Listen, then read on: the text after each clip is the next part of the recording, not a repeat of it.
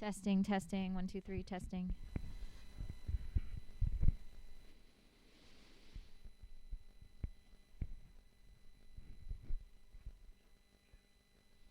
Testing. All good? We boosted from yesterday? Sweet.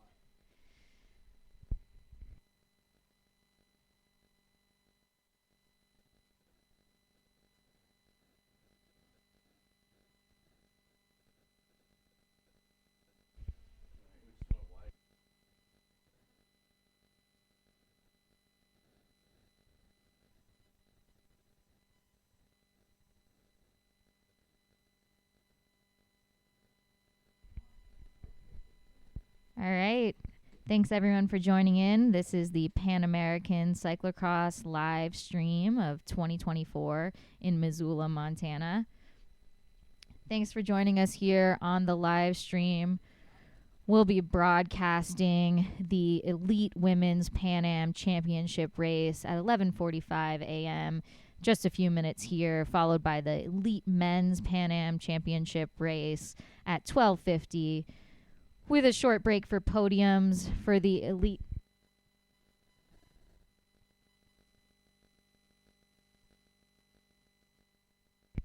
Followed by the podiums for the elite men and elite women. At 2 p.m. we have the U23 Women Pan Am Championship. And at 2:55 the U23 Men's Pan Am Championship.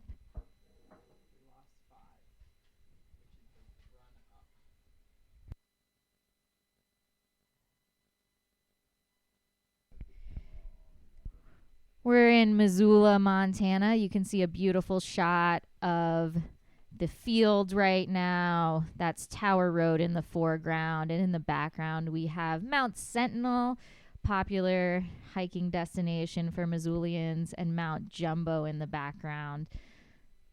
Some really beautiful views of downtown with the last bits of leaves falling off the trees, and all the way back behind us is Lolo Peak that's freshly covered in snow from last night. Thanks for joining us here on the live stream. We'll get going at 11:45 for the Elite Women's Pan Am Championship. My name is Moira Poggi. I'll be joined in the booth here shortly by Brian Bonham, who's just finishing up his race today.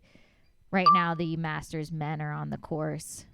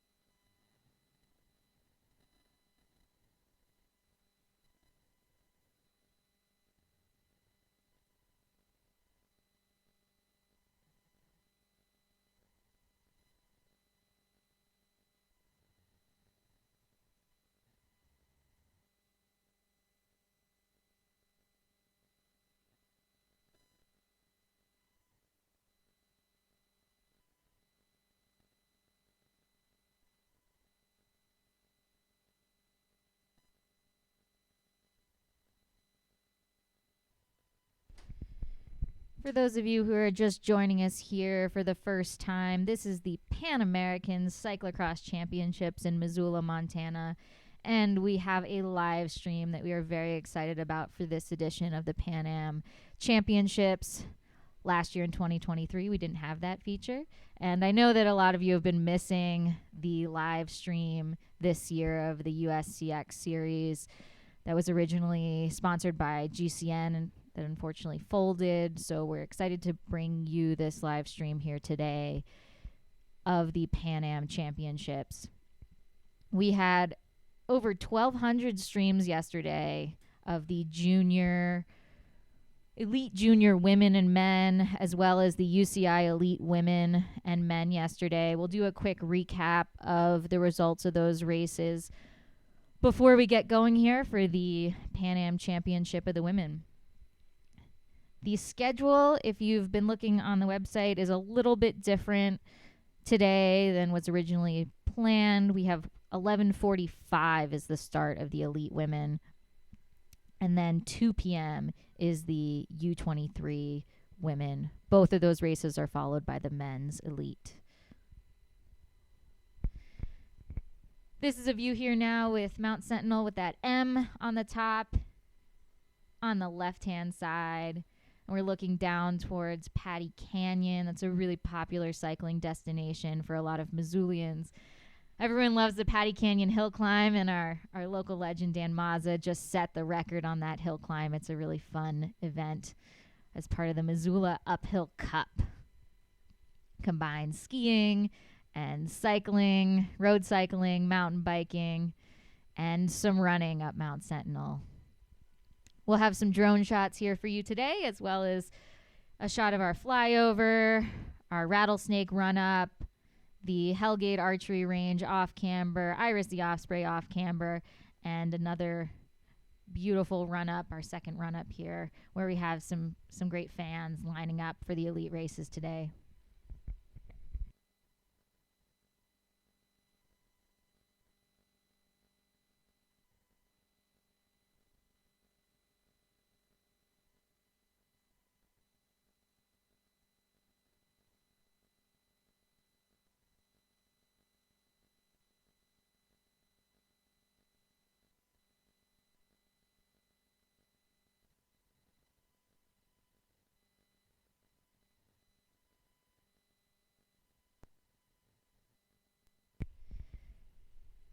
To kick off our racing today, we'll have the Women's Pan Am Championship at 11:45. It'll be 50 minutes long, followed by a 60-minute men's race.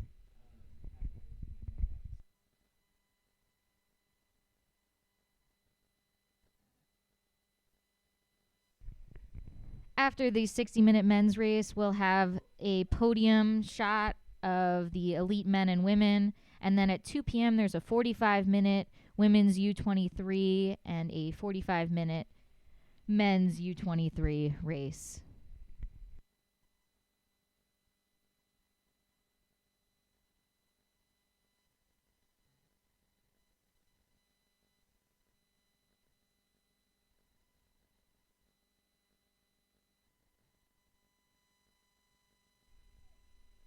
Excuse me, that's a 50-minute U23 men's Pan Am Championship.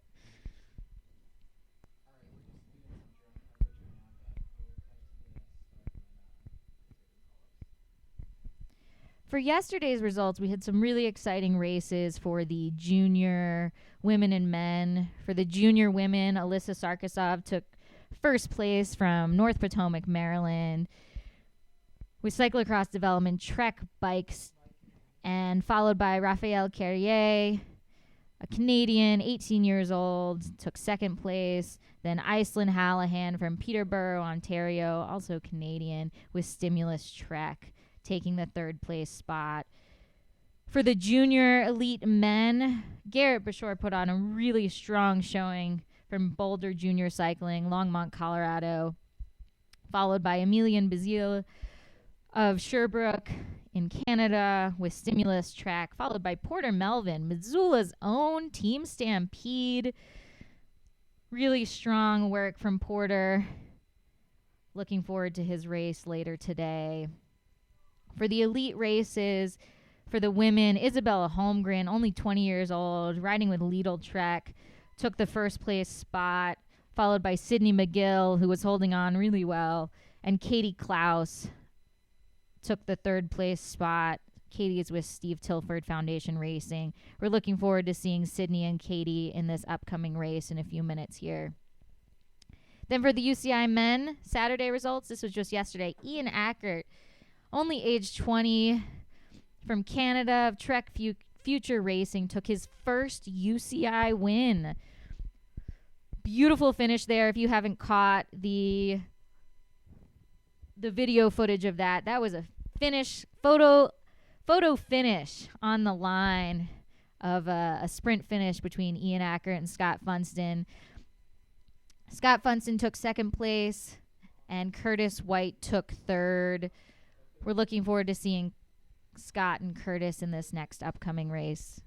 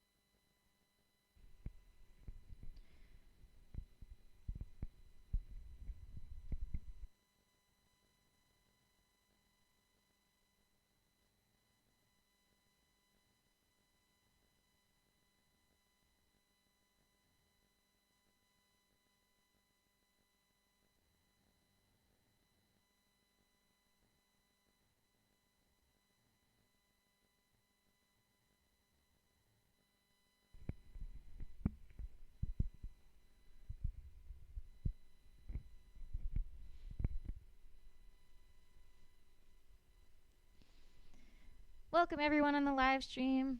You're looking at a beautiful view of Missoula, Montana, looking to the north, Tower Road in the foreground. This is the live stream for the Pan American Cyclocross Championships.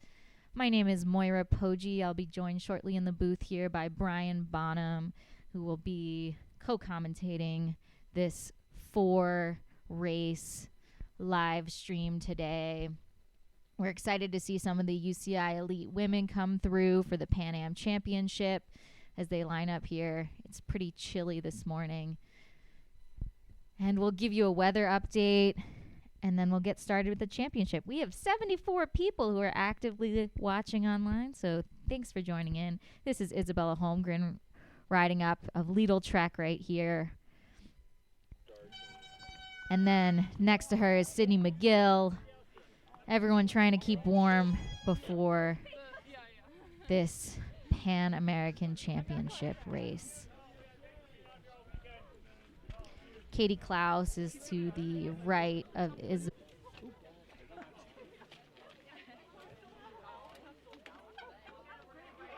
Sorry about that interruption for those of you listening online. We're back with the live stream, getting ready for this women's race.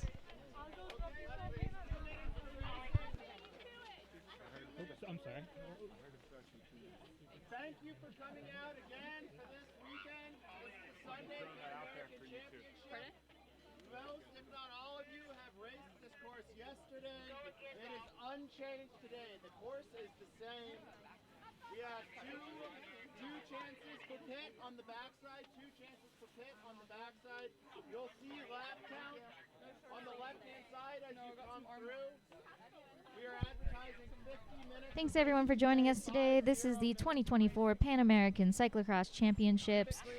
We're at 1518 Tower Street in Missoula, Montana at Lindborg-Cregg Memorial Field. My name is Moira Poggi. You can see the UCI women lining up on the line right here. We've got 104. That's Katie Klaus. Next to her is Isabella Holmgren, followed by Sydney McGill. You can also see 108, 105. I'm going to call out their names in just a second here. In Missoula, we've got a cold, rainy, snowy day, 40 degrees Fahrenheit, 69% humidity. In just a minute here, we'll kick off the Elite Women Pan Am Championship 50-minute race for the women, and we'll see who's crowned the next Pan American Championship. Thanks for joining us in Missoula today.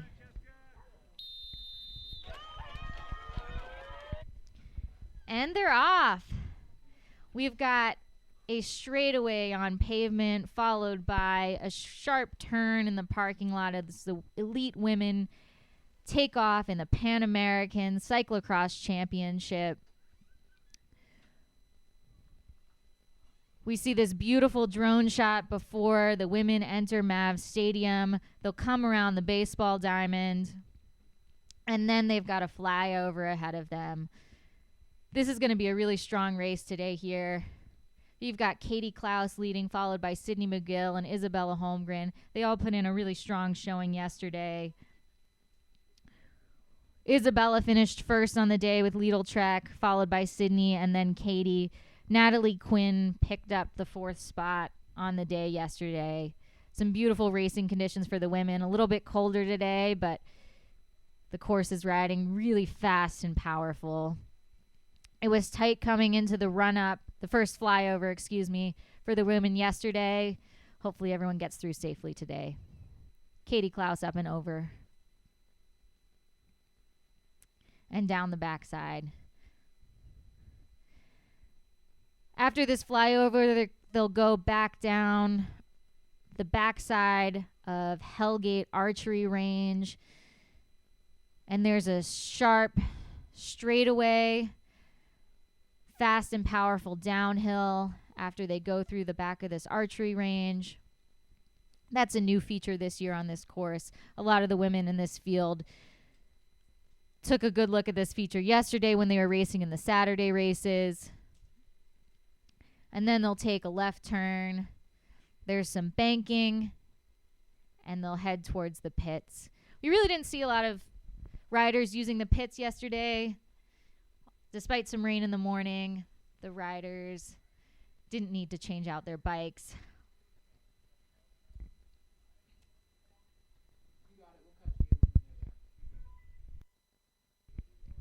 We're really excited about some of the women in this field. Holmgren, McGill, Klaus. They were all in the USCX racing, earlier this year, racing against some Europeans like Helene Clausel. It was great to see some of the Europeans come over to the US series. And they're about to come into their first run-up here. This is the Rattlesnake run-up. They've got a bank turn on the left. And we'll see if anybody rides this hill. Ian Acker yesterday was riding the run-up. Looks like everyone's getting off their bikes. Got a beautiful shot of everyone coming uphill. And then they'll come down a sharp bank descent to the left before a new feature in the course this year, which is an uphill off camber. You can see them coming up there now. It's pretty rideable. It was rideable all of yesterday. Seems like a lot of the riders are riding with the Challenger Griffos, intermediate tires. A little bit of slippage as the course gets dustier. They want to avoid that moon dust. And then back down the front side. Wow, Sydney McGill and Katie Klaus putting some distance between themselves and Isabella Holmgren. And then they're up on top. We've got some great spectators out here today. Sydney and Katie really pulling away from the rest of the field.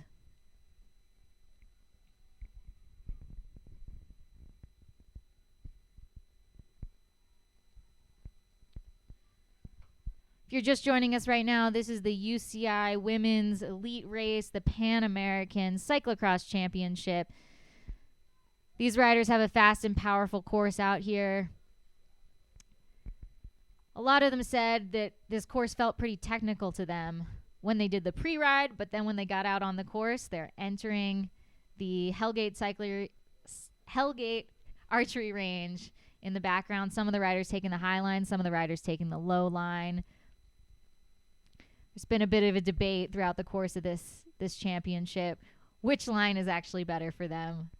We've seen advantages to both lines.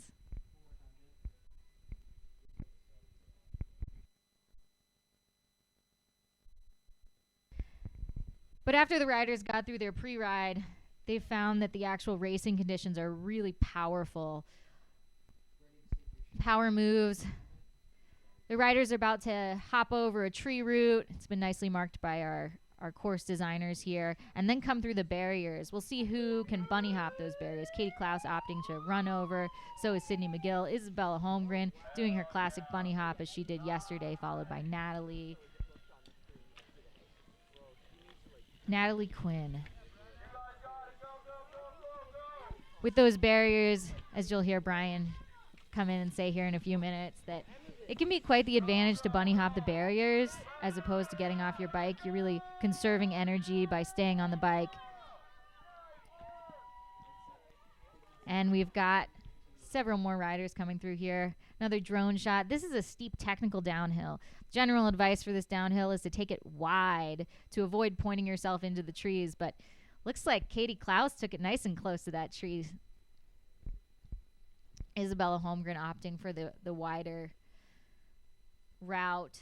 We saw a few riders slide out on this hairpin turn yesterday, but all these ladies are getting through pretty safely right now.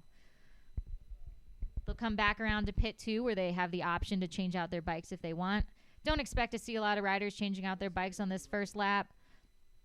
It's been pretty dry and dusty, but pit crews are ready to go.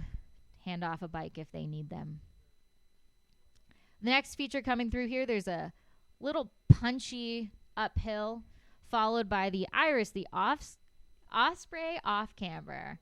Iris the Osprey is a classic Missoula celebrity, a bird favorite, and this has been a pretty decisive section through the previous races.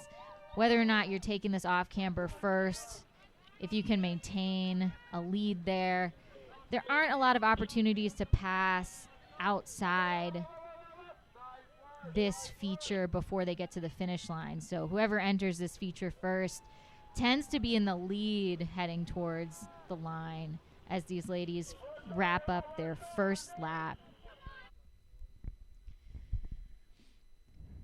A lot of riders taking a higher line. There is a ditch line. You can use some of the ditch to power up through this section to come at the treed portion a little bit straighter, but all the riders here in the front group opting for that higher line. There's a tricky change in the surfaces between the grass here and then the pavement. We've seen a few riders slide out on that. Hopefully all these women get through safely. Looks like this front group of 4 is really pulling ahead. Give you an update on the times when we have them available. We have live timing results from competitive timing in this race. Thanks to those folks operating the booth and providing those splits for us.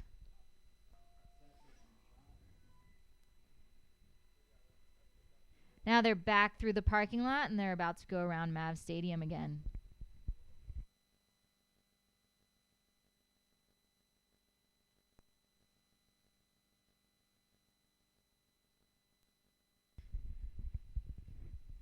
Just want to say thanks to all of our camera operators out there providing these tracking shots so we can see how the women's field is shaping up. Oh, it looks like Natalie pulling ahead. Wow, ahead of Katie Klaus. Really strong racing.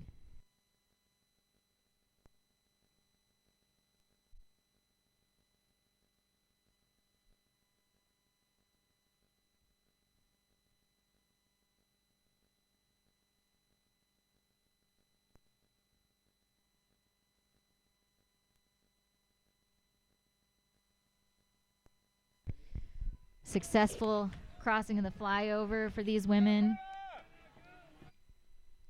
And then they'll come back around the Hellgate archery range, that off camber that we talked about earlier with those 2 lines.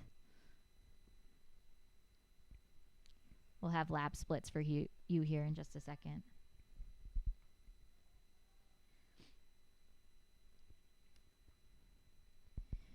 In the field today for the women, wanted to mention Katie Klaus is a huge favorite.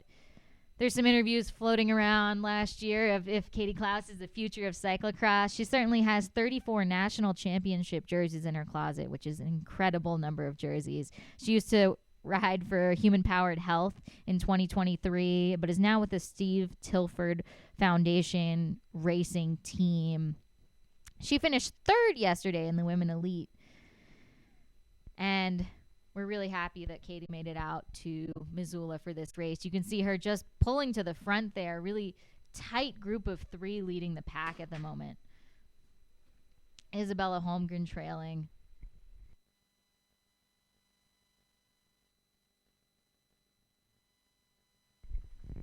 Isabella Holmgren in 2023 came in 2nd place on Saturday for the UCI Elite Women's Race. 1st place on Sunday for Pan Am's, here to defend her title. And yesterday took the Women's Elite win.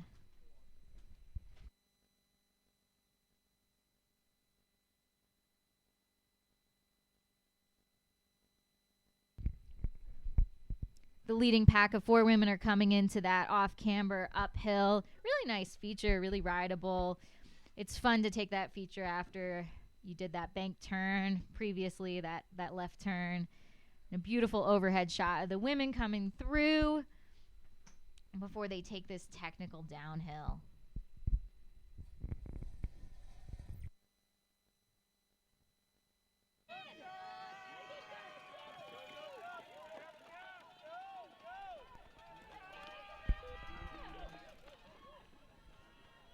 Number 111 is Natalie Quinn, age 24, from Harrisville, Utah.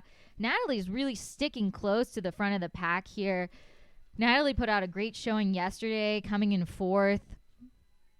And we're excited to see her out here today.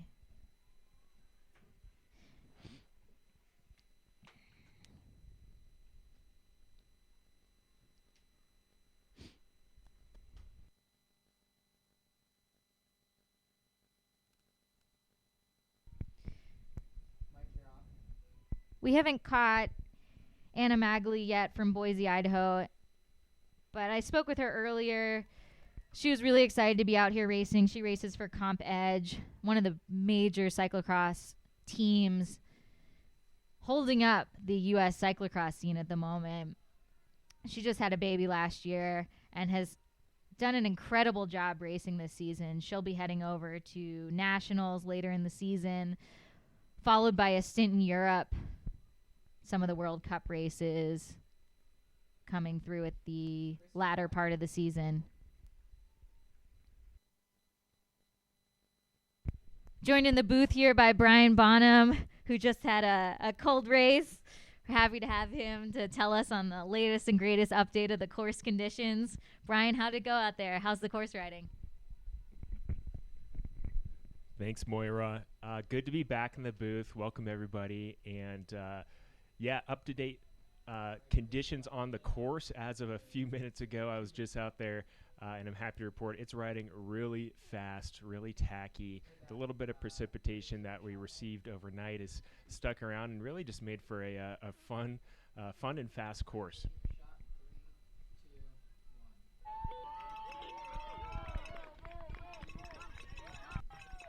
Thanks, Brian. Really appreciate that course update. In talking to some of the riders before the race, they said they're mostly riding intermediate tires. There wasn't much of a need to switch out bikes in the pits yesterday, and they don't anticipate that to be the case today. A lot of folks are riding Challenger Griffos.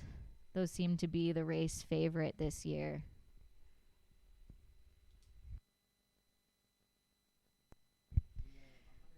Front two riders, Sydney McGill, Katie Klaus coming through. Strong power moves from both of them. Thank you to the 130 people who are tuned in right now as Katie Klaus and Sydney McGill come through the Iris, the Osprey off camber. Mentioned earlier that Iris, the Osprey, is a bit of a hometown hero in Missoula. Iris is an Osprey that lives just off the University of Montana campus. If you aren't familiar with Missoula, Montana, we're home to the University of Montana, the Grizz. And this Osprey just gave birth to some little Osprey babies recently, and you can find the Osprey also on a live stream, just like this Pan American Cyclocross Championship race.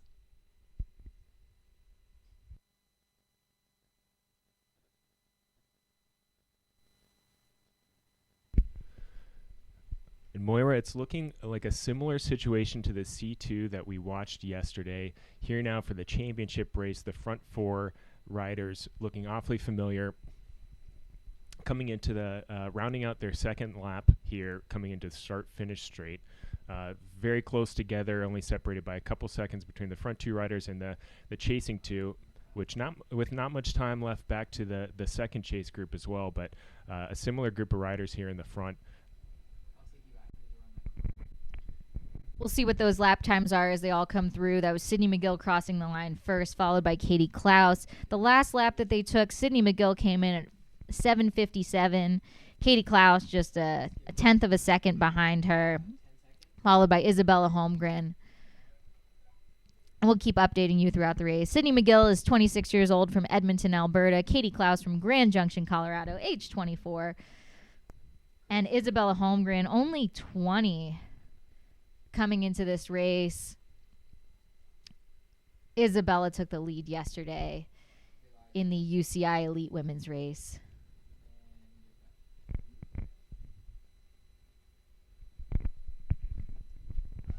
Yeah, it's great to see Isabella out here in the Little Trek colors, riding fourth wheel right now in this front group. And you got to imagine that she has some drive in her today to repeat as Pan American Championship and carry that jersey on her back for the remainder of the season and into next season as well. It's really an honor for these riders to race and represent the multiple continents in this race. Yeah, thanks, Brian. That's Natalie Quinn riding off the front from Harrisville, Utah in the pink jersey. Isabella Holmgren, Lidl-Trek, that blue and red jersey with the red helmet. Katie Klaus in white with the green bike. And Sydney McGill, also in white bike. Coming in fifth was Raylan Nuss. We can't see Raylan in the screen here, but Raylan is a really impressive rider, was a Pan American champ in 2022 and 2021. Raced Worlds last year with Clara Hossinger, that's 2023 in Tabor. And she's the owner and director of the Steve Tilford Foundation racing team, which Katie Klaus is also a part of. Raylan Nuss has been a pivotal figure in the U.S. cyclocross scene. Leading pack of women are about to come through the first pit again here. We see them not changing out their bikes this time around either. Pretty cool drone shot there, thanks to our drone operators. You can see what looks to be like steam coming off of these light posts. It's not bright out today. It looks like the lights are on the baseball field. It's a chilly day here in Missoula, Montana. I'm guessing at around the low 40s, 40 degrees Fahrenheit. Overcast. We're bundled up here in the booth, and even though these riders are going to be working hard and working up a sweat, it's a little bit chilly out there. It's surprising to see some of the riders without gloves, and we'll see how the temperatures and the conditions affect the racing for the rest of the day. Just want to say thank you to our friends in the competitive timing booth. They're giving us updates as we go throughout the race. This race will be 6 laps total.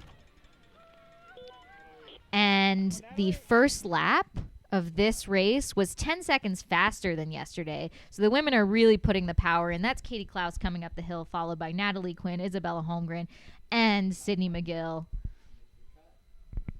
Also worth noting, Moira, that the second lap was even faster than the first lap, so they're getting faster as they go along here, coming through these twists and turns, heading into the archery range. And it's interesting, you got to think that these front 4 riders are feeling the effects and impacts of the hard C2 yesterday. Their coaches have these 2 races built into their calendars and their training schedules, but it's amazing to see them put out this amount of power and this amount of watts as we see Katie Klaus kind of separating herself from that front group of 4, leaving their 3 competitors in the dust as she heads into the archery range off camber. Hey, Brian, can you tell us a little bit more about why we didn't know how many laps the leaders were going to do when they came into this race? We know this race for the women is going to be a 50-minute race, but what does that actually mean in cyclocross? And why aren't we sure about the number of laps ahead of time? Sure. So cyclocross races are typically timed races, this one being 50 minutes long. And we don't know how many laps the field will be doing until we see that first leader come across the timing man at the first lap, and that'll dictate the number of laps that the riders will complete in that 50-minute time. And pretty impressive to see that first laps leaders coming through around the 8-minute mark, just shy of 8 minutes. Second lap, 20 to 30 seconds faster, which actually, fun fact, that lap was faster than any of the elite women's laps yesterday. So these women are absolutely flying out there. Just shows how quick this course is riding. Unless we do get some precipitation throughout this race, I imagine the course, some of these corners and the descents, run-ups, and some of the technical features will get a little bit dusty, a little bit blown out. So we'll keep an eye on that and see if that affects any of the riders. Earlier in the week, we had some complaints about the moon dust. It can be quite slippery, so the riders having to keep an eye on their technical skills as they go through there. This is a steep technical downhill. We had a few folks wipe out on it last year, but these front 4 took it really smoothly, and they're coming back through the second pit now. Yeah, out on course, that descent is deceivingly steep, and there's an abrupt bottom to that descent. You really have to sit back on your bike and weight your back towards that back wheel, because as you hit the bottom of that descent, it almost bucks your front tire up, as we see Katie Klaus coming through Iris to Osprey. Off camber with Sydney McGill close behind. This off camber, it's not super technical, especially with the current conditions being tacky there on that dirt. So it's easily pedal. You can pedal through it and then come down into this stretch along the road here and back in through some twists and turns.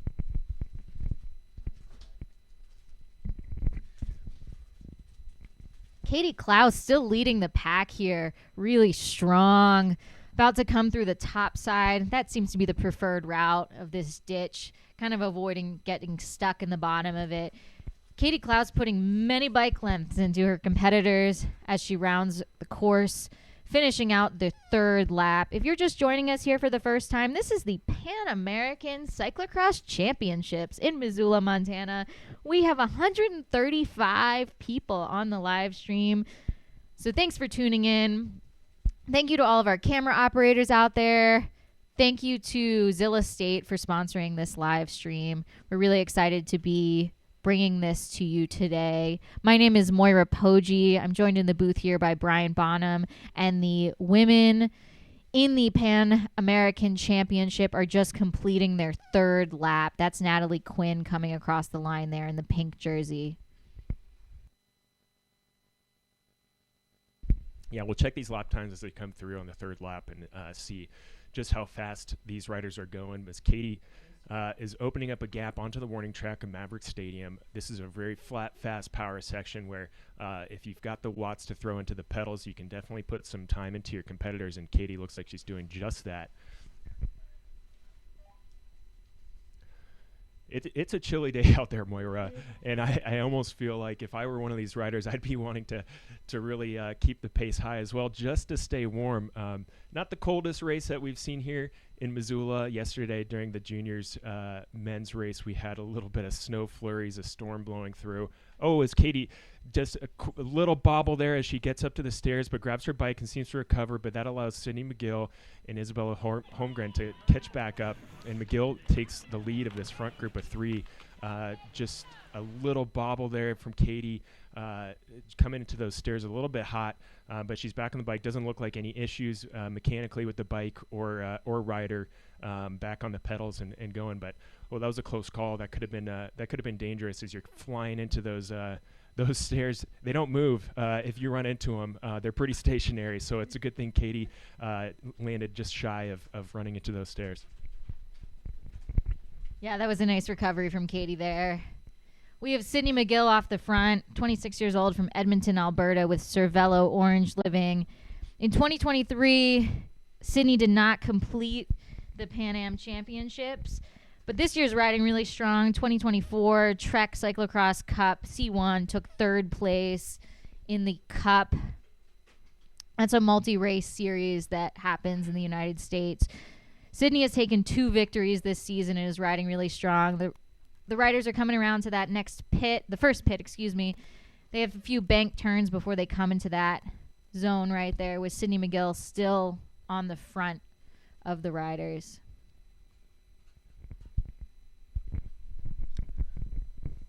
Moira, so the Pan American Championship is comprised of multiple nations, multiple continents: North America, Central America, South America. What type of representation do we have out there today in this group of riders? So in this group of riders, we primarily have riders from the United States and Canada. Sydney, like I said earlier, is from Canada, and Isabella Holmgren also from Canada.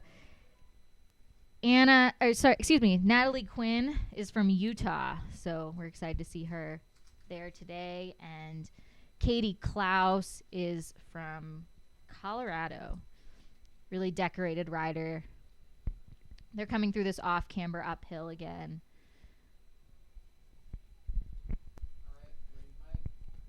Yeah, this course, as we mentioned in some of the races yesterday, it's got a great mix of a lot of different types of riding that suit different types of riders. You can see to be successful on a course like this, you really have to be able to excel in some of the flat sections, as well as you can see as the riders tackle this one of 2 run-ups. But there's a good number of off-cambers, rideable sections that, it's kind of a game time decision whether or not you run or ride. But if you do decide to ride, you're going to be burning a lot of matches, throwing some power into the pedals to get up and over these sections. We only saw a handful of riders riding the run-ups yesterday. That first run-up that we have, we've deemed the Rattlesnake run-up. The Rattlesnake is a really popular cycling destination, hiking destination in Missoula. It's up to the north of town, just up through some beautiful pine trees, runs along a river. You can see the riders coming through the Hellgate Archery Range, off camber. Isabella Holmgren taking the high line, Natalie Quinn taking the low line. And the Rattlesnake, Brian, is known to have some bears. Have you ever seen any bears in the Rattlesnake? Yeah, I'd be willing to bet there are more bears than people up there. It's a pretty cool area in Missoula. If you're familiar with this region, the Rattlesnake recreation area has tons of hiking, biking, great mountain biking, great trail system. Rattlesnake Creek runs right through it. There's fly fishing opportunities there, camping, really anything you can want from a recreation area in Montana. And then what's even cooler is you go further north of the recreation area and you're into the Rattlesnake Wilderness. So no motorized vehicles allowed up there, and you can really get out into the wild. Another fun fact, Moira, the municipal bus has a bus stop that drops you off right at the trailhead of the Rattlesnake recreation area. Oh, thanks, Brian. I didn't actually know that. I'm going to take the bus to the Rattlesnake next time. Missoula is a beautiful place to recreate.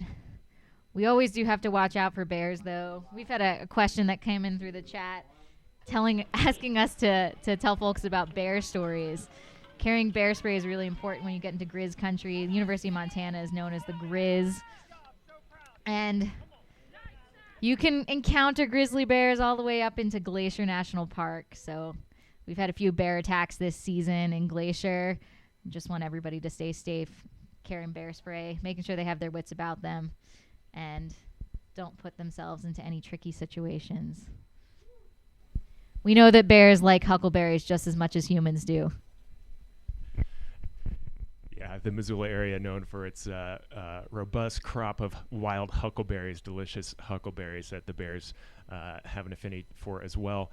And actually, another fun bear fact, since we have some spectators who have commented on the live stream, the University of Montana has a school-wide alert system when there are bears roaming around campus near the dorms. So, yeah, if you're here visiting Missoula this weekend and you see a bear, keep your distance, give it its space. It's probably more scared of you than you are of it.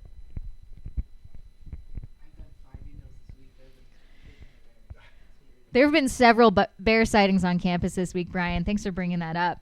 We've heard of at least 5 coming through this week for the University of Montana students, just getting towards the midpoint in their semester. These are the top 4 women here for the Pan American Cyclocross Championships. Sydney McGill in front, followed by Katie Klaus, Isabella Holmgren, and Natalie Quinn, about to finish up their 4th lap, transitioning from the grass to the pavement. You can see the lines pretty clearly as the mud's streaking the pavement. And we'll see where these riders are coming in for the end of this particular lap. Yeah, this group of 4 seems to be working pretty well together, Moira. Some group riding tactics going on here, sharing the load on the front. It's not a very strong wind today. Yesterday, we did see some strong winds blowing in with that storm. It's pretty still out there, but you can see as we head into the Maverick Baseball Stadium, we'll see some of the tape marking the course just kind of fluttering in the breeze here as they make this right-hand turn onto the warning track. And this is one section where it really behooves the riders to get on the other wheel, get in the draft. There you can see that tape on the side of the warning track just kind of fluttering in the wind. So wind is a little bit of a factor. Cold is going to be a factor. And obviously the speed and strength of these women is a factor as they've dispatched of the entire rest of the field, and these 4 riding alone off the front. You can see these top 4 riders taking advantage of some team tactics here. I spoke with Brenna Rye-Simpson, age 38 of Portland, Oregon, with Team S&M Cyclocross. She said she was really interested in the team tactics shaping up. We don't always see that in cyclocross. It's pretty common in road racing. But for cyclocross, some of the riders are able to actually draft off of each other in these faster sections, and we're seeing that here, these top 4 riders working together.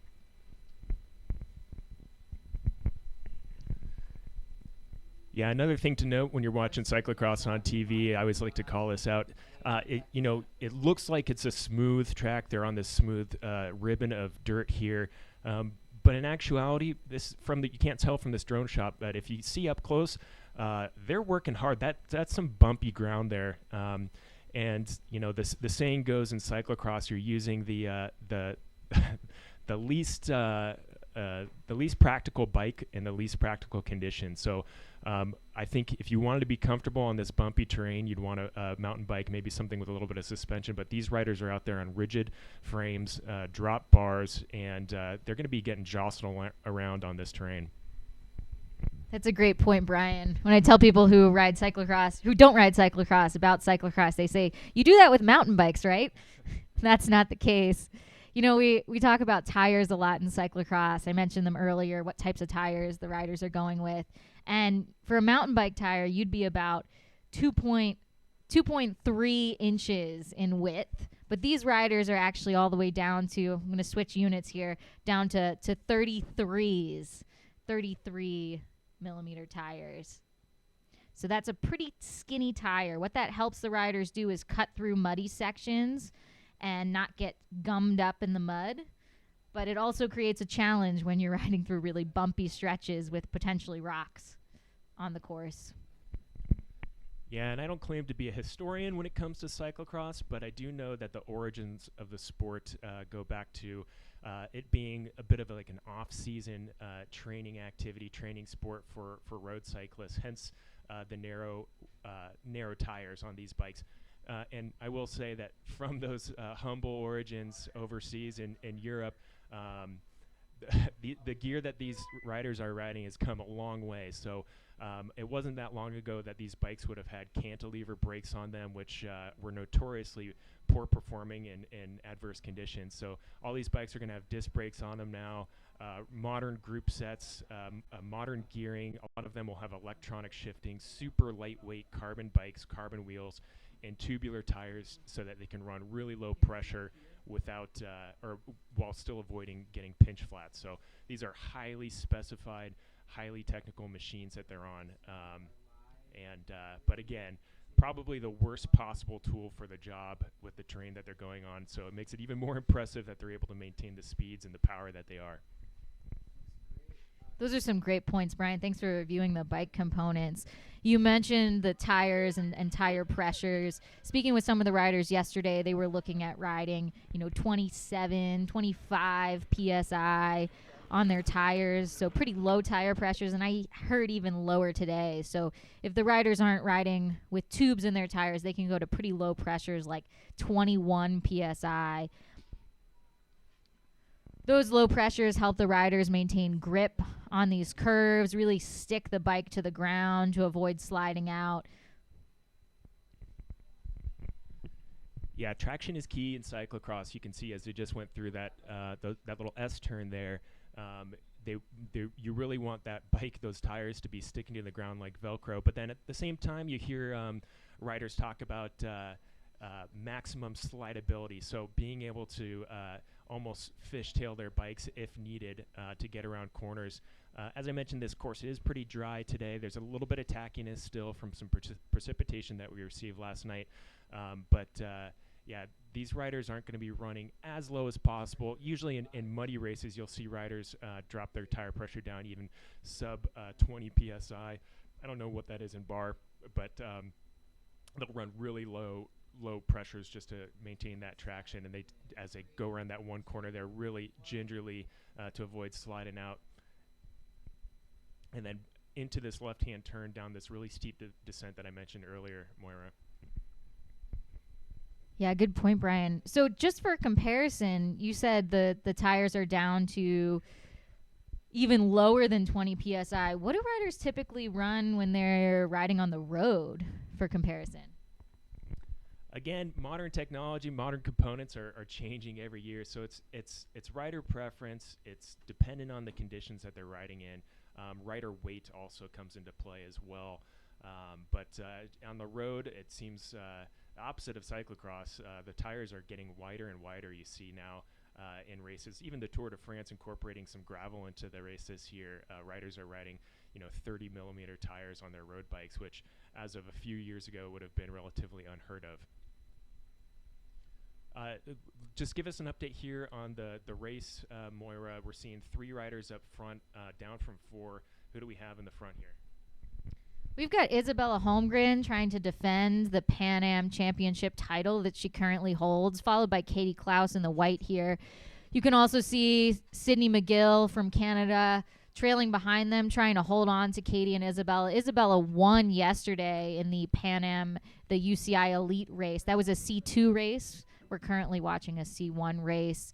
Natalie Quinn was holding on for quite a bit. Seems like Natalie's dropped off the back, but anxiously clawing her way to the front as they round out this 5th lap.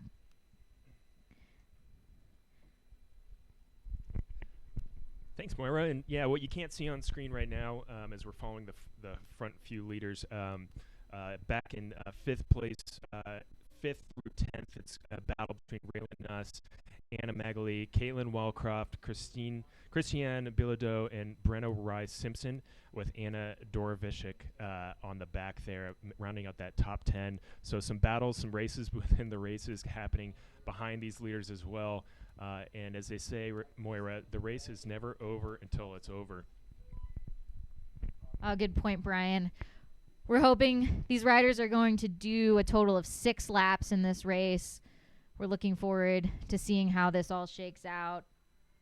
You mentioned that Anna Megale from Boise, Idaho is in 6th at the moment. Anna's looking forward towards nationals and Europe,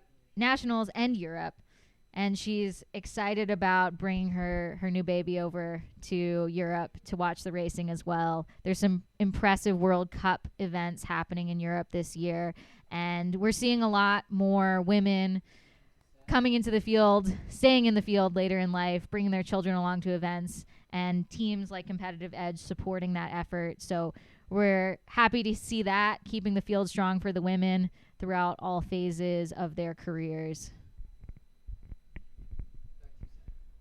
Yeah, that's really awesome to see. It's a sport for all ages, and here in Missoula, we've got an amazing couple of junior development teams here with Team Stampede, run by Alex Gallego of Missoula Bike Works, and the Ranger Devo program run by Sean Radley of MTCX. So, kids all the way our local cyclocross series usually starts each week with a Strider race. So kids down to 2, 3, 4 years old getting into the sport, and you love to see it all the way up to folks in there. We have masters categories all weekend in their 60s and 70s. So it's cyclocross. It's fun for the whole family, Moira.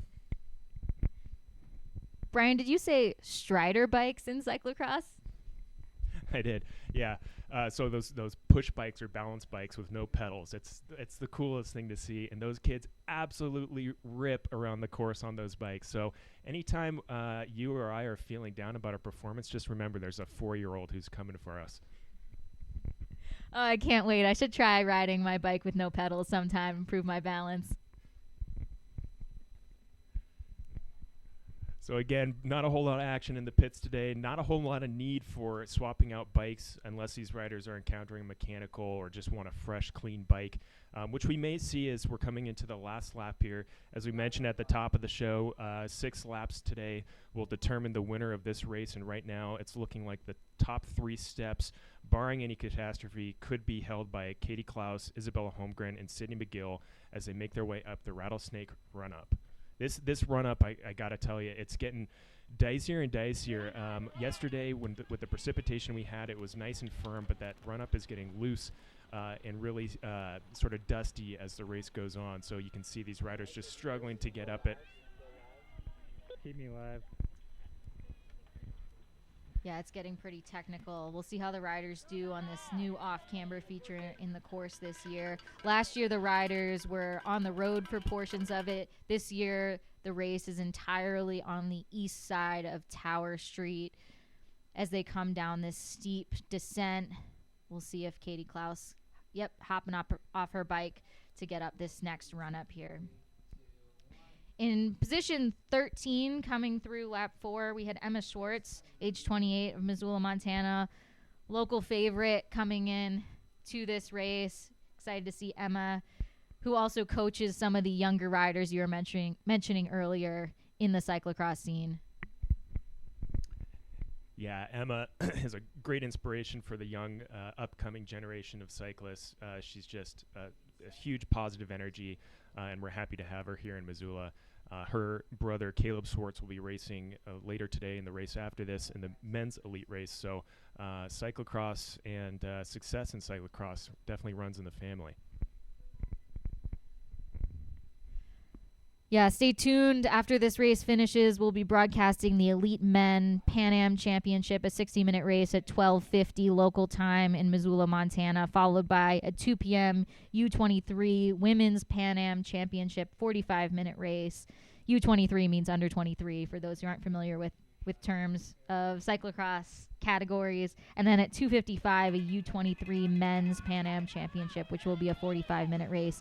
You can see the leaders of this race coming through the archery range here. Katie Klaus, followed by Isabella Holmgren and Sydney McGill. Natalie Quinn a bit further back. We'll see if Natalie can get back on the wheels of these women. They're coming around to the barriers again. We expect Isabella Holmgren to bunny hop these barriers. And she does it well. One of the few riders in the elite women's field who has opted to bunny hop, and as we see that from this drone shot, takes the pass around Katie Klaus to head into this slightly technical section. So really jockeying for every inch of the ground right now, going tape to tape in these corners, leaving it all out on the course. This is the final lap of the race, so really positioning matters as you get into these last few technical sections. The women who are at the front of the race today are also the same women who were at the front of the race yesterday. A strong showing from Holmgren, McGill, Klaus, and Quinn this weekend in Missoula. Yeah, there aren't going to be too many more opportunities for these women to make passes. Here's a long straightaway heading into pit 2, so Isabella using that opportunity, and Sydney McGill with it cutting inside on that corner. So you can see these women, all three of them, want to be in the front as they head into this next technical section. We've said it before all weekend that this off camber coming up here could be the deciding factor as they head into the start-finish straight. This is the Iris the Osprey off camber. I do want to mention that Isabella Holmgren is only 20 years old, so Isabella could have been racing in the U23s, but chose to instead race in the Women's Pan American Championship, defending her title from last year in the 2023 Pan American Championship, which was also hosted in Missoula. So that off camber there, like we said, it could potentially be a decisive factor in terms of positioning heading into the final straight. But as we say that, yesterday we saw Ian Acker come from behind in the men's race on the finishing straight. So Sydney McGill putting in just a couple bike lengths into her competitors there. Isabella Holmgren shutting that gap down as they're going to come into this last section here. This is the last lap. This is for the Pan American Championship jersey and the honor of wearing that for the remainder of the season and next year. These three are neck and neck as they come into this final turn. Sydney McGill leading them out. Isabella Holmgren on her wheel with Katie Klaus shortly behind. They're on the pedals, up and digging. Here comes the sprint, but Sydney McGill shows that she has what it takes, raises her hand in victory. Congratulations, Sydney. Well, that's Sydney finishing in first, followed by Isabella Holmgren and Katie Klaus in third. Congratulations to our top 3 women finishers. We're going to try to get some interviews for you close to that finish line, and then we'll stay tuned for the men's race at 12:50 p.m. Mountain Time. Congratulations, Natalie Quinn, just crossing the line now. So now we're going to see the battle for 5th place to round out that wide-angle podium. But congratulations, we have a new Pan American champion for the elite women. That's going to be Sydney McGill beating out Isabella Holmgren and Katie Klaus to the line.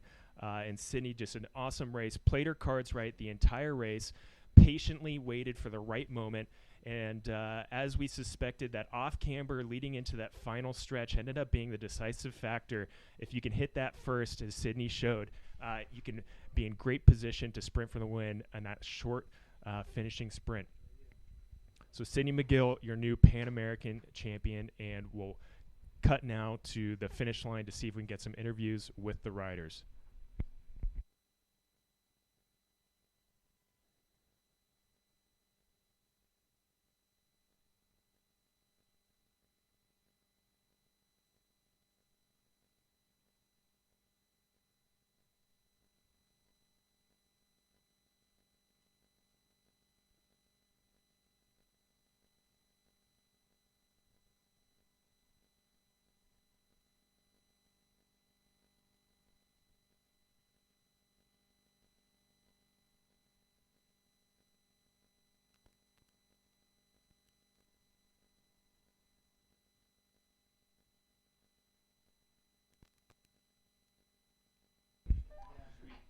So as we wrap up this race here, we'll get you the top 10 across the line in the Elite Women's Pan American Championship race. Sydney McGill in first, Isabella Holmgren in second, Katie Klaus followed by Natalie Quinn, Anna McGill, Raylan Nuss rounding out the sixth spot. As we see more riders coming across the line, we'll be able to update you on the remaining positions in this Pan American Championship. And if you're just joining us, stay tuned. We just wrapped up the Women's Elite Pan American Championship cyclocross race, and we'll be hosting the Men's Elite Championship race here at, 1 o'clock. So stay tuned in about half an hour, and we're going to go now to the finish line for some race interviews. Moira. Were you in us? Yeah, that works fine. How was the race? It was great to see you out in front. You were really pushing the pace. Thanks. Yeah, it was really good. It was fun. Really fast racing. With Bella and Katie out front there for a long time. We had a lot of switching it up and back and forth, but yeah, it was fun. Yeah. You've been really strong this season. What was it like racing against the Europeans this year? Oh yeah, it was really fun to have the Euros out at the USCX. Kept the pace a little extra high and had some nice battles. So it was really cool to have them out. Congratulations on the championship. Thank you. What are you looking forward to next? Next up for me is Nationals, Canadian Nationals in 2 weeks, so looking forward to that. Will you be going to Europe this year? Yes, yeah, gonna go hit up some of the World Cups after Quebec. Coming across the line here as some remaining competitors wrap up this championship race. Pretty good today, and I was like, okay, very aggressive. And I haven't really done that this season where I've been at the front and I've been aggressive in the race for the one pushing the pace. So it felt good to be doing that. I think I had a little bit of a gap, and then I made a few mistakes. And then once my blood started going, I was actually fine. Lap 1 and 2, I was like, I'm trying to feel bad. Anna, can I talk to you? Yeah, about of the race? course.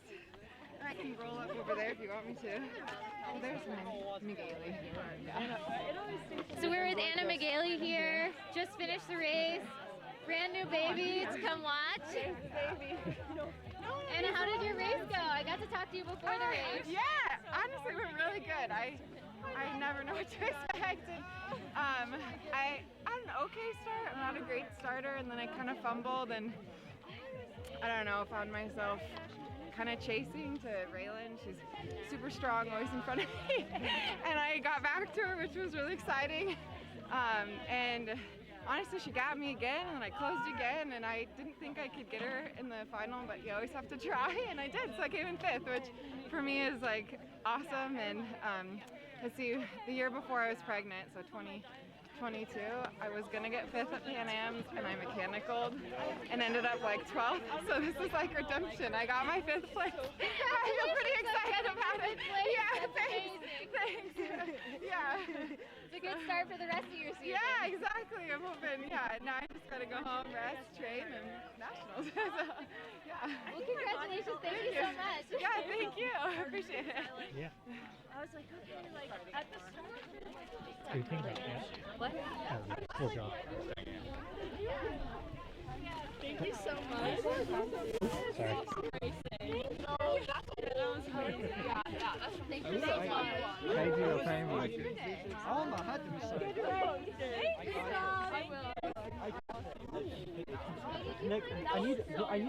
That was really fun. I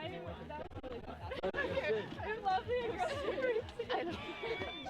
Not too aggressive, obviously. It's a fun aggressive. What do you want? Yeah, that's fine. Congratulations. Thank you. Here, we'll just leave. So Katie, you had a really strong race today. Yeah, It was great to see you out front for like a large majority of the race. We had that little step up on the run or the flyover. How did you recover from that? You seemed like you did a great job. Yeah, I mean, I was in the box a little bit, so I was just making mistakes because I was so pinned the whole race. I mean, it was really hard racing today, and I just set out to make it an aggressive and hard race. I did a few mistakes which cost me in the end, but I'm just happy with how I raced. So it was good and it was fun, and just I crash a lot. That's just part of cyclocross. So I'm just okay, just need to calm down and get back in it. It didn't cost me. I'm glad I had the gap because it just I was basically just right back in the group, so it wasn't a big deal. So yesterday it was you and Isabel and Sydney and Natalie pretty much in the beginning for the whole race yesterday as well. How do you feel the race was different today with the same group of people versus yesterday? I think yesterday we were all kind of trying to play it a little bit chill just because this is the big race today, so it wasn't as we weren't going super hard like today. We were pretty much all out the whole entire race, so it was just a lot different because today's the championship race and everyone wants to be well positioned, so yeah.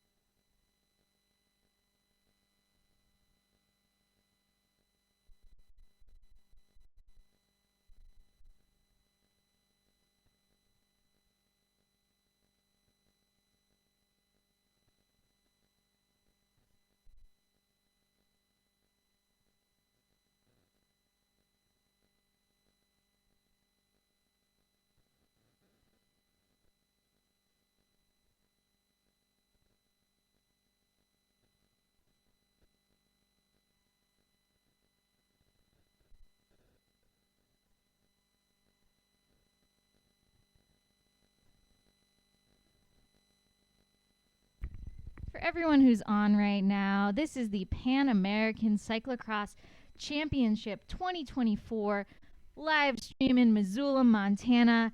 We have 164 people listening online to this live stream. Thanks for tuning in. We've got the men's race coming up at 12:50 local time. That's in about 7 minutes. And we're looking forward to a really strong race. We just finished up with the women's Pan American Championship.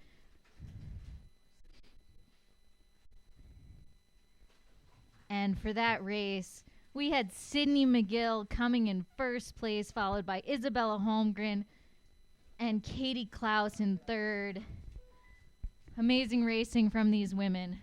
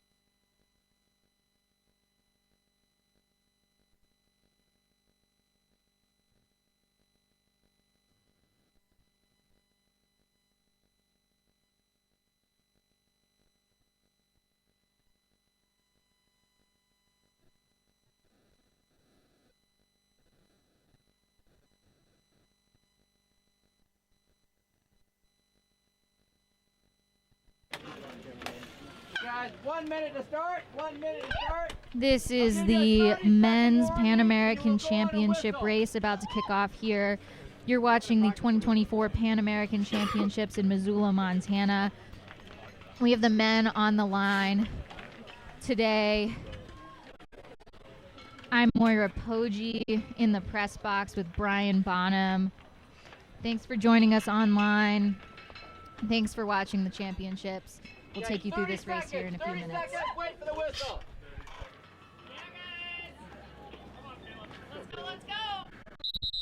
And they're off. The race has started. Riders are off. Start-finish stretch here. This is a quick, very fast paved stretch into a hard left-hand turn. As you see these riders just flying through. This is a spot where there's potential for bottleneck, but looks like so far all the riders through in this field looks like make their way around to Maverick Stadium. We're going to have a great day of racing here, folks. Thanks for joining us. If you're just tuning in, this is a 2024 Pan American Cyclocross Championship. We've had a great weekend of racing. Just wrapped up the women's race where Sydney McGill took the win. And pretty soon here in just about an hour, we're going to be crowning a new Pan American Elite Men's Champion. So stay with us. We're going to have some great racing here on tap today. This looks like Andrew Strohmeyer getting the whole shot and leading the group into the first technical section, which is going to be this flyover here. We saw some issues here with a bottleneck and some pileups here. It's a little slick out there, and there's a lot of riders trying to get through a tight spot, but it looks like so far everybody's getting up and over safely here as we see the tail end of the peloton making its way up and over the flyover into the archery range.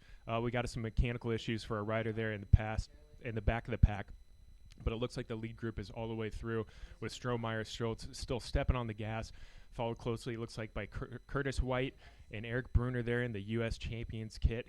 Bruner is the reigning Pan American champion, but due to UCI rules, he'll be wearing the national championship kit today. Thanks, Brian, for pointing that out. Our front runner favorites for this race are Eric Bruner of Comp Edge Racing, Scott Funston of Cervelo Orange Living, and Andrew Strohmeyer of Trek Bikes. This is the first time the three of them have competed together since Charm City Cross. That's a cyclocross race in Baltimore, Maryland. Really strong day of racing. On day 5, Strohmeyer finished first, followed by Funston and Bruner. And then on day 6, Bruner took the first spot, followed by Strohmeyer and Funston. So we're excited to see how this top 3 is going to shake out for this Pan American Men's Championship. Yeah, Moira, they're coming into the first run-up here, which we've dubbed the Rattlesnake run-up. And it looks like Strohmeyer trying to ride it, but ends up having to get off his bike. We see Brunner there. It looks like Tyler Clark, Curtis White, and local rider Caleb Swartz coming in there. It looks like at about 7th position, so good placing there for Caleb.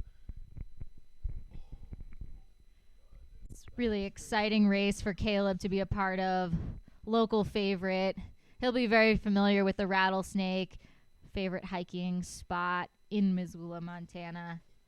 We're seeing the men go across the new off-camber uphill feature in the course this year and then down into this steep downhill. We'll see if anyone can ride this run-up. Looks like everybody's opting to carry their bike.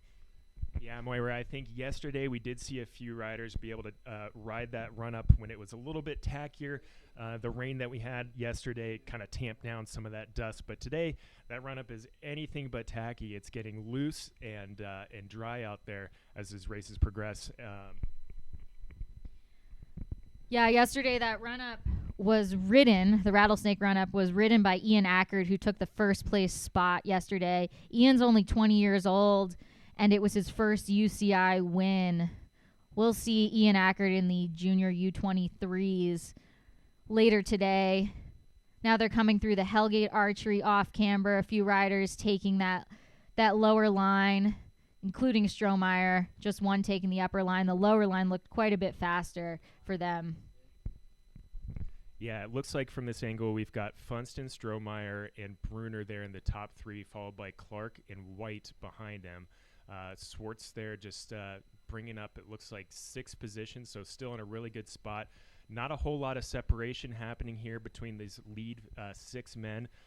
As they come into around these trees here on the backside of the baseball stadium, we're going to see the first time these riders hit the barriers, and it'll be interesting to see which riders opt to bunny hop them, as we see Fonston, Strohmeyer, and Bruner all just, that's the move for today, is stay on your bike. There is still a little bit of moisture on the dirt, so anytime you're hopping off your bike, you're going to lose a little bit of speed, but also run the risk of clogging up your cleats, as we do see a couple riders there opting to hop off their bike and go over the barrier. So interesting choices from this front group of riders. Yeah, thanks, Brian. Those riders are always trying to get a little bit of an advantage. Any kind of extra gap they can get between themselves and the rider behind them is going to give them a huge advantage. Here you can see the top riders now coming down this descent, trying to avoid that tree and successfully making it through, avoiding any calamity on the downhill. That's really steep downhill. And also trying to avoid in this hairpin turn, sliding out. We saw a bit of a trouble. Was it yesterday with Bruner coming through that turn? Yeah, again, anytime you're racing in Montana in November, the weather's going to play a factor, and weather definitely has been a factor on the course this weekend. It looks like it's a little bit drier out there today, so maybe a little bit less risk of sliding out in those corners. But that was a bit of the story yesterday with the top 3 or 4 riders, with Brunner having a bit of a mechanical and then a bit of a slide out mishap on the course, which cost him possibly the top step. Strohmeyer comes through this off camber here. Everybody just right on the wheel of the rider in front of him. Again, not a whole lot of separation coming through, as we're just going to see the front 4 or 5 riders rounding out this lap, and this is a blazing fast lap. We'll have lap times for you here very shortly as they pass through the start-finish area. An incredibly fast lap. Can't wait to see those times.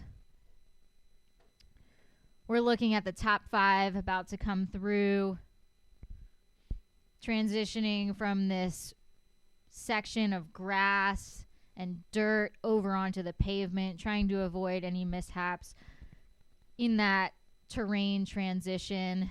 Strong field shaping up for today's Pan American Men's Championship race to see who will be wearing that jersey at the end of the day.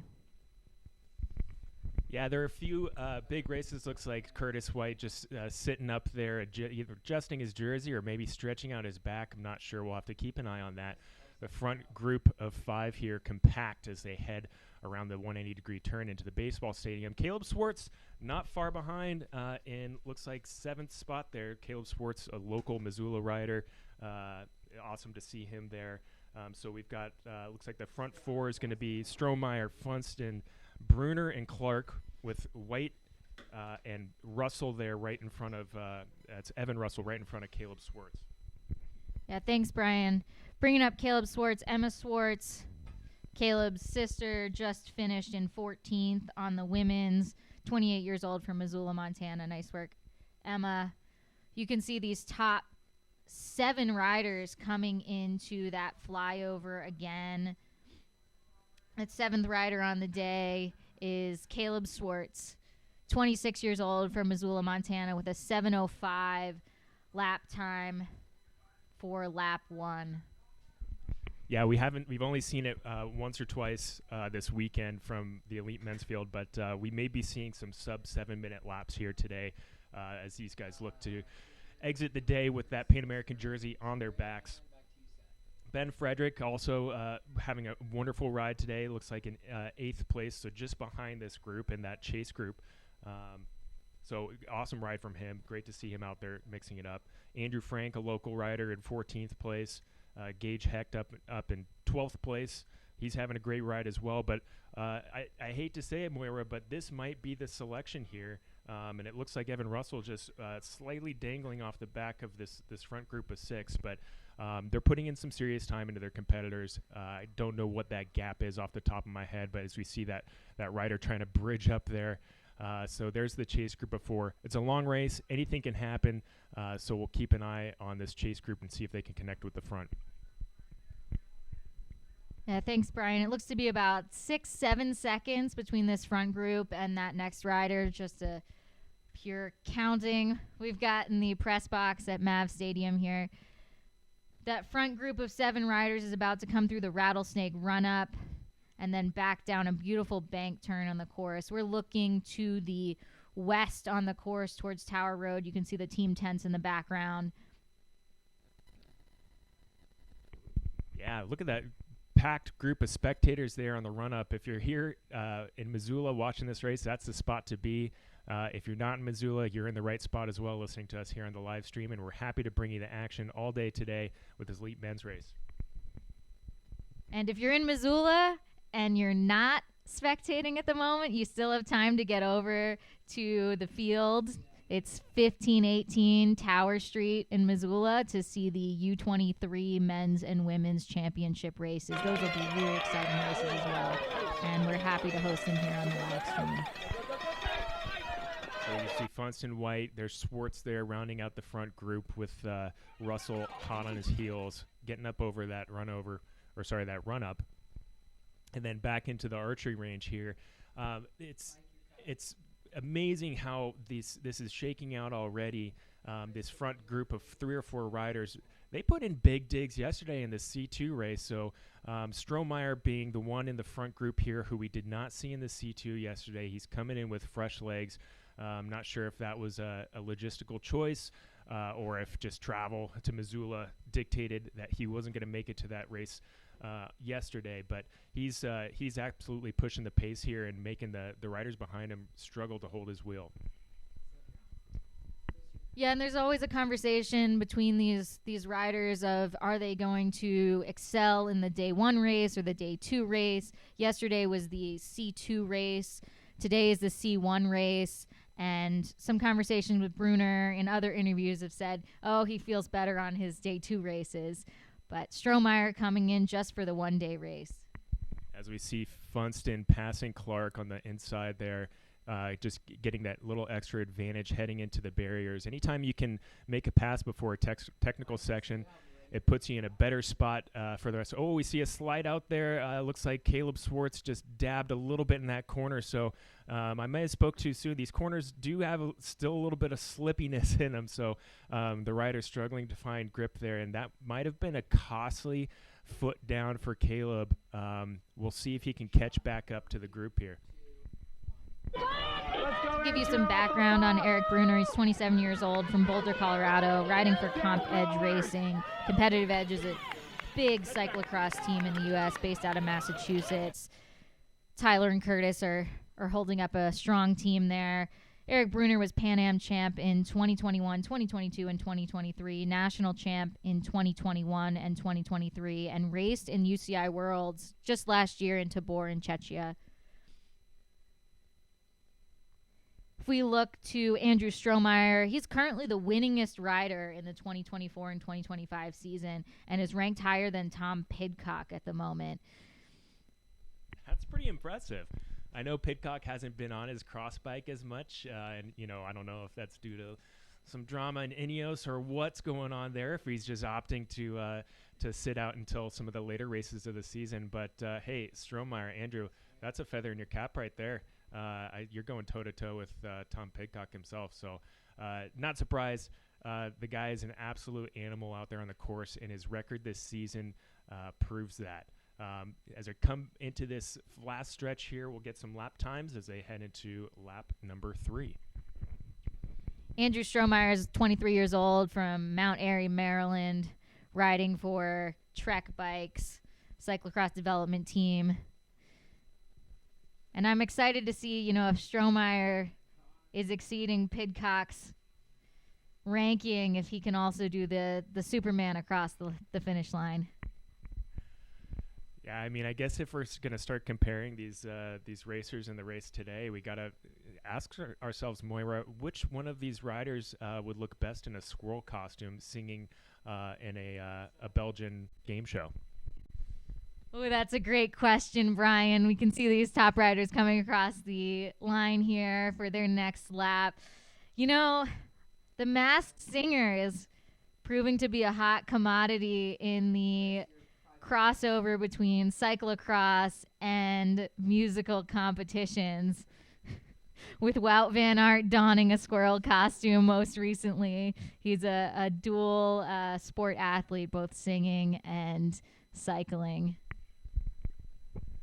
Yeah, hats off to you, Wout. Excelling in both fields. So here we see Brunner taking the pass on Strohmeyer, followed closely by Funston and White. White being a former national champion as well. Brunner in the stars and stripes at the moment.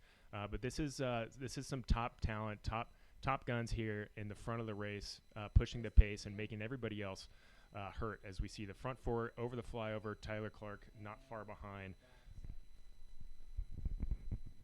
Brian, you mentioned Curtis White. Curtis White, on number 4 from Beverly, Massachusetts, 30 years old. Also races for Steve Tilford Foundation Racing. That's the same team as Katie Klaus, who finished incredibly strong in the last race, placing 3rd, making the podium spot.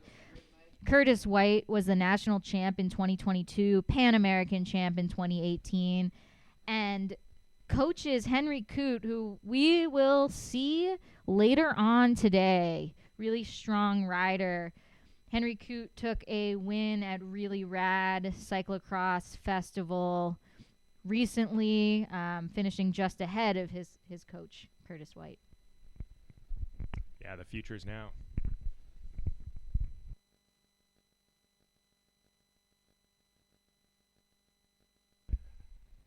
It's astonishing to see the speed of these front 4 riders, and it almost looks as though Funston's having trouble maintaining that speed as well.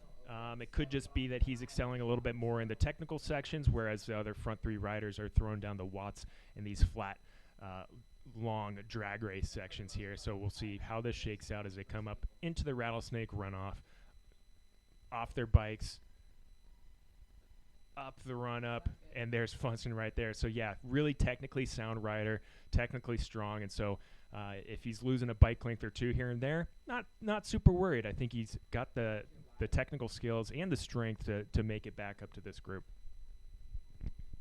Brian, you mentioned earlier that Brunner was wearing not the Pan Am Championship jersey. Can you tell us a little bit more about what you mean that he's wearing the national jersey instead? Sure, absolutely, Moira. So I would say, the Pan American Championship, this Continental Championship, is kind of one step below a World Championship. So world champions are going to wear the rainbow stripes on their jersey. Oh, just saw a rider go down. That looks like it was Brunner. Oh, man, I hope this isn't a repeat of his misfortune yesterday. He's back on the bike. Doesn't look like any mechanical issues. He's still laser focused on those front 2 riders. Strohmeyer looking to take advantage of it, though. You see him putting a little power into the pedals there. I don't know if he's trying to take advantage of that misstep, but we see a couple riders here coming up the run-up, and the front 4 back into the archery range. Tyler Clark just dangling there, a couple seconds off the back. Caleb a couple seconds away from him, but digging head down, just putting everything he can to round out this wide-angle podium.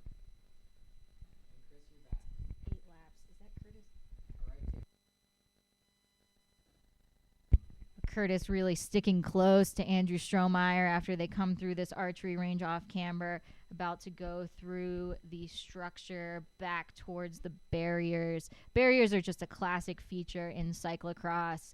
We see them a lot. Really fun feature to watch the riders go over. Yeah, they really are fun to watch, especially now with the prominence of bunny hopping as a technique. I remember watching cyclocross, not more than a few years ago, where the majority of riders were still opting to run over the barriers. Even Curtis White was a little bit of a holdout there. You saw him in races recently opting to run, but in that instance there, bunny hops and the front 4 are still together and compact as they come into this other technical section back into the pits. I'd be doing a disservice if I didn't call out another Missoula local rider in this elite race, Corey Kaufman, a.k.a. Silverback, 37 years old, from Missoula, Montana, in 25th place.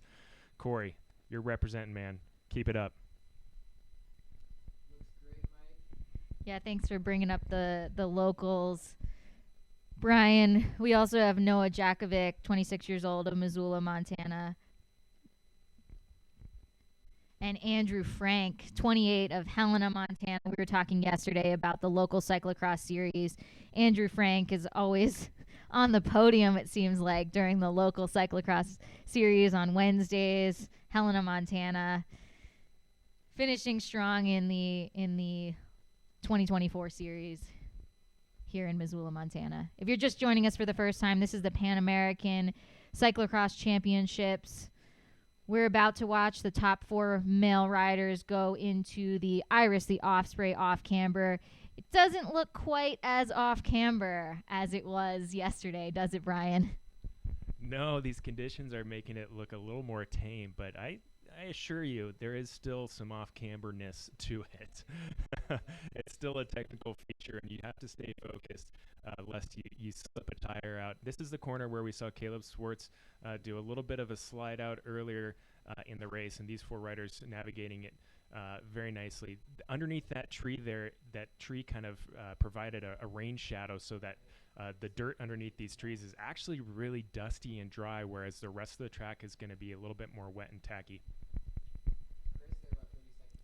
These riders are wrapping up the 3rd lap of 8. These riders are going to do 8 laps today. First lap around 7 minutes. Second lap was even faster, sub 7 minutes, 6:55. So some of the fastest laps on the weekend. And we see these riders coming through. Doesn't look like anybody's really sitting up on this straight. This would be an opportunity. They start Curtis White grabbing some nutrition, grabbing a gel, slamming it down, and they're still racing hard into this left-hand turn. Yeah, those top 4 riders are trying to take advantage of the team tactics, getting some aero advantage by drafting off the riders in front. That's why it's really hard when you get off the back to catch back up to that group, because you don't have the aerodynamic advantage of somebody pedaling in front of you. Well, Clark there getting really close. So it does look like that front group of 4 may have sat up and taken a little bit of a rest on that start-finish stretch, allowing Tyler Clark to get dangerously close to getting back on the wheel of Curtis White. This course it doesn't have a lot of opportunities, as we see Brunner trying to make a pass on Strohmeyer here. He knows that the next section is going to be critical to get up and over this flyover. Doesn't quite make it around Strohmeyer as Andrew holds his position into these turns to the flyover. But as I was saying, there's not a whole lot of opportunity on this course to really catch your breath. Not a whole lot of descents. It's really just full gas from start to finish. Now, just to remind everyone that there was also a UCI Elite Men's race yesterday, and these top 4 riders we have in the race today, Scott Funston, Curtis White, Eric Brunner, Tyler Clark, also finished within the top 5 yesterday. The only person who's not in this race right now is Ian Ackert, who actually took the first place spot yesterday. So strong competition between these top 4, including Andrew Strohmeyer, who was not here in Missoula yesterday. We've been talking about Tyler Clark a lot, 25-year-old from Mono in Canada, number 6, riding for Hockley Valley Resort Armada. King Cyclocross, which is a race that happens in Ohio in 2024. So that's this year. Tyler Clark placed 3rd on day 1 and 5th on day 2. So Tyler Clark is used to finishing high up on the podium. Yeah, he's in good company here. These are the big hitters. This is the top domestic U.S. and Canadian riders here making up the front of this field. Great drone shots. Hats off to our drone operators, camera operators, and Jed Zilla of Zilla State, who's allowed us to have these amazing shots. Thanks, Jed. This has been some excellent footage of cyclocross throughout the weekend, and we couldn't have done it without you. Speaking of Tyler Clark, as he's up and over the run over there. This drone shot we're looking at right now is looking towards the east in Missoula. We can see the M on Mount Sentinel, really popular hiking destination for Missoulians. And over to the left, the L is Mount Jumbo. And then towards the south, further south, is Paddy Canyon, the Paddy Canyon Recreation Area. And then down towards the Deer Creek Sneak on the backside of that mountain. That's a popular gravel route for a lot of cyclists around Missoula. As Strohmeyer, followed by Brunner and Funston, make their way down that little descent, and Clark has made contact, and he doesn't want to let go. He's going to stay with this group as long as he can. There are a lot of you would be surprised for a town in the Rocky Mountains that gets snow and cold weather a good portion of the year. There are a lot of great cycling races and cycling activities here in town. As I mentioned, we've got amazing Devo programs. We've got a Patty Canyon hill climb that has the top 10 of all times, has made up of some big name pros. Levi Leipheimer was on there. We've got Tyler Hamilton living here in town. So it's a cycling destination for those in the know, Moira.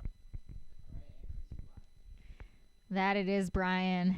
Speaking of snow, we also will have a Tundra Cross local cyclocross event. So in the snow coming up in the next few weeks on the golf course. It's typically put on by Sean Radley of MTCX, which is also a sponsor of the Pan American Cyclocross Championships. We want to shout out to Grizzly Liquor, Big Sky Brewery, Destination Missoula, Missoula County Parks and Trails, Black Coffee Roasting Company, to name a few of our sponsors. We'll get to the next group of them a little bit later down in the live stream. Yeah, it's great to see such local support from local businesses for this international event. And might have been Funston. We'll see if we can get the camera on who that rider was making their way into the pits, running as fast as they can. Depending on where you encounter a mechanical on this course, you could have a long way to run, and that does look like a Cervelo Orange Living rider. It might be Funston there with some sort of either a puncture or mechanical. There's a lot of terrain changes from pavement to dirt. There's log routes. There's this course is anything but smooth. A lot of bumps, a lot of technical sections. So a lot of opportunities to encounter a mechanical, and it looks like that rider did just that as we see Corey Kaufman, silverback up and over the run up. Yeah, Corey. Yeah, hopefully Scott Funston was able to switch out his bike. That's what the pits are for, to provide the riders that mechanical support that they need mid-race. You'll actually see in the racing in Belgium, it's just so muddy. Belgium is one of the Ops getting arrow behind their fellow competitors, racing through this stretch here. I think they're sensing some blood in the water as Funston is now well off the back. So anytime they can reduce the competition and the group they're in, makes their chances better for a podium spot. But Moira, you were mentioning, the conditions and how mechanicals can be prevalent anytime those conditions become a little bit more adverse. And so I thought I'd take the time to mention a few other sponsors. So if you do have an issue with your bike here in Missoula, Missoula Bicycle Works is an excellent choice with skilled mechanics and great products there. Hellgate Cyclery, a sponsor of this event as well. Awesome bike shop. Also want to call out Grist Milling and Bakery just opened a new bakery here in Missoula. Closed today, but if you're still in town on Tuesday, swing by and grab a pastry. Hone Architects and Builders, which actually designed and built that new bakery. Thanks for sponsoring. Rocky Mountain Ear, Nose, and Throat, Wally and Buck, Five Valleys Urology, and the Dram Shop. So we'll get to the rest of our sponsors here shortly. This race is on, Moira. You can tell these riders are really putting the pedal to the metal now, getting up out of the saddle through that bumpy section around the archery range, and they're really putting the hurt to Tyler Clark, who is probably thinking, "Hey guys, wait, I just caught up to you. Let me sit in and rest for a little bit." Yeah, really putting on the pressure.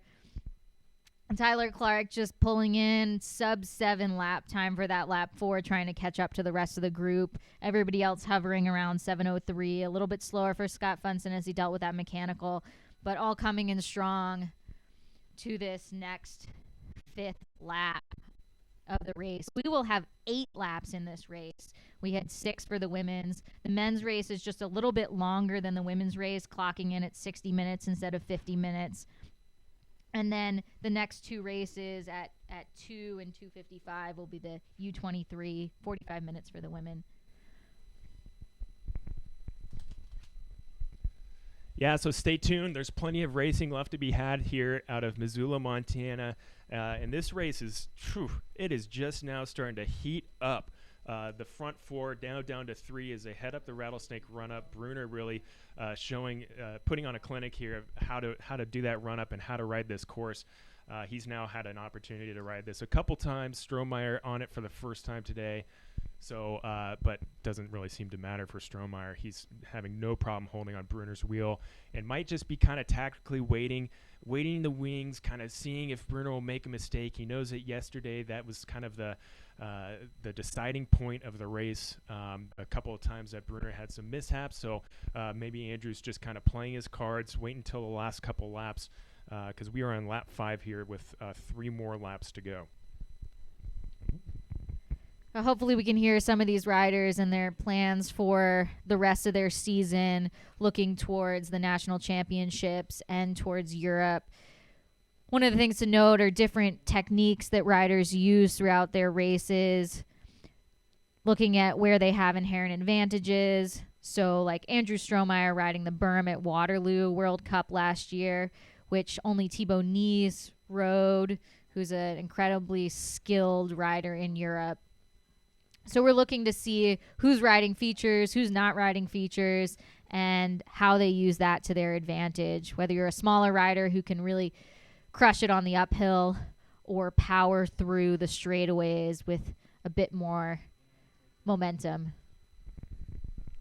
Moira, I'm noticing there some ominous clouds and some raindrops falling. So I got to stop talking about the weather in these broadcasts because I feel like I'm jinxing it, although Montana is notorious for some adverse weather conditions that can change at any moment. So some rain falling on the riders right now as we head into the last few laps. We're in for an interesting race with some potential for some changing course conditions.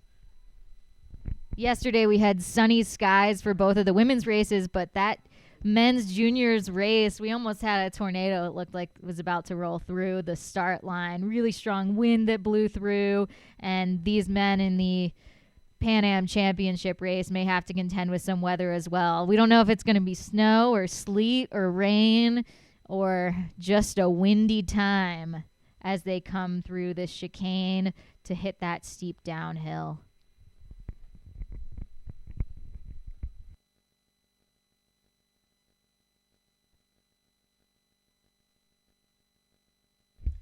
Strohmeyer just looking just small and compact next to the frames of White and Brunner, and using that to his advantage, tucking in behind, getting a little bit of an aerodynamic draft there.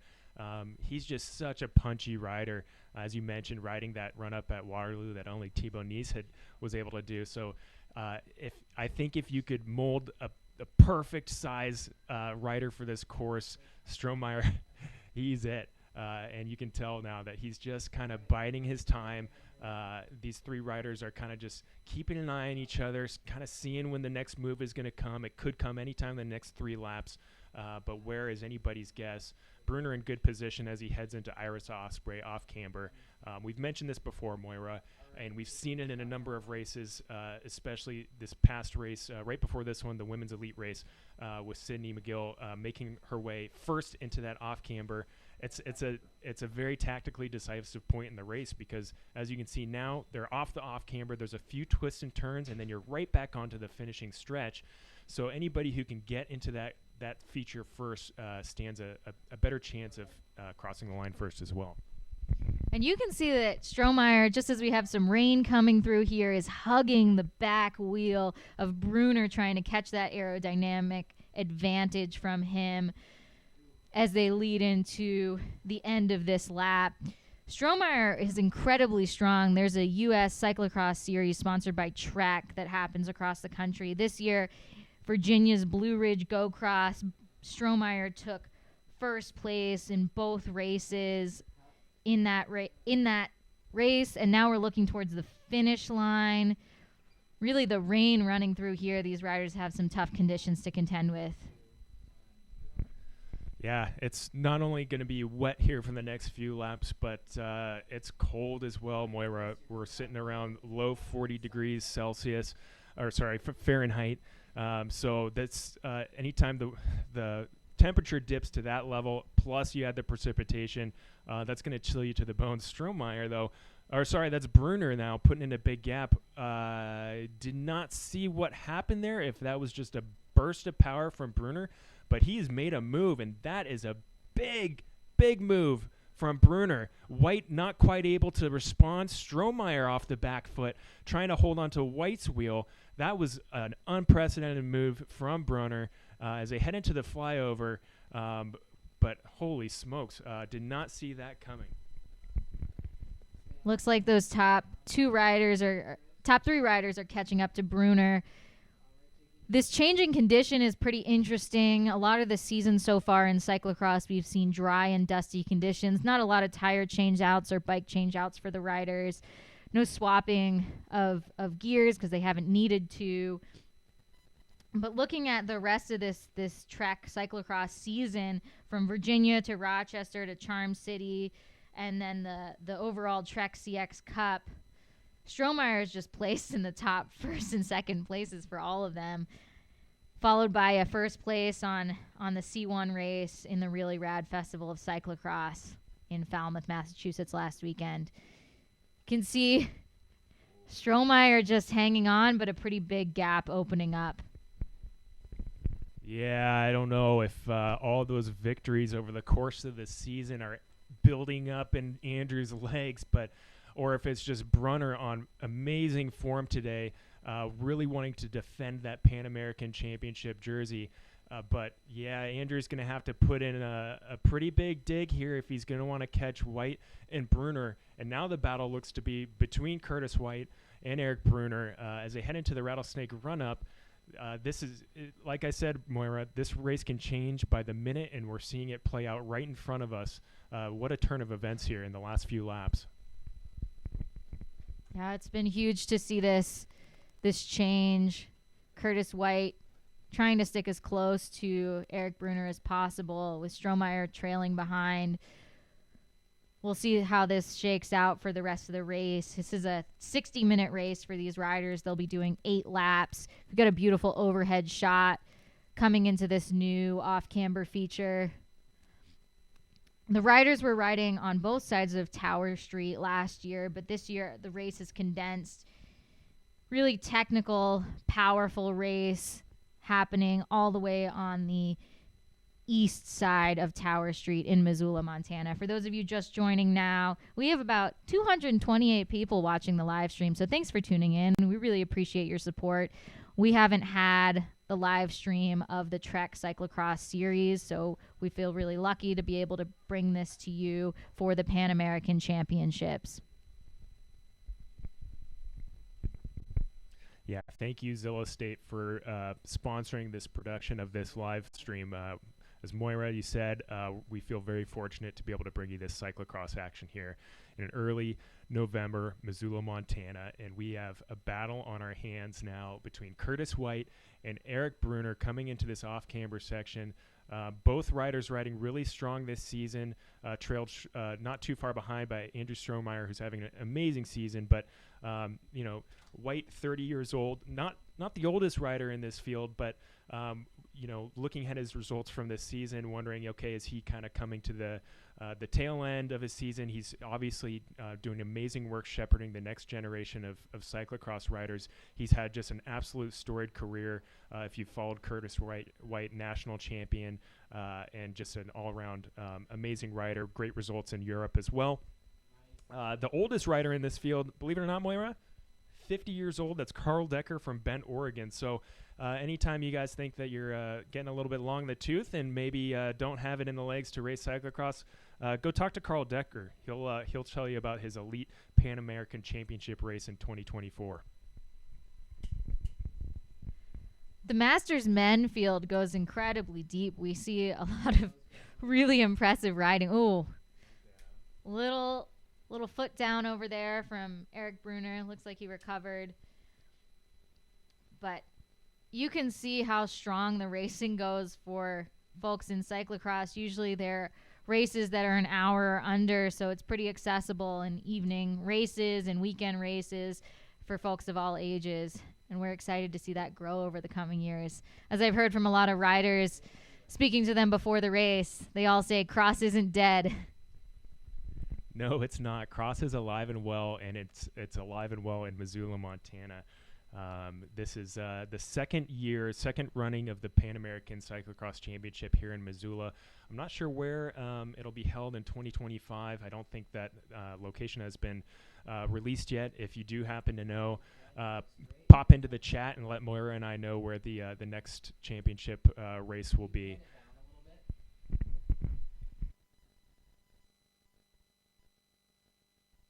The live stream does have a live chat feature, so if you have any questions, please put them in the chat. We will be happy to answer them, whether that's about bears in Missoula, the Osprey, types of trails and riding that you want to do, anything you want to know about cyclocross if you're new, or feel free to reach out to us on other social media channels. We will answer you there. Look at this. Spectators all across the course lined up on Tower Street to watch these front two riders and Strohmeyer as well. The first three riders make their way into the start of lap 7. These riders are going to come through the start-finish here, Moira, and they're going to see a lap card that says 2 laps to go, signaling the last 2 laps of this championship race, and it's only going to heat up from here. Anything can happen. As you can see, this course is unpredictable. It's technical. It's fast. These riders exploiting every inch of the road, every inch of the track as they just blow through that start-finish line. Brunner in first, White in second. These are the 2 big hitters in U.S. cyclocross right now. Again, this race made up primarily of U.S. and Canadian riders, but right now the front 3 being from Colorado. That's Eric Brunner from Boulder, Colorado. Curtis White from Beverly, Massachusetts, and Andrew Strohmeyer from Mount Airy, Maryland.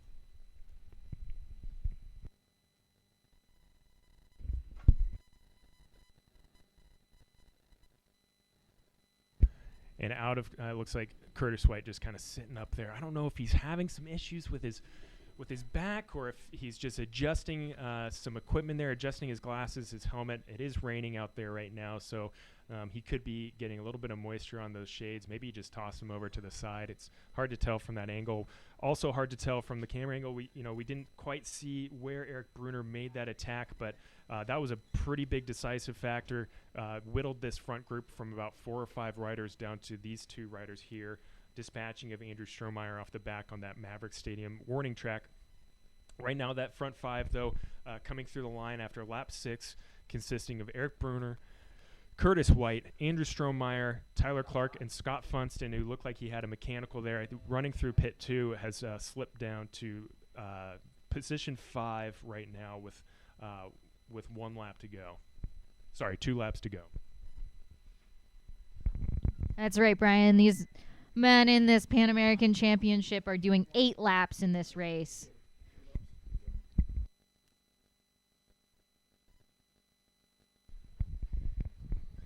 We'll do our best to bring you some finish line interviews when these riders complete their race, as well as get a shot of the podiums. The men's and women's podiums for the Pan American Championship will happen after this men's race.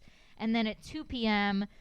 Mountain Time, we'll bring you the U23 Women's Pan American Championship, and at 2:55, the U23 Men's Pan American Championship. The leaders of this race are still Eric Brunner and Curtis White, about to come through the Rattlesnake run-up.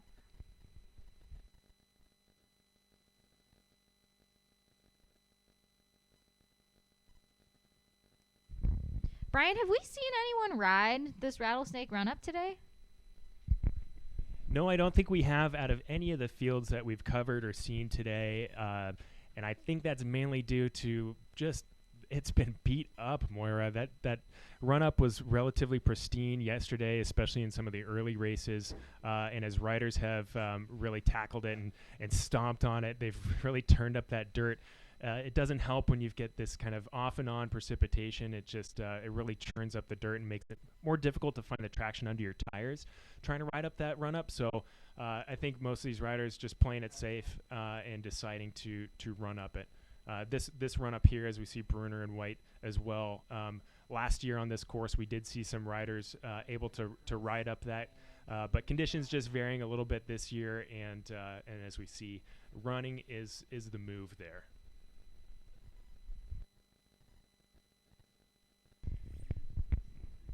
The riders are constantly adjusting their approach to the course depending on conditions to conserve the most energy so that they can get over these small bumps like you see here coming into the archery range, trying to avoid exerting any extra energy. They can preserve their lead and avoid making any mistakes on the course. Oh, we see Brunner taking the high line. Most folks have been taking the lower line, as you can see Curtis White doing here. As you can see the press box in the background, Mavs Stadium, and they're about to head back around to the barriers. Brian, we had the course designer Peter Leclerc in the press box yesterday giving us some information about the course design. What are some of the things that Peter said contributed to the course design while he was in the box earlier? Yeah, it was interesting. Really, Peter's approach was to provide as a diverse mix of features as possible to throw at these riders while staying within UCI regulations. So this is a UCI championship race. So the course features length as dictated by the UCI. So staying within those kind of guardrails, Peter created this course using the existing terrain, the archery range, which is a cool feature, the baseball stadium, that warning track, which is really unique. You don't see too many cyclocross races, at least televised championship cyclocross races, using baseball stadiums as part of their features. So Peter just using every inch of this course or every inch of the terrain, just like these riders riding every inch of this course. That's a great point, Brian. In some of the local cyclocross series, you'll see some interesting choices of terrain. The series that happens here in Missoula starts off at what we call Ranch Club, which is a golf course. You feel like it's Mario Kart out there on bikes. Pretty exciting to go past the hand up zone and ride around in the sand pits and on the grassy sections. Yeah, you watch a lot of the domestic racing in the U.S. and you see features in Baltimore like Mansion Hill and Double Trouble in Rochester, and you like to think that Missoula's got a place in the cyclocross scene in the U.S. as well. Rattlesnake Run Up, riders just going over Iris Osprey off camber. So, these are local terms that we've named these features, but I like to think they'll be in the common vernacular of cyclocross racers' minds here for the foreseeable future. That's one of the exciting things about cyclocross. It allows you to be a little playful in the course design, a little creative in how you think about bikes and terrain, and provides an interesting challenge for the riders as they transition between grass and mud and pavement and gravel, always trying to optimize the lines that they're taking. Exactly. Moira, you couldn't have said it better. As we see the front two riders coming through, they're going to see one lap to go. They just finished lap 7, so they're going to come in on their eighth and final lap with these two riders looking like they just have a commanding lead over the field. Eric Brunner and Curtis White. Does White have it in his legs to pass Brunner in this last lap? Is Brunner immune from the mechanicals that have plagued him throughout the weekend? We shall see as they come onto the Maverick Stadium warning track. Moira, this is turning into a dogfight. This section here especially is just a power section where you can just have an absolute drag race. And right now, Brunner is winning, coming out on top of that drag race. But it's not over yet. We've seen lead changes before, Moira, especially in the last lap. Yesterday in the Elite Men's C2 race, we saw a dead sprint photo finish at the end. So hold on to your seats, folks. We're in for an exciting last lap. Oh, White just dabbing his foot. The conditions must be getting a little slick out there, Moira. Yeah, sometimes these riders will put a foot down just to avoid sliding out, trying to preserve any kind of traction they have in any way that they can. And Curtis White, just want to highlight a few facts about him. He's the reigning 2022 cyclocross national champion. If you're looking towards those national championships, they're being held in Louisville, Kentucky this year for the second year in a row. And Curtis has represented the U.S. at 9 world championships. He was 13th in the 2022 cyclocross world championships, 2018 Pan American champion, from Beverly, Massachusetts. This is a really fast section here that Eric Bruner is taking full advantage of. Curtis just trying to hang on. Yeah, Bruner says, I want that jersey for one more year. If you want it, Curtis, come and take it. He's up on the pedals, putting everything he has. He knows that this is the point right now. I think he smells blood in the water, but Curtis isn't giving up either. You can see that gap just kind of yo-yoing back and forth, but Bruner, taking a look over his shoulder, sees that White has not been dispatched yet. He's still got some work to do. This is a long lap. The fastest lap time on the day, 6:50. So these guys still have a bit of racing to do, but Curtis has his work cut out for him as Bruner is really just sticking it to him. Yeah, I'm curious to see how far back Andrew Strohmeyer is fighting for that third position.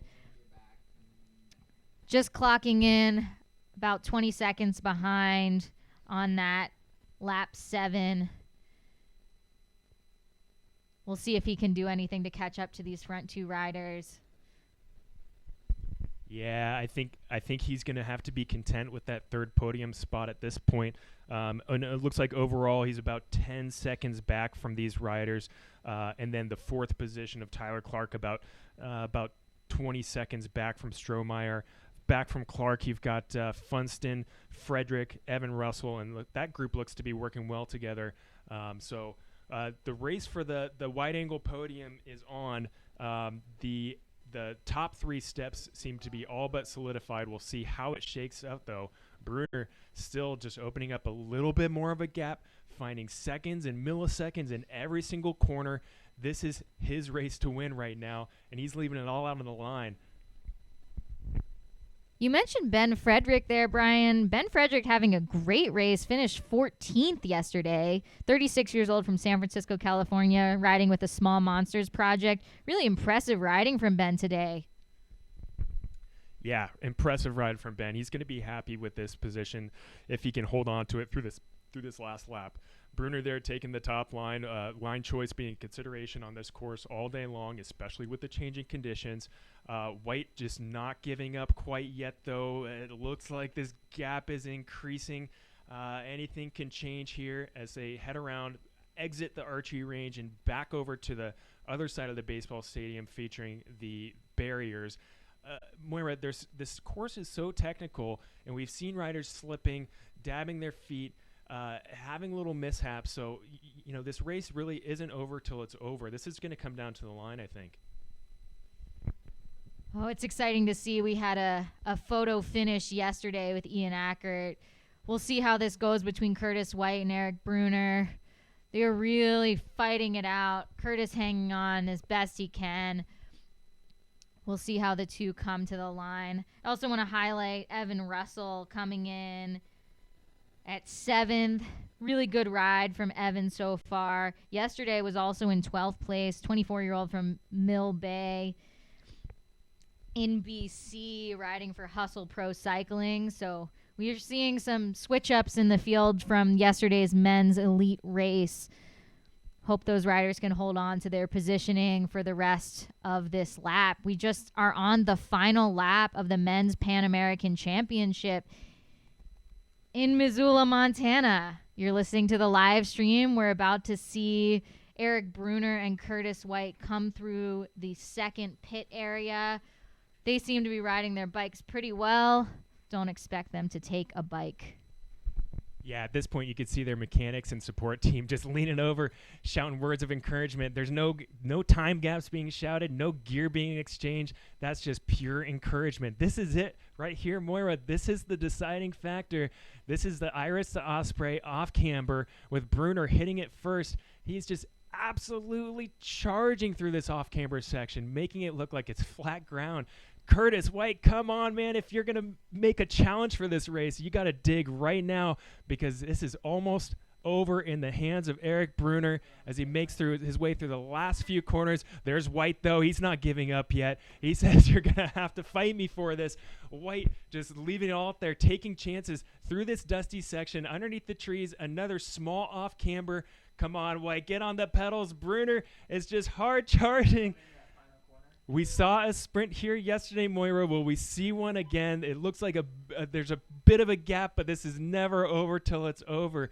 Brunner coming into the final corner before hitting the finishing stretch. The crowd is cheering them on as they come in. We're about to crown a new Pan American cyclocross champion, and it looks to be Eric Brunner once again hanging onto the jersey, fist in the air. Well done, Eric. Curtis White coming in second as the drone follows them through on this epic shot in Missoula, Montana. We have ourselves a repeat Pan American cyclocross champion in Eric Brunner. What an impressive race from these two. And we see here the gap back to Strohmeyer is quite lofty as he comes around this last turn. Gallant effort from Strohmeyer. He had a great race, really leading the pace for the first few laps and dropping back to third, but he'll round out the podium, shakes his head. He knows he could have done better based on his season this year. He knew he had the legs. What a strong rider, and he's got an amazing future ahead of him, only 23 years old. Again, future is now, and Andrew is that. And so we're going to wait here and see the fourth place rider coming across the line. It looks like that's going to be Scott Funston. So Scott having a little bit of a mechanical only rider that had to swap out a bike from what it looked like through P2 midway through the race, clawed his way back into P4. And then now we'd sit and wait for the fifth place finisher rounding out that wide angle podium. And I believe we're going to see either Tyler Clark or Ben Frederick come through the line here just about a few seconds from now. Eric Brunner, your 2024-2025 Pan American cyclocross champion for the elite men. We're going to head down here shortly as we cut to a shot of the winner. It's a big smile on his face. Look at that shrug. No big deal. I knew I had it in the bag the whole time. Just toying with Curtis White on that ride. I don't know. I think he put in a pretty big effort. I think his facial expressions don't exactly show just how much he put into that race and how bad he wanted it. He's got the Stars and Stripes on his Comp Edge Racing jersey right now with his coach, USA team coach Grant Hollicky behind him. Big smile on Grant's face.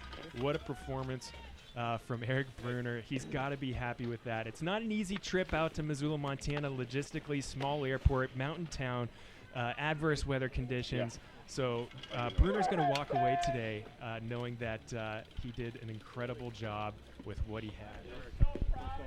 So stay tuned with us. We've got a couple more races coming up. We've got the U23 Pan American Cyclocross Championships for both the men and women. And we're going to cut down to Brunner here shortly to get a post-race interview. Good to win. Yeah, so defended the Pan Ams. Looked like, we didn't chat after yesterday's race, but such a big turnaround from what it looked like from the outside to today. Yeah, yesterday was really rough. I mean, I crashed once, caught back, crashed again, then I got really frustrated, caught back again, and crashed a third time. Landed on my back, and from there I was just like, I'm just going to cruise it in. So, not a fun day. No, but I mean, well, at least you did some good recon for what you avoided today. Totally.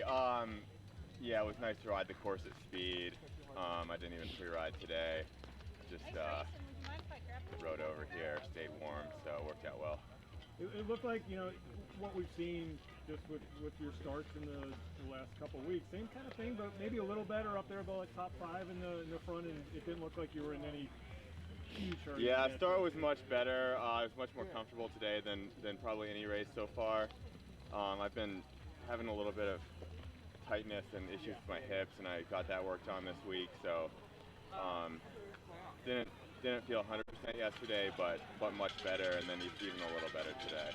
Yeah, and definitely, I mean, once it came down to it, you were putting in really strong efforts. It looks like, what we're seeing you at your fastest, but two of your main rivals for this race, Funston and Strohmeyer, seem to fall away. Did you see what happened with them? No, I didn't see what happened with Funston. I think Strohmeyer, I think it was just accumulation of effort. I think he was just tired. Maybe not. I just kept pressing and eventually got a little gap on him. But I think the altitude was good for me. I mean, this is probably one of your season goals here, but nice to have that one in the pocket going in now. Yeah, definitely. Obviously, the championships are a big priority for me and a big confidence booster. I've been struggling with the confidence a little bit this season, so honestly, just felt like it wasn't much to lose today because I'd been feeling so bad. So maybe that helped me in the long run. Yeah. So I mean, just putting this into perspective, how do you feel like versus last year? Now that you got I feel fitter, but I've just been struggling with some sickness, and I thought I was over it. And really, I feel like I'm not. So even just to be in the fight for it today was a big success. Thank you. Excuse me. I'm with Devin Cross. Yeah, have you signed this real quick? Yeah. I'm just going to be your shadow for 2 minutes. Alrighty. Last name, first name, and next name at the bottom. And we'll let you go podium first and everything. Cool. Is it podiums or a man? Podium's right after you. Nice riding today. Thank you. Catching my breath still. Do you mind if we're doing live stream? Of course. She asked a Yeah. couple questions. Yeah. Do you mind if we ask you questions Not for the at all. live stream? Thanks so much for racing in Missoula today. Congratulations on defending Thanks for your having me. championship. What did you think of the team tactics when you were out there? I know it's been a minute since you raced against Funston and Strohmeyer. Last time was Charm City. Yeah, and last season I was teammates with Funston and no longer. So yeah, it was kind of a group race out there today. The course was maybe a little less selective than last year because it was drier and we didn't have such long straightaways. So I was a little impatient yesterday, but I learned from that and just expected to be with everybody for a bit longer. What was it like with Curtis on your wheel for a large portion of the ladder laps?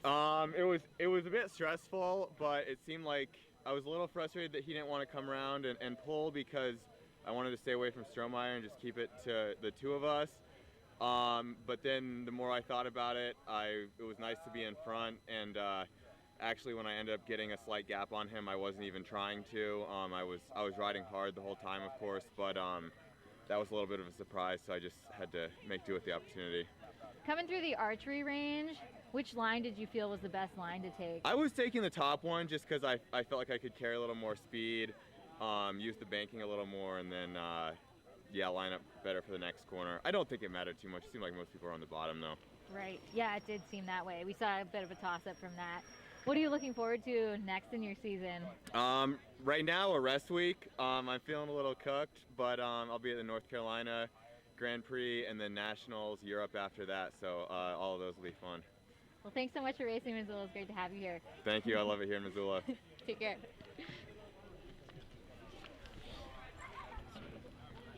You still have the stream? I don't know.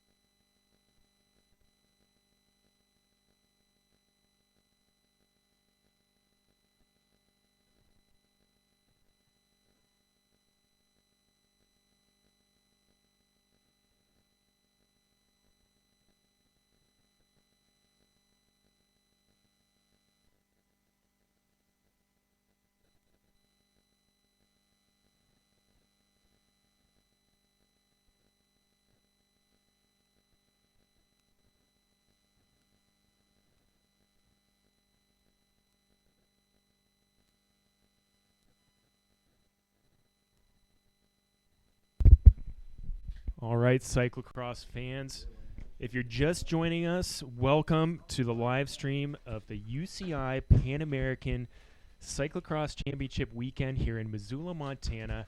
My name is Brian Bonham, and I'm joined in the booth by Moira Poggi. We're going to be bringing you action from the U23 women's race here, the Pan American Championship race for the U23 women very shortly in the next few minutes. As we see the starting stretch here, the women are getting lined up. Officials are doing their official briefing, getting the riders ready to start, and we'll follow along here shortly. Thanks for tuning in. Looking forward to another couple great races here on tap for the weekend. The last two races of the day will be the U23 Women's Pan Am Championship and then the U23 Men's Pan Am Championship to round out the day. So don't go away. Still a couple of great races coming your way.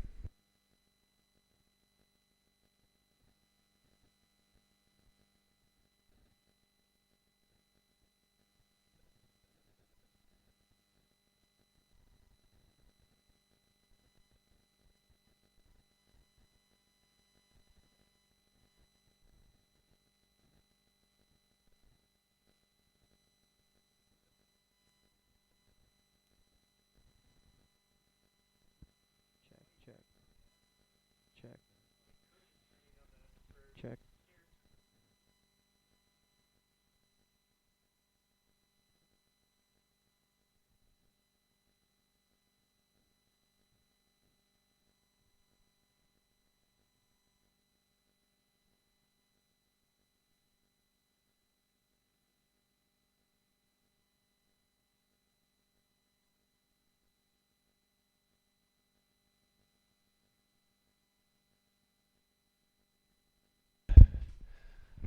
Welcome, cyclocross fans, back to the live stream of the 12. We see a camera operator there take a little spill on the start-finish stretch. Hope he's okay.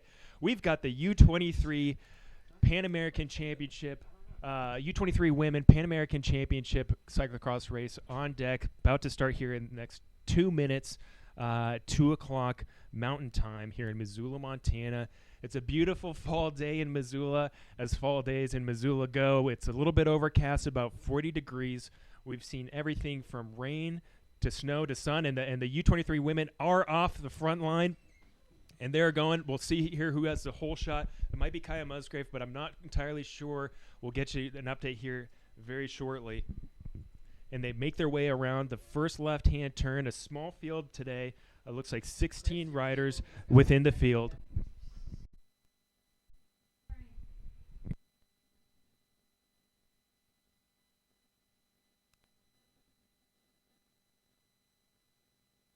As the U23 women start off their Pan American Championship cyclocross race onto Missoula Mavericks Stadium warning track, and it's already strung out. The pace is high. These women are digging deep to walk away from this day with a Pan American Championship jersey on their backs.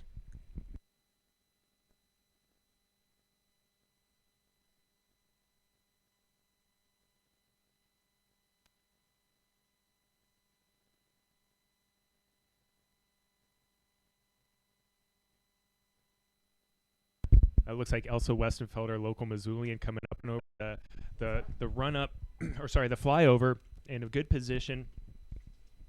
We've got representation here from Czech CXO,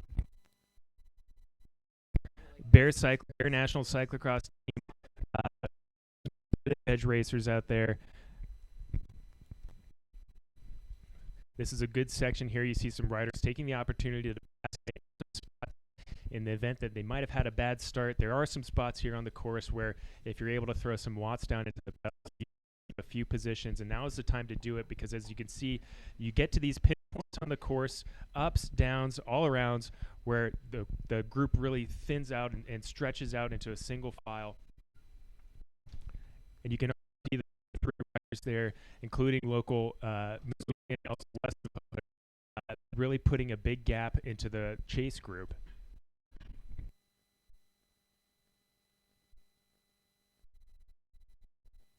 This looks like Lauren Zorner on the lead here.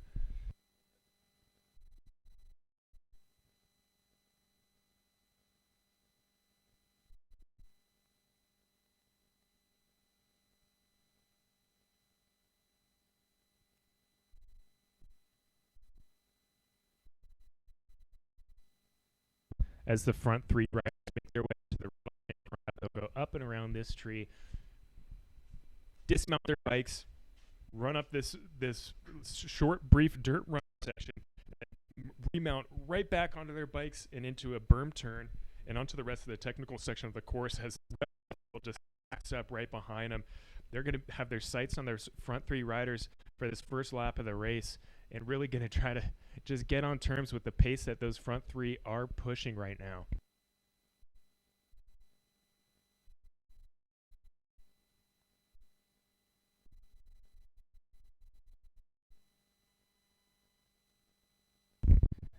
First three riders also holding on there, looking good.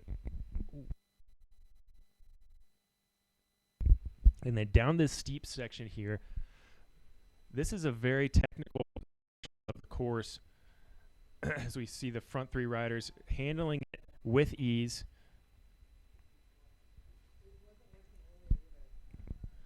Also opting to run a few extra steps there just to get some sure footing in a flat section of with Zorner pushing the pace for these front three riders.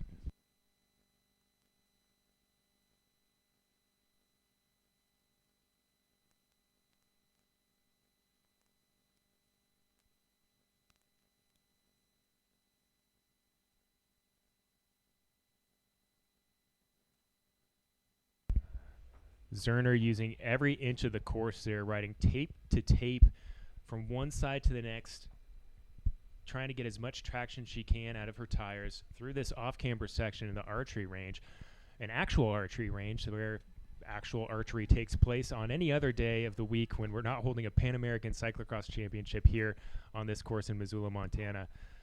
So a few bike links opening up between these first three riders. Zerner is thinking to herself, I can do this on my own. I don't need your help. Watch me take this race in the first lap.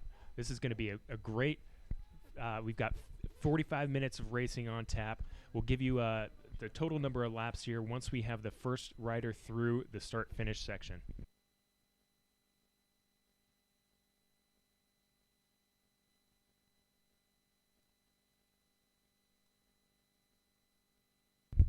Lauren bunny hopping the barriers with ease.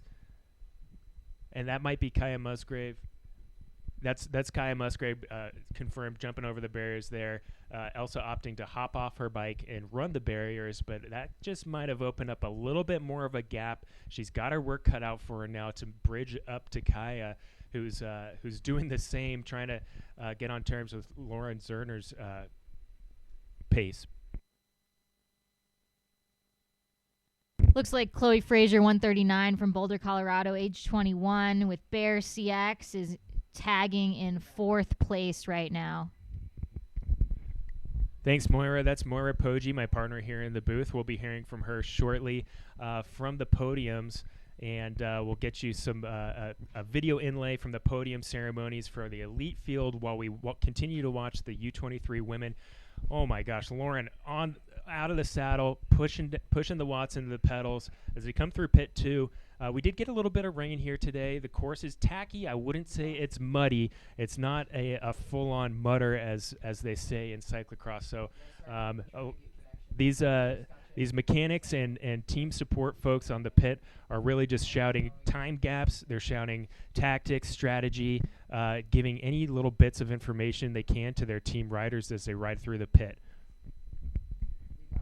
Brian, I was talking to Lauren Zorner today before the race, just coming in to do her warm-up. And Lauren is excited to defend her title of 2023 U23 champion of the Pan American Championship.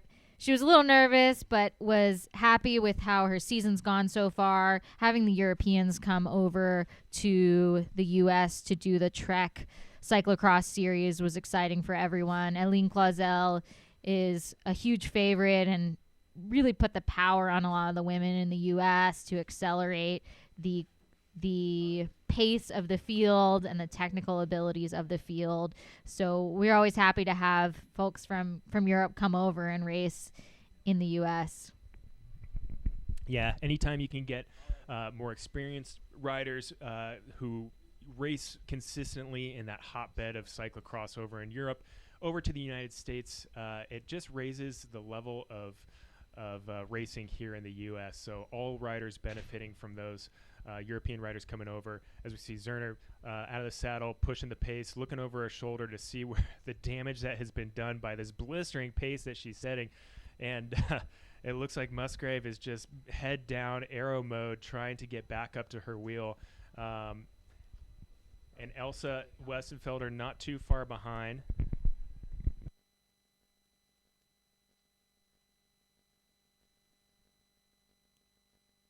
It looks like Fraser has now caught and passed Elsa to move into that third spot. So we've got our top 4 riders now coming into the stadium.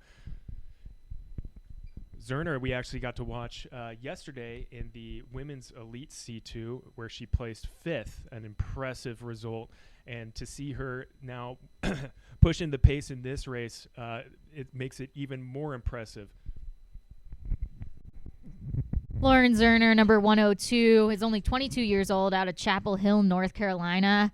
We've seen a lot of impressive women coming out of North Carolina lately. Blue Ridge Cycling is a team that fosters women's development in cyclocross. Ooh. We're just reacting to a scene from a different camera angle off screen here that might have some implications on the front of the race here. It does look like Kaya Musgrave bobbled a little bit, got tripped up on the flyover, but hasn't lost any placing as far as we can see.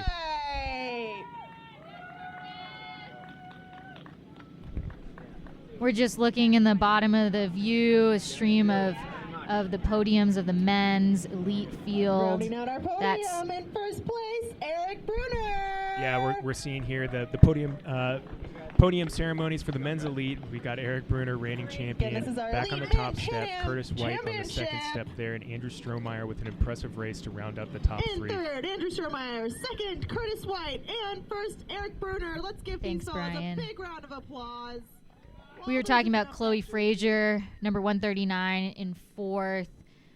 Yesterday, Chloe finished just out of the top 10 in the women's elite field. Chloe's also only 21 years old, out of Boulder, Colorado, but is racing with the elite women and placing quite highly. So nice work, Chloe. Oh, we have one rider in the pit area right now. Oh, so cute. We love it. Kaya Musgrave. Work that podium. Like I said, out of the shot there, which we couldn't see, she bobbled a little bit, almost looked like she fell on top of her bike at the top of the flyover. So maybe might have twisted a derailleur hanger. Who knows what could have happened, but swapped out a bike for the rest of the race, and it looks like she's right back at it, pushing the pace with Elsa Westenfelder right on her wheel. That's a really decisive choice that riders make. They're coming up the Rattlesnake run-up at the moment. Just whether or not to change out the bike, it can lose you a few seconds. It can be tough to hold on to the front group, but it looks like Kai is doing her best to hang on to these front 2 riders. Yeah, Zorner still in front, followed by, it looks like, Chloe Fraser, I believe. And we're just getting some images of the women's elite podium here. At the women's elite podium, we have in 3rd, Katie Klaus. In 2nd, Isabella Holmgren. And in 1st, Sydney McGill. We got some great interviews on the line of all those women who were competing in the Pan American Championships. We have Peter Leclerc in the press box right now. We're going to pass over to Peter in a few minutes here so he can give us an update on the course. Women Pan Am Championship. Let's give these ladies a big round of applause. Yeah, it's always great to have the course designer in the box with us to give us his little insights inside the mad mind of Peter Leclerc. He's a bit of a mad scientist. As we see now that we're going to have 6 laps in this U23 Women's Championship race. Zorner putting on a clinic on the off-camber section, not letting off the gas at all. But we'll get to Peter here in a second. He'll give us kind of his approach to the course, maybe even give us a favorite feature, and maybe give us a little bit of where he draws his inspiration from, because I know he spends a lot of time out there surveying the land, seeing what kind of unique and creative features he can incorporate into a race. All right, Peter, what do you got for us? I don't know. Was there a question in there, or just kind of a general, like, talk about the course thing? I'd say let's go with the latter. I just want to hear your ideas flow. No direction. Just let's just talk cyclocross courses. We've got a captive audience here. Yeah. Well, all of us locals have been racing on variations of what we see today on Wednesday nights and at our Rolling Thunder cyclocross, and it's just trying to keep it a little bit fresh. If you've ridden your bike out here, you notice it's like, oh yeah, I've ridden around this corner. I've ran up this hill before. I've gone through here before. So for Pan Ams, we try to come up with a few new things. So we've got, the ditch and the extra side hill and the other ditch and the archery backstop. Just some new things out there. They were kind of incorporated last year, and they're still here this year. And making use of that side hill. So yeah, let's see how the race is going. It's cool to see Elsa out there riding near the front of this. This is really cool. Thank you, Peter. I really appreciate that. Thanks for taking the time to talk with us. Yeah, you know Elsa well from your time coaching that Team Stampede cyclocross team. So yeah, she's having a great race so far. We do see a bit of a mix-up here. I'm going to pass the mic over to Moira to tell us what we're seeing here. Oh yeah, well actually I wanted to ask Brian and ask Peter, to talk a little bit about Team Stampede. I don't know if there's anything in particular you want to say about the race right now, Brian. No, we'll get you back to the action in the race here shortly. Team Stampede, a local development team for young riders in Missoula. There's a couple of development teams here, the Team Stampede team and then the Ranger Devo team. So just creating that next generation of cyclocross fans, enthusiasts, and racers. But Peter, anything to mention on the Team Stampede side? Yeah, it's been fun to watch these the team race this weekend. Emmett Davis had some good races. Porter had a really good U17 race yesterday. Elsa's out there. Andrew is chasing that, top 10 in the elite field. So they're just, kind of, there's somebody in every single one of these races, I think, today from Team Stampede. We'll see Lucy Millar and Porter Melvin out later. Oh, look at that low line. I was watching the race earlier. That was a corner that I set up in the this one of the last turns of the race where you have to make these tight turns around these trees. And I left it. I like to leave it up to the rider on where they're gonna go. And I've always gone around that corner and just used the hillside and the on camber to go down the ditch and turn on the offside and go back up it. And there's a real high groove forming, and I tried that in my race earlier today, and it was actually pretty good. I think earlier this week it wasn't a good line, but with enough tires on it, you get that little rut that you can stay on, and you carry a little more speed through it now. Yeah, we did see in the elite men's and women's race that higher little rut that you're talking about seemed to be the popular line choice. But I did notice trying to hold onto your wheel in a race earlier this week that you were fond of that low line. So again, it comes down to personal choice, and wherever you feel like you can maintain your speed and momentum around this course. And it's always great to have the course designer in the booth to tell us a little bit about where these features came from.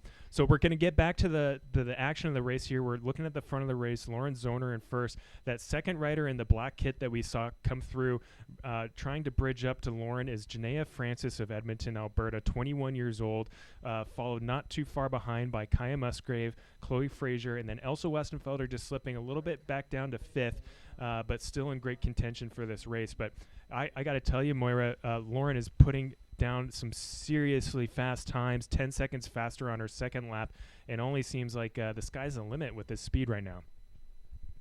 Yeah, really impressive riding from Lauren Zorner. She was saying that it's interesting because when she started riding, there wasn't an opportunity to be part of a junior women's field. So she's one of the last few that's always been racing for the last 6 years in U23.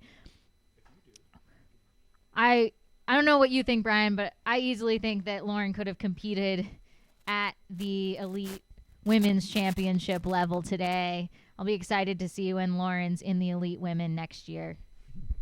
Yeah, and a lot of these U23 racers, both on the men's and women's side, will kind of bounce around. You stand to gain a lot of points and a lot of experience from racing with the elite fields. So it comes down to choice. With these U23 riders, though, the future is still so bright, and they still have so much racing to do. So choosing to race at U23. This came in second across the line on lap 2. Janiyah is an independent rider from Edmonton, Alberta, Canada, 21 years old. Finished 6th yesterday in the women's elite field. Not too far behind Lauren.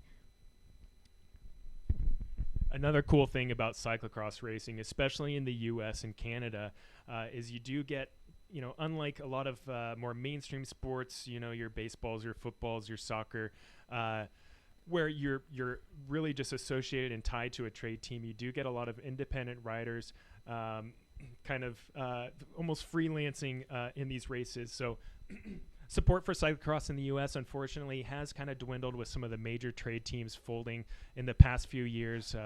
Cannondale comes to mind when we talk about trade teams no longer in existence. We are seeing a resurgence of some pretty big powerhouse teams. Trek CX Devo is one of them that's really feeding into the pro ranks. But just goes to show with Janiyah Francis today in second place in this coming into the third lap, you can do it on your own. You can do it with the support of your friends, family, or paving the way. But a lot of these racers, will do a lot of the fundraising, a lot of the development work on their own. That's a great point, Brian. Lauren Zorner actually had a GoFundMe to make it all the way to Europe last year. So these riders are doing everything they can to stay competitive in the main races and looking for those sponsors amongst friends and family to help get them there. It's all a team effort for these riders in these competitions.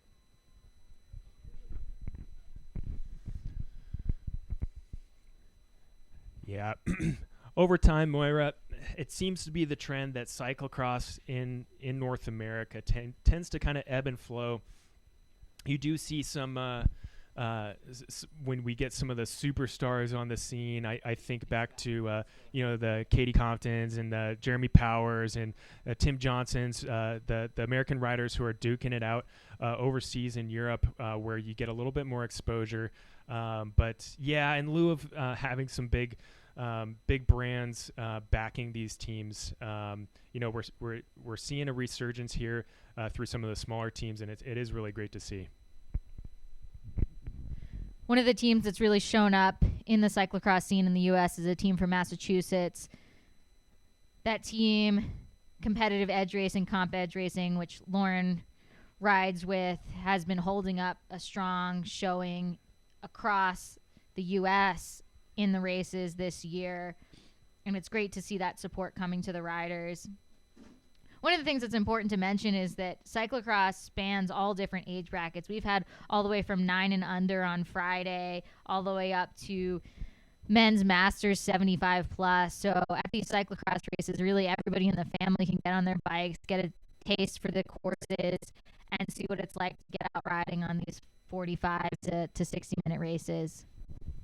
Yeah, and it's a great way to experience bike racing in a closed circuit. Even as a spectator, you can see here from this drone shot, we've got a crowd of people up there at one of the top of the run-ups, and then alongside some of the roadways as well. You can get great vantage points spectating a cross race. And then if you're participating as well, it's not a huge commitment. You can, just spend an hour of your afternoon getting out there, throwing down with your friends, and getting a good workout in. So it's really a fun discipline of cycling, and one that we hope continues to grow in the States.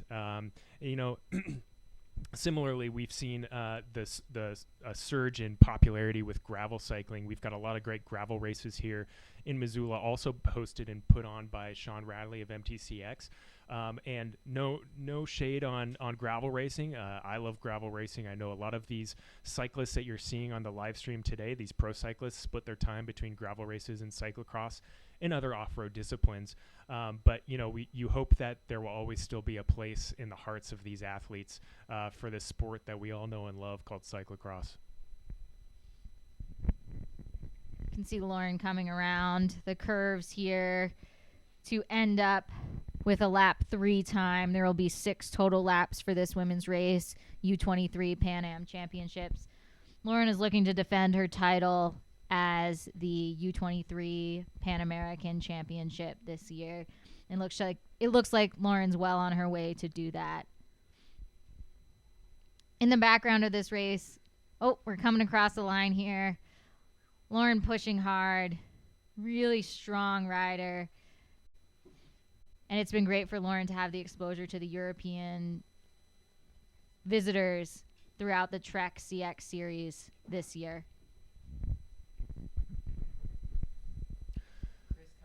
Moira, I got to ask, because I know I've been in the position of a lot of these riders now who are looking at this time gap between them and the leading rider, Lauren Zorner. What do you think is going through the minds of these racers right now as they see this race unfolding? It's a small field, and a competitive field. A lot of talent in this field, with Kaya Musgrave currently sitting in 3rd position, Chloe Frazier in 4th, Georgia Bond down in 6th place, Maddie Fisher hovering around 7th, and there's a battle there for that top 10 with Lily Boucher, Ella Myers, and Riley Cahill forming out that top 10. But you know, we've all been there. We've all been kind of in what we call no man's land. What do you do to just stay motivated and hang tight in one of these races?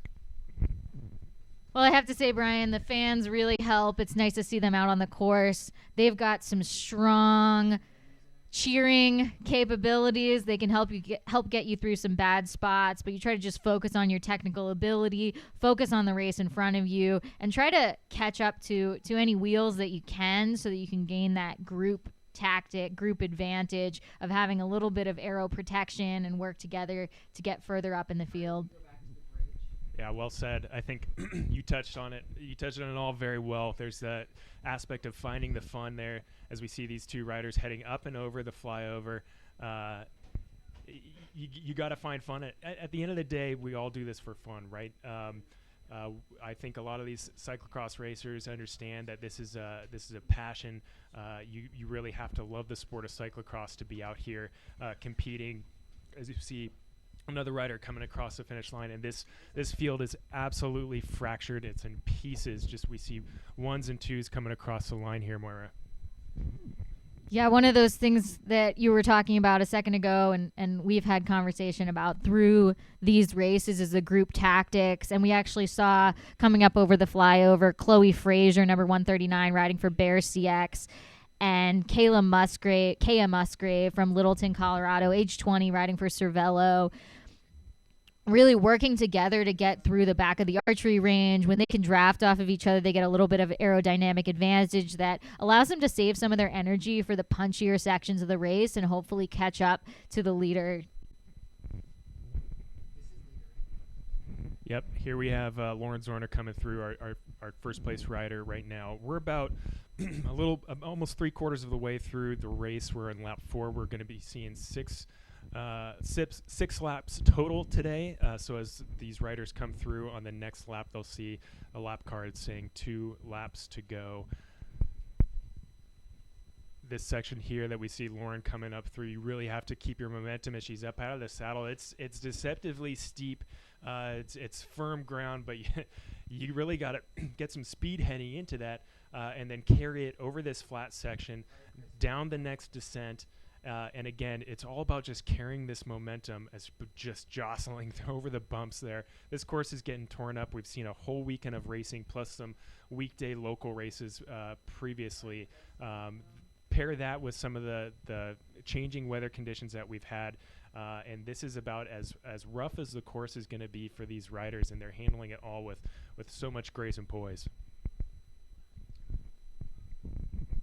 Our leader of this race, Lauren Zorner, finished 5th on the day yesterday, which is a really impressive finish. But I also want to highlight for Lauren that she's been competitive amongst the racers from Europe this year in the Trek cyclocross series, finishing above Caroline Mani in the Cup, and then just behind Sydney McGill, who won the Pan American Championship just minutes ago, maybe an hour ago.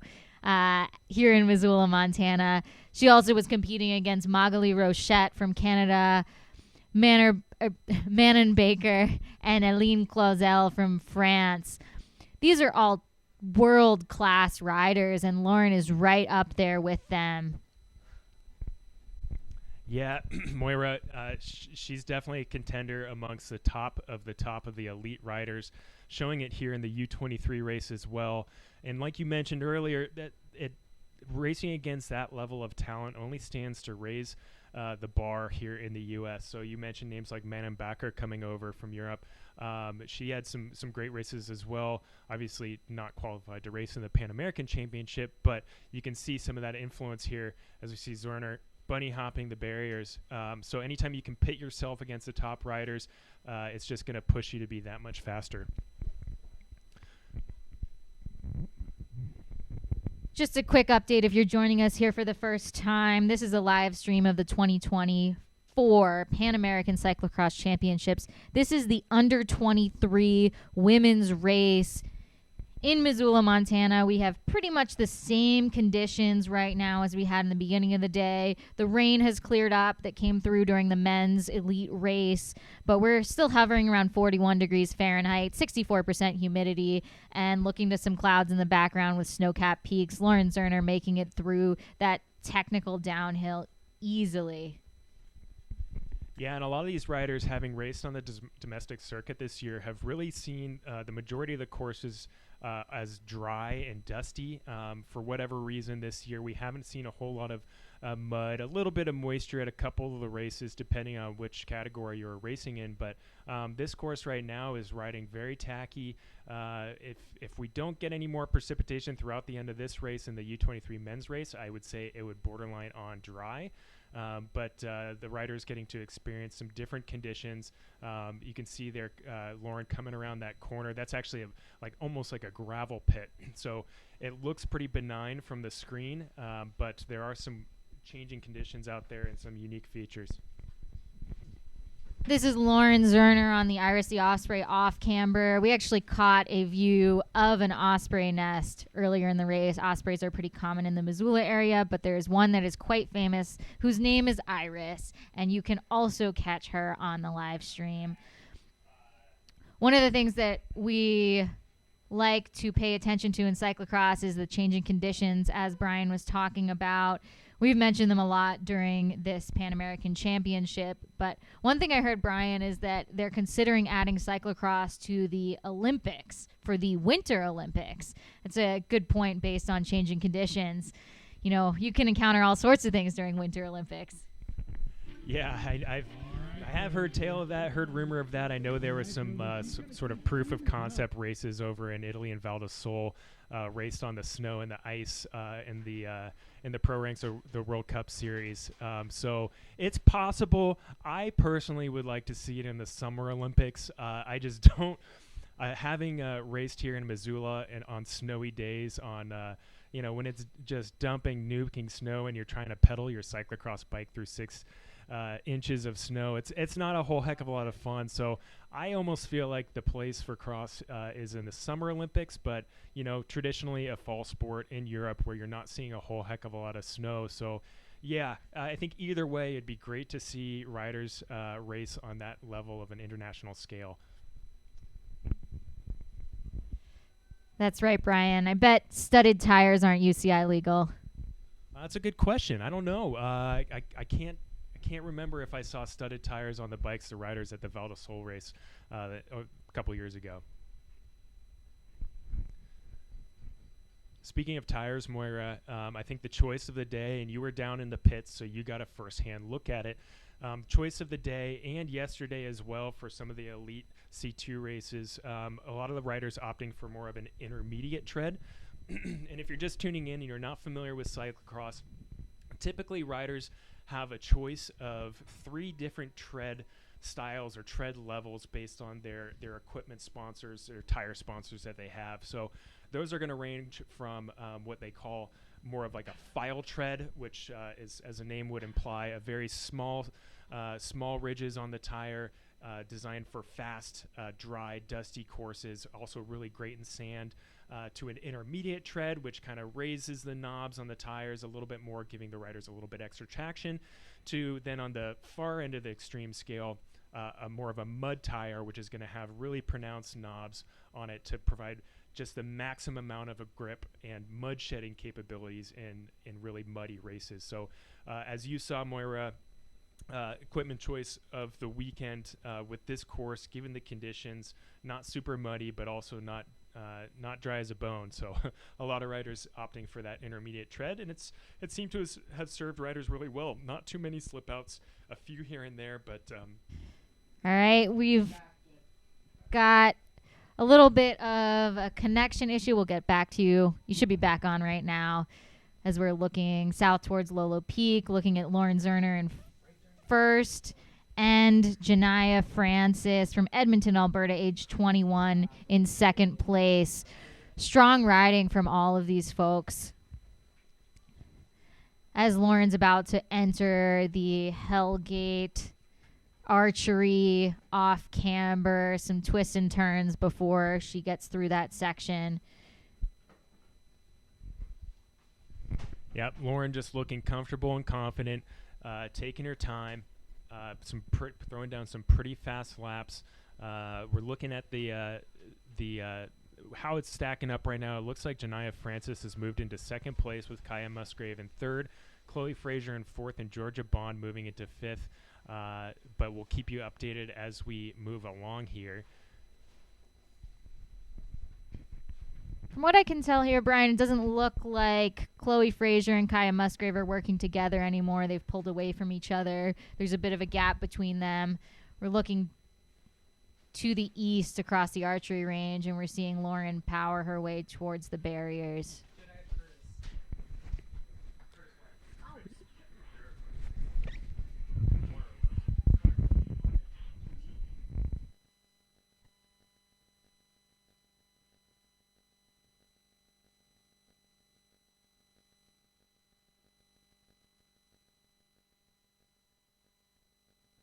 Yeah, feel free to take a seat. All right, cool. So we're looking at the women's U23 Pan Am Championship race.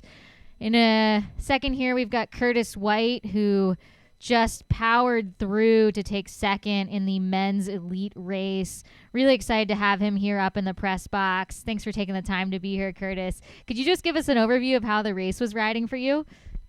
Yeah, it's so I'm coming from about 5 feet above sea level, and we're at 3,100 feet. So it's not true altitude, but a little bit. The course isn't super challenging in that there are these big scary features, but there's a lot of sections that you need to string together. So you really need to be on your toes. And just looking at Lauren Zerner here, I think Lauren's in the front winning right now. It seems I'm just stepping into this, but it really is a lot of these sections that you need to wind up the cadence. It's bumpy. You got to make sure you're on the right gear. Find carry your momentum through these turns, and then just make sure you're on the power quickly. Were there any particular sections of the course that stood out to you as being technical that you struggled with, or anything that you wanted to string together and couldn't quite make it there? Yeah, everything between pit 1 and pit 2. That half of the lap seemed to be like the most technical. You really needed to be in the right gear. And then after you pass by pit 2, right where Lauren is right now, that seems to be like the fastest part of the course, where you really have to wind up the power on that off camber. You're kind of going up the hill and really trying to lay down the power, carry the momentum, going into the start-finish straight, really trying to maximize the speed. And then once you go by pit 1, then it starts to get really technical again. So you're like being in the right gear, spinning it up. Yeah, thank you for providing us that perspective, Curtis. We really appreciate it. Since we're just posted up at the press box, we don't usually get the live conditions up here. So we really appreciate you coming up here to chat with us about it. Just want to ask you a few questions about your race. You were pretty stuck to Eric Bruner's wheel for a lot of the latter half of your race. And we know that you also coach Henry Coote, so wondering what you think about his perspectives in the upcoming men's U23 race. Yeah, so it's, for my race, I knew that, I kind of alluded to the altitude factor a little bit, but it really is, it's, you do need to pay attention to it. So I knew I needed to race it later. I saw guys like Scott Funston and Andrew Strohmeyer who were really trying to hit it early and try to create the gap. And I mean, they pushed the race. It was hard. But then Eric Bruner and I seemed to be holding back a little bit, and we were racing it really in the final half, the last 3 to 4 laps, and that's where the gaps were really made. So when I'm looking at a young athlete like Henry Coote in the under-23s, he's going to have to deal with Ian Ackert, who obviously on a really good level, second on day 2 at Cincinnati, and then he won yesterday, obviously. So he's going to be the guy to watch in the under-23 race. So, yeah, I think he's shown a lot of ambition early in the race. So my advice to Henry has been kind of just follow, don't work with him, let him drive the pace, watch for the first half, and then try to capitalize on any mistakes or any dabs, or just try to make the difference in the last 15 minutes of the race. So yesterday we saw Ian Ackert riding what we're calling the rattlesnake run-up. That's that first run-up that you get to in the course. He was just powering up the hill. Do you expect any of the U23 riders to, like Henry, to come through and ride up the hill? It's possible.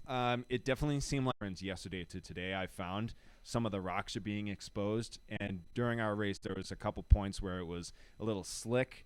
And that just made the rocks even more slippery. So that was kind of the more technical factors we had to deal with.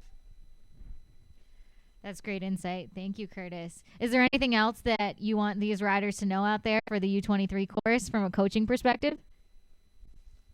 Yeah, it just I would say that just no matter what, keep pushing, keep believing. Everyone's going to dab. Everyone's going to put a foot down. I made a couple mistakes out there. Eric made a couple mistakes. Strohmeyer made a couple mistakes. But it really is all about who can string these sections together. Like this first run-up section here, I'm looking at the screen. Lauren's, up it really smooth. Quick remount down this little chute. Like there's no superhuman effort on one feature. It's just cleaning all these sections one after one after one and doing it well enough. That's kind of the name of the game here. Well, one last question for you, Curtis. What are you most looking forward to for the next part of your season? Well, I always enjoy coming to Montana. I've it's such a beautiful state. Like I grew up in upstate New York. I live just north of Boston now, and a lot of the races are on the East Coast, and I always enjoy coming out here. Like I've come out for Jeff Proctor's ECA camp both as a junior athlete and as a coach, and then racing here last year, again this year. I love this area, but we're kind of in that second half of the season now, so I'm looking towards the national championships, and then also going to Europe. So we'll be doing the World Cup in Dublin 2 weeks before national championships, and then again Europe after nationals and into the Christmas period. Thank you so much, Curtis. Good luck with the rest of your season. We'll take it back to the women's U23 race. Of course. Thank you so much.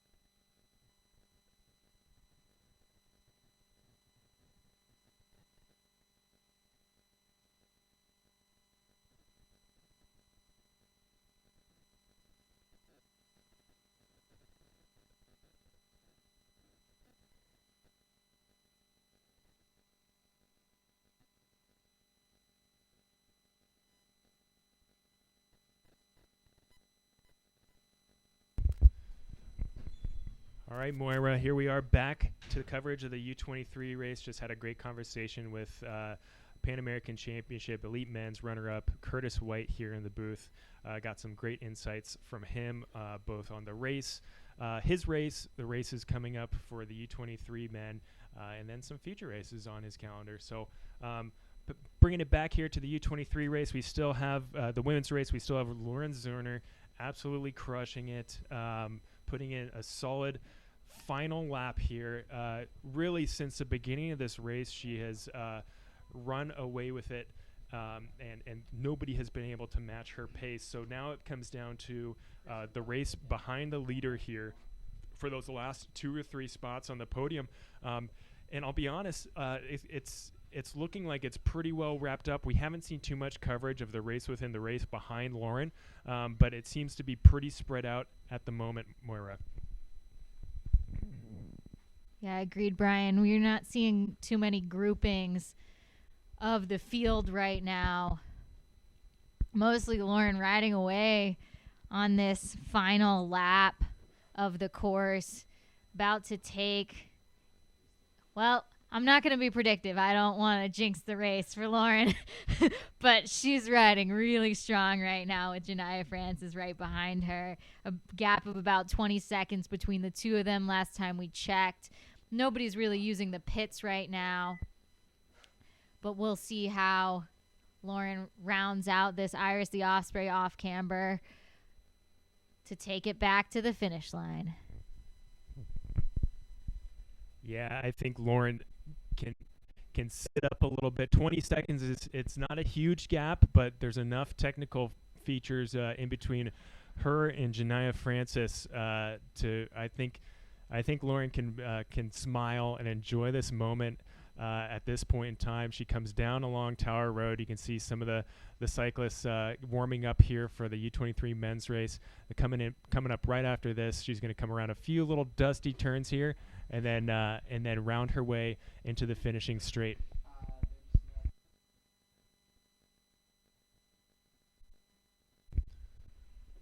So as we see Lauren, last few pedal strokes to get up and over that little hump there, that little berm, back through the beautiful grassy section here with the leaves on the ground. Another beautiful fall day for a Pan American Championship, and we're going to crown a winner here in Lauren Zerner as she makes her way very gingerly. No mistakes here in the last bit. She's raced an absolutely perfect textbook race for the U23 Women's Pan American Championship. A little bit of a zip up of the jersey here. Looks down. Can't believe it. She's really enjoying this moment. Big smile on her face. Has time to post up. Oh, and thank everybody. A big kiss, big hug. Oh, gosh, she can't believe it. What a moment for Lauren Zerner, and it couldn't happen to a better person. Well done, Lauren, your new Pan American Championship champion. As we see here, Janiyah Francis coming across in second place. An incredible race from Janiyah, coming back from a few places down to take that second spot on the podium. And then we're going to have another, about 20 to 30 seconds back to the next rider. So you can see that this race absolutely just exploded from the start with riders spread out all over the course. We expect that next rider to come through here, and we see Kaya Musgrave giving a high five to local Olympian and legend Meg Fisher there on the side of the road. She's got to be happy with this. You can see a little bit of dismay in her face, but who knows? That could just be, the results of a hard-fought race, and she definitely fought hard to the finish. Rounding out your podium, we've got Lauren Zerner, Janiyah Francis, Kaya Musgrave for your U23 Pan American Cyclocross Championship. Our fourth place rider here coming across the line. This is going to be Chloe Frazier with another really strong ride from the Bear Development Team rider. Hands on the hips. That's, we just had Curtis White here in the booth, and he mentioned that there weren't any sort of hugely difficult sections, big prominent features that you would see in European cyclocross or some of the domestic races. But it doesn't mean that this course is any less difficult on these riders. You're stringing together those features.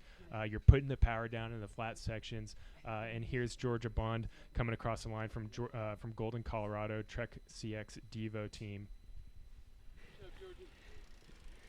So that's going to be your top 5 in the U23 women's race, and we're going to cut now from the booth and send it down to the finish line where Moira's going to chat with some of our participants. Hey, Chloe. Yeah. Nice ride. Yeah.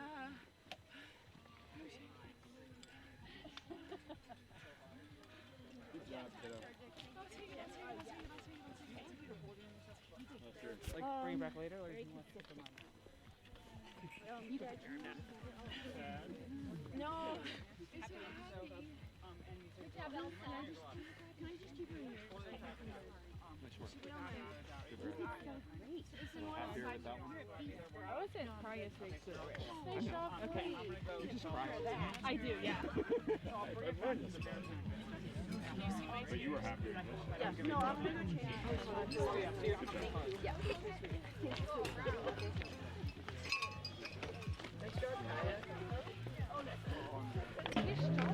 Maybe, sorry, like, just like a side. I just had the speed and I was like, I'm just gonna go for it. And then he like swung out. I was like, oh, okay. I'm used to it. Nice job, Chloe. Where'd it go? It was good. Yeah. My chain came off. Oh, no. It's alright. Good job. Good job, Riley.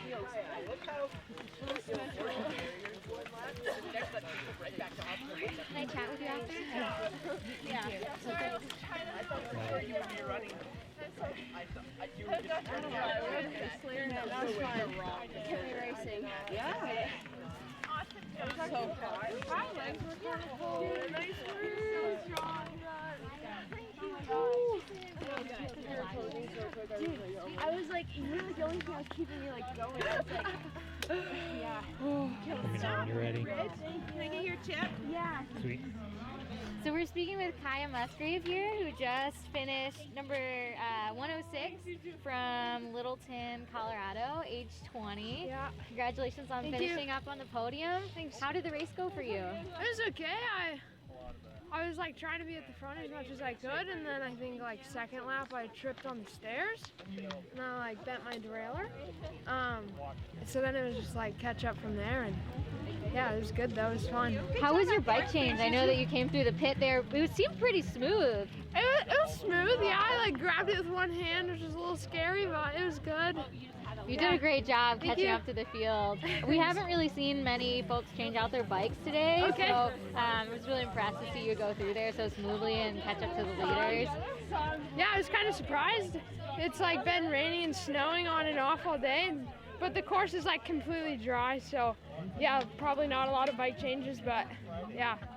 How have you felt about your season so far? It's been good, yeah. It's just like a lot of mind games, but it's been fun and learning a lot, so it's good. Yeah. Well, congratulations on your podium. What are you looking forward to next? I mean, a little bit of rest, and then we hit nationals and over to Europe, so another big block, and that should be fun. Are you doing the World Cups in Europe? Yeah. All U23? Yeah. Congratulations. Thank That'll you. be a big move. Thanks. Good work Appreciate today it. out there on the field. Thanks for having us. Are you? No, this is my first race back after 3 weeks off. Thanks, I just got it. Yeah, it's like the first drop our bike that's ever actually tipped me. Really pretty. I love the stripes. Mom, Ella has Do you want to do it? That's so what I want. Nice job. Say that again. Yeah, no problem. Elsa, I'd love to chat with you as well. Okay, I'll hang out. If you're able to. Yeah, I got it. So Chloe, I wanted to, thanks for joining us. Congratulations on your 4th place finish for UCI Women's. It's great to have you out in Missoula today. How did you feel the course rode? I really like this course. I'm from Colorado, so this is pretty similar to a lot of stuff in Colorado. And I'm not a big fan of like really thick grass, so I thought this is a lot more fun. It was really quick today and a good time. So we saw a little bit of team tactics views that you and Kaya ran together. How did that work out for you? Yeah, we kind of, I guess once the gap opened, we were kind of alone in the field, and we kind of just were switching around for a bit, taking pulls, and she was just keeping me on my toes, and it was a good battle out there, and yeah, she had a bit more kicks than I did today, so it got me in the end. Yeah. Well, it's still a really good battle for both of you, and you worked really hard. Thank you. What are you looking forward to most in the next bit of your season? Yeah, so I have a bit of a short season, so I'll go back home to Colorado, do some local racing, and then I'll be over at Nats in Louisville to finish up the season. So, yeah. Congratulations. Yeah. Thanks for being here. Thank you, guys. Awesome. Thank you, guys. You might have to go.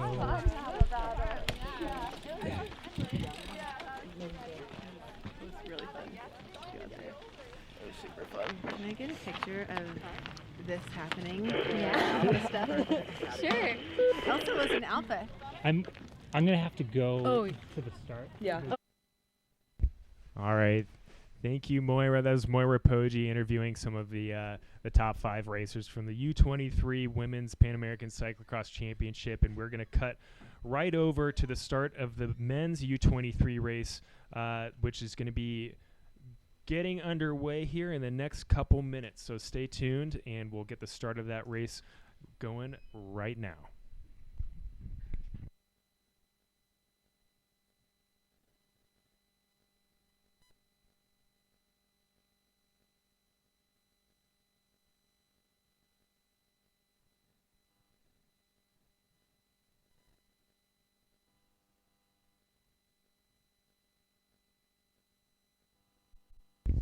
All right, as we line up, we see the U23 men's field lining up here at the start in Missoula, Montana for their U23 men's Pan American Cyclocross Championship race. A slightly bigger field here for this last race of the day. Looks like about 26 riders in here, made up of the top U23 men in, looks like made up of the C2 race yesterday in dramatic fashion with a sprint finish at the end with Scott Johnson. I'll give you a 30-second warning, and then I'll blow a whistle anytime after 30 seconds. Wait for the whistle, please.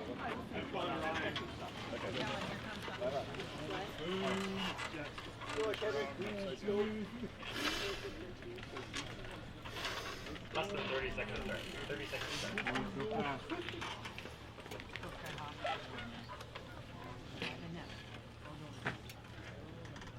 Okay, 30 seconds, guys, 30 seconds.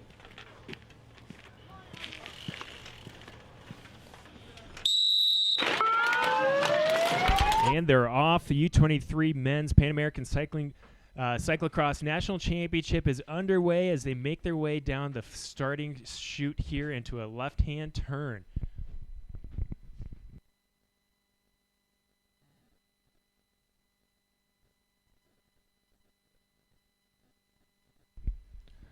Got a couple of national champions here in the field today. We've got Ian Ackert of Canada, Jack Spranger on the Barrett CX Devo team in the Stars and Stripes as well. Right now sitting third wheel as these riders are going full gas into this fast dirt section. Up here in the booth, we've been watching some off and on rain, off and on snow all day today here in the Rocky Mountains of Missoula, Montana. But surprisingly, with interviews of the U23 women's field at the end of their race, got some inside information that despite the rain and despite the precipitation, the course is actually running pretty dry. So something to keep an eye out for as the riders now make their way up over the first go over the flyover.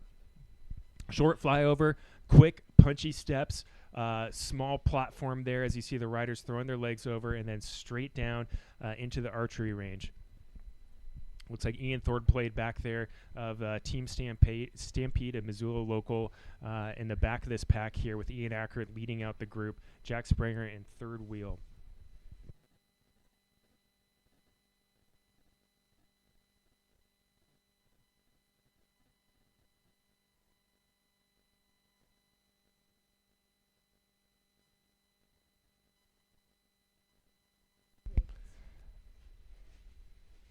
If you're just tuning in, you're watching the 2024 UCI Pan American Cyclocross Championship being held here in Missoula, Montana. This is the U23 men's field strung out here along this back fast section of dirt. We just had Curtis White of the Elite Field in the booth talking with us, giving his take on the course.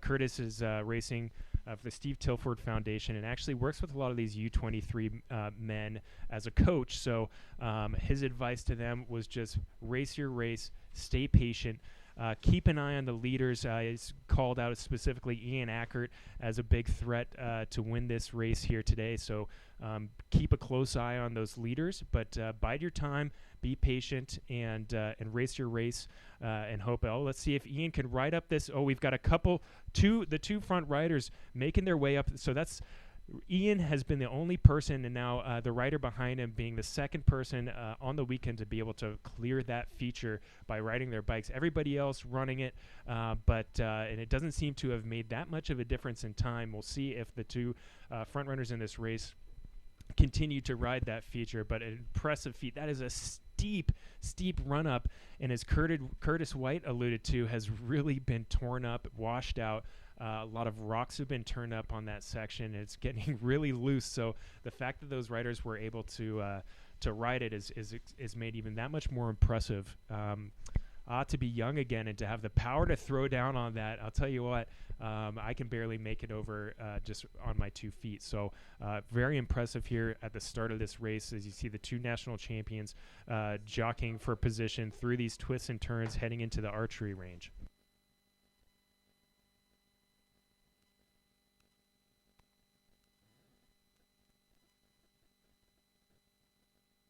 As they make their way up and over that little berm. Not an inconsequential little berm. We've seen riders get kind of hung up on that because it sneaks up on you right after a 180-degree turn, so your momentum is low, and you really have to punch over it. And the first time through, these riders will see the off-camber section through the archery range, everybody opting for that lower line. It seems to be the speediest line on the day. Moira, what are you seeing out there? We're seeing some really strong riding. I was impressed that Ian Ackert, and that was actually Maxime Saint-Onge from Canada, 20 years old, riding for Stimulus Trek, both rode that feature. That was the rattlesnake run-up that we've been talking about all of this race and the 2024 Pan American Cyclocross Championships. Really, no riders today have ridden that feature. I haven't seen a single one, Brian. So impressive that these U23 men are actually riding this feature that the elites did not ride. And they're doing it incredibly successfully. A lot of bunny hops we're seeing through the barriers. But the top placers in this race right now are Ian Ackert, Maxime Saint-Onge, number 13, Jack Sprenger from Sammamish, Washington with Bear CX. Number 11, Henry Coote of Manchester, Massachusetts. And number 9, that's Dylan Zakracek, Grand Junction, Colorado, age 22. This will be his last year in the U23s. Yeah, it's kind of cool to see Henry up there in 4th position right now. Again, talking with Curtis White, Henry is under his tutelage as with Curtis as a coach and Henry as a student of the mind of Curtis Wright. So again, Curtis kind of imparting some of his words of wisdom to us that he gave to Henry, saying, keep an eye on those front guys. And Henry is doing just that and doing a great job at it. So him and his competitive edge racing teammate, Dylan Zakracek, in 4th and 5th place behind these top 3 riders. So the woman who just won U23s, that was Lauren Zerner. Races for competitive edge racing, colloquially known as comp edge racing. Both Henry and Lauren are incredibly competitive, but Henry just highlighting how competitive the two of them can be in the elite field. Henry actually won the men's elite race on Sunday. That was just last weekend, October 27th, that really rad cyclocross, actually coming in ahead of Curtis White, who we just had in the booth.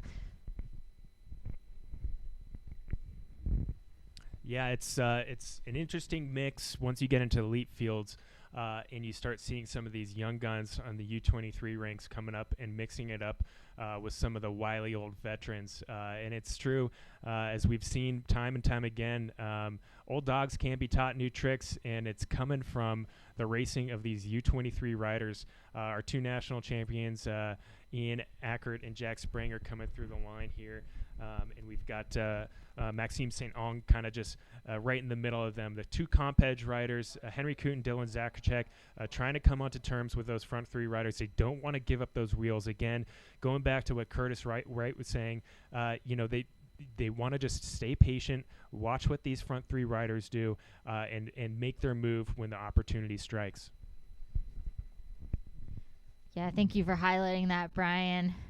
Just to let you know that Jack Sprenger, who we were talking about earlier from Sammamish, Washington, age 21, rides for Bear Cyclocross. There's a really strong race from his racing from his team, Bear Cyclocross, finished also fourth on the day. Chloe Frazier, age 21 from Boulder, Colorado, in the U23 women's race. So we'll see if Jack can hold that up for Bear Cyclocross in this race. Jack finished 7th yesterday in the men's elite field. So we're seeing a lot of these young riders really competitive in the elite field. Yeah, which is saying something that he's so far up today. I mean, that's an impressive feat to finish 7th in that elite field on the C2. We have heard from some of the riders yesterday saying, yeah, the C2, it was we weren't going full gas. We were kind of playing it chill, but believe me, any of these riders toe the line at a cyclocross race. There's nothing chill about it. So the fact that these riders have placed so well on day one and are now mixing it up at the front of the pack at day 2 is a testament to their strength and their abilities. They're coming down this one section here. That one corner is getting a little bit washed out that we're hearing from some of the riders. So everyone making it through safely, but this front group starting to string out, a few bike lengths gap starting to appear between riders. So the speed is high, the pace is high. They came through that first lap right around 7 minutes, so on par with some of the faster elite men's races that we've seen this weekend.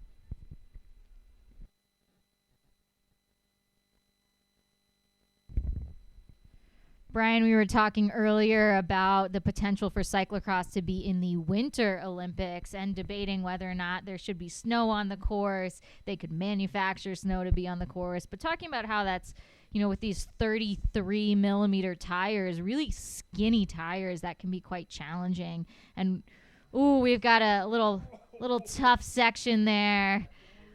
Looks like Ian Ackert made it up again successfully. Really impressive riding up the Rattlesnake run up for him. But talking about the snow and tires, we mentioned, is it possible to have studded tires? The latest intel says that the UCI studded tires are not allowed. Yeah, so we've got this live chat going. If you want to interact with us, send us any corrections or any questions, any comments, send us our way. We just had one come in from the Cyclocross Instagram page who's listening to the live stream and said studded tires are not allowed in CX. So confirmed there. The great Sven Nice used them once, then they got banned. Great intel, great info. Those are the tidbits that we want to hear. Keep sending them our way. So if you're looking for the live stream in the chat, go to montanacyclocross.com. But if you're listening to this, clearly you've already found it. But going back to that one section, which Moira and I have affectionately dubbed the Rattlesnake Run-Up. Rattlesnake, tip of the cap to a region just north of Missoula, Montana, the Rattlesnake Wilderness area, which is a wild and rugged area, not unlike that run-up. So Ian Acker rode up it a second time, putting a little bit of distance between him and his competitors. Now everybody's back on track, though, as we see a comp edge rider just sneaking in the corner here. That's a fast quarter that you can pedal right through and make up a lot of time. Moira, this is turning out to be a really exciting race. This course has proved to be difficult for a lot of the fields we've seen. Many riders just kind of getting stretched out, but so far as we're in lap 2 here, this group is staying together, which should make for some really exciting racing. Ian Ackert holding on to the lead there. He's one to watch, just coming in at 20 years old from Canada with Trek Future Racing. Finished first in the men's elite on Saturday. Men's elite at the Pan Am Cyclocross Championships, that C2 race. That was his first UCI win. Impressive. Future is bright. Future is now. And you're watching it on this live stream. So welcome if you're just joining us to the 2024 Pan Am's live stream. This is a U23 men's race. Thank you to, looks like we've got about 190 of you online watching at the moment. We appreciate the support. If you have any questions for us, throw it in the chat. This is our last race of the day. We've had a wonderful weekend of racing as we see the riders come down that blazing fast descent. And I can attest to you, that is a steep drop with a very abrupt flat section at the bottom, so you got to be really careful. That's another part of the course course that's getting really torn up as the racers go through it. It's bumpy, it's rugged, and all riders coming through safely at the moment, but some gaps starting to form, Moira. Wow, really beautiful downhill shot that we have from the drone. That is just a wall. You can't tell from the screen. It looks pretty steep, but a lot of riders coming through here successfully avoiding those trees, which is great to see, making it downhill. Great racing from all these folks. We're pointed to the south of Missoula. South of Missoula is the Bitterroot Valley. You can go further to the west, go across Route 12 to Lolo Pass. It's got snow on it right now, and we weren't sure today if we were going to see snow out on this course. We got some snow last night, but it's pretty dried out by this point, Brian. Yeah, but as I've said all weekend, if you don't like the weather here in Missoula, just wait 10 minutes because it could change at the drop of a hat. Some beautiful drone shots here thanks to our generous sponsor, Zilla State, who is providing the production in the live.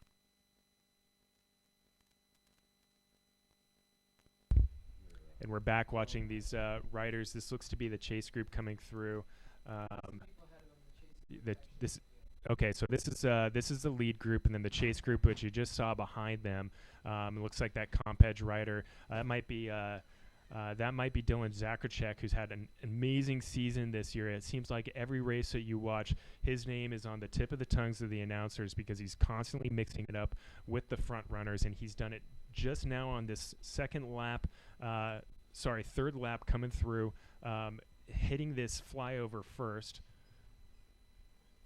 up and over with ease with Ian Ackert quick on his heels. This is a strong group, strong field with this group whittling down to about, looks like seven riders, seven riders at the front here of some of the top U23 riders in North and South America. So amongst these seven riders, we have Ian Ackert, Maxime Saint-Onge, Jack Springer, Dylan Zacharczyk, Henry Coote, Luke Walter, and Adam Mote rounding out this top seven. We'll follow them as the lead seems to be changing here by the minute. For those of you just joining or less familiar with cyclocross, the number of laps that the riders do can change based on the time coming through that first lap checkpoint. So for this particular race, for the under 23 men's field, they'll be doing 7 laps. The elite men's field did 8 laps most recently, and we're looking forward to see how this race will shape up. We have a lot of strong contenders today. Number 9, Dylan Zacharczyk from Grand Junction, Colorado, age 22. Placed 4th this year in the Really Rad Cyclocross Sunday event and finished 6th yesterday in the men's elite race. We're also seeing in the front runners here Adam Mote, age 21 from Golden, Colorado with North Peak Racing. These riders coming up that rattlesnake run up and down this really beautiful bank turn. It's a lot of fun to ride. Yeah, when we had Curtis up here in the booth earlier, he mentioned that these sections that you see the riders going through right now, and a little dab by Dylan there, that's a tough spot to make a dab because you really do need to carry your momentum up and over this little bump here and onto the archery range, but he seems to have handled that just nicely. But as I was saying, Curtis said these sections that the riders are going through now, as you can see them going down this U-shaped descent into run up. They're not particularly hard. They're not particularly long, but you do need to maintain your momentum through all of them and string them together, clear them perfectly if you want to be amongst this top group. And stay tuned if you're with us or just joining us again. 2024 UCI Pan Am Championships. This is the U23 men's field. We're going to try to get a few of the riders from the U23 women's race that just wrapped up here in the booth to get their take on the course and how their race went.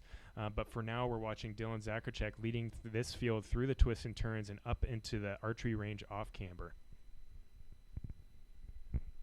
Looks like all the riders through there are taking the lower line in the archery range off camber. That's Hellgate Archery. We've seen kind of a mixed bag with the upper line and the lower line. We had Peter Leclerc, the course designer, in here earlier, who said he quite prefers the upper line. Gives him a little bit of extra momentum coming down into the course. And we can see these riders all took the lower line. So not sure how that'll shake out, but looking forward to see how the rest of the field will do. We're looking down to the south with Lolo Peak right now, and we can see those riders about to hop the barriers.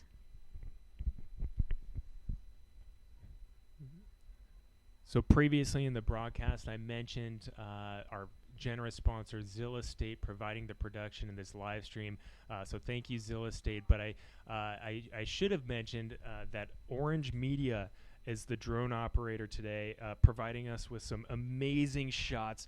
It's truly second to none, folks. I don't think I've seen footage of a cyclocross race quite this incredible from a drone. So thank you, Orange Media, for providing these shots as they come right down this steep descent, bumpy descent, and everybody through clear. Whoa, some slipping of the back tires, some maximum slidability on that rear tread there.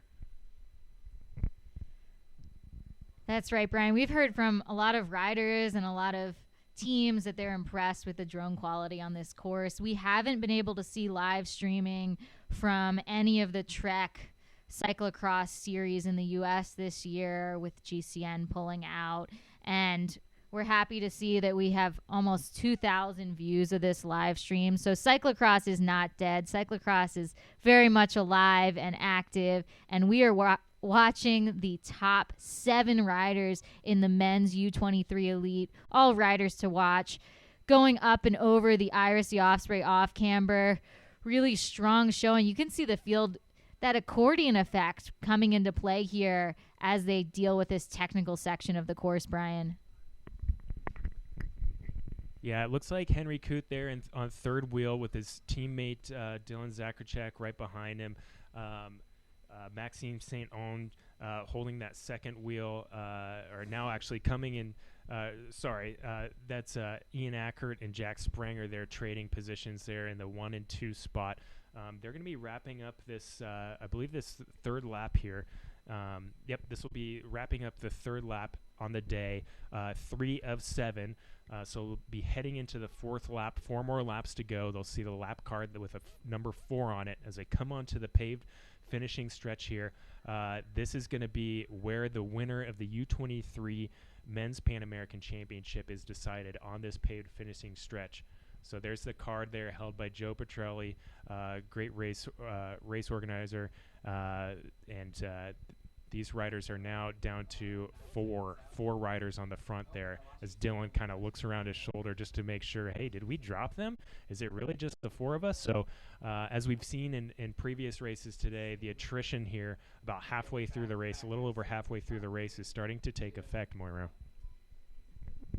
And Brian, we've seen pretty consistently throughout this race, for some reason, that parking lot proves to be a decisive feature in splitting up the field. We can see it coming back together a little bit here. It seems to be that maybe some of the riders are waiting for others to get back on to get the racing in action after that parking lot. Not quite sure what's happening there, Brian. Yeah, it's a spot where you can throw down some power. We've seen riders take advantage of that open dirt warning track around the baseball field to make some passing moves. But also on this lap, it looks like the front riders kind of use it as an opportunity to sit up a little bit.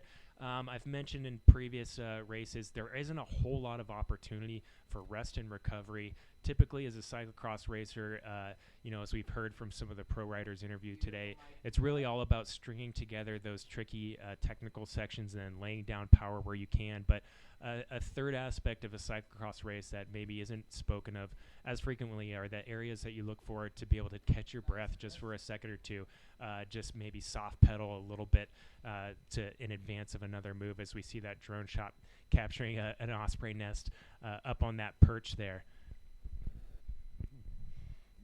Brian, coming through that lap, that last lap, lap 3, we got the top 10 riders through here. Jack Spranger, Ian Ackert, Henry Coote, Dylan Zakracek in 4th place, Luke Walter in 5th, Maxime Saint-Onge in 6th, Adam Moat in 7th, Noah Shelton in 8th, Ryan Drummond in 9th, and Daniel English in 10th. Brian, I'm actually looking at Ryan Drummond for this race within the race.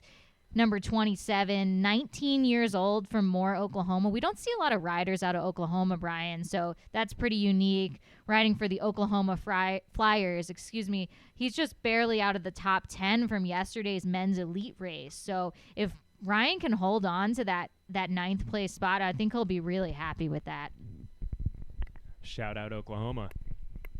Thanks for coming out to Missoula, Montana, and please do come back anytime.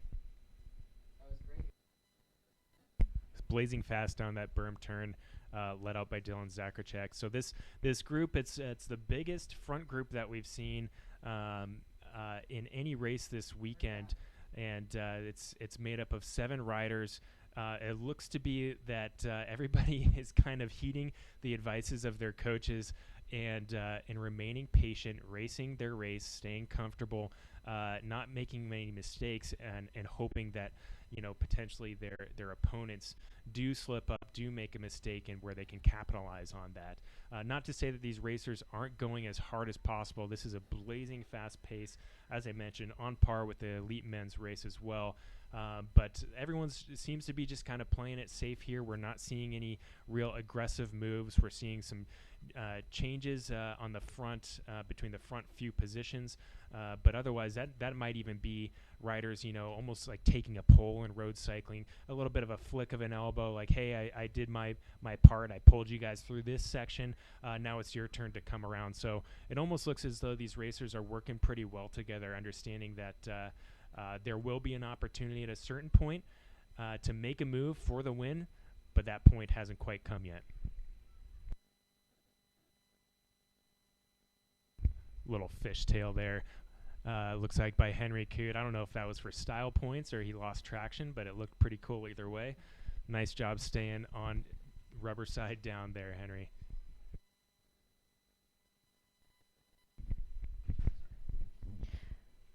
We're seeing some strong racing from Bear Cyclocross. This is a development team that hosts riders out of California, Oregon, Washington, and Colorado, so a lot of Mountain West riders.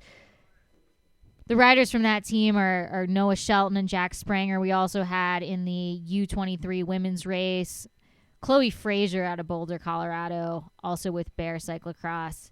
It's nice to see strong development teams supporting riders in their early stages of their careers.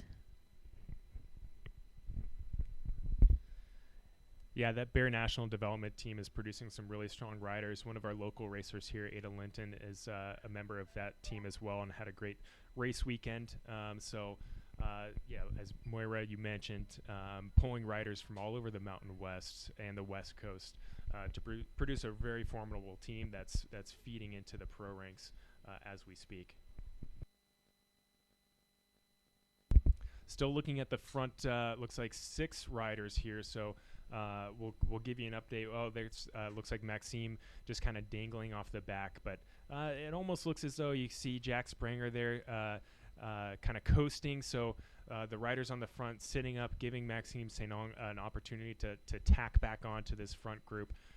So not a whole lot of, they're going 3 wide here in this fast section, about to hit the Iris de Osprey off camber.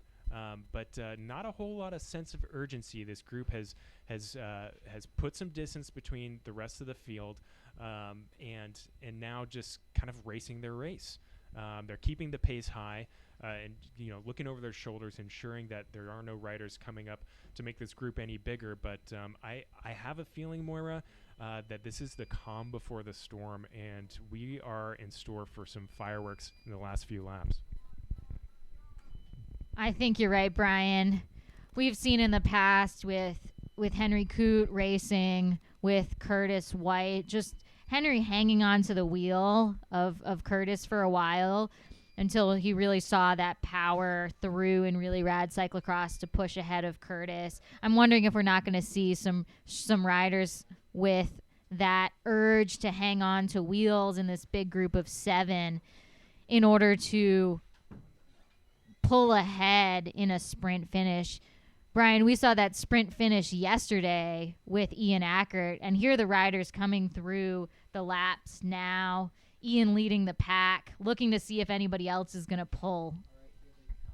Yeah, speak of the devil, Ian Ackert on the front through the finishing straight. He's no stranger to this finishing straight now after having beaten Scott Funston in that photo finish sprint yesterday. That was exhilarating to watch. So this guy's got he's got the fireworks in his legs, and this is the stage for him to light them off. Maxime Saint-Onge back onto this group, back to the 7 as we see looks like a looks like that might be a comp edge rider as they're bunching up here. So getting a little argy-bargy there in that corner. This warning track has got these slow sweeping right-hand turns, but it is dirt, and it is kind of silty, sandy dirt. So you really have to maintain traction through those sweeping turns because you can easily slide out. These riders taking it confidently though, and heading back up over the flyover. Love that pink bar tape on Ian's bike. That's really slick.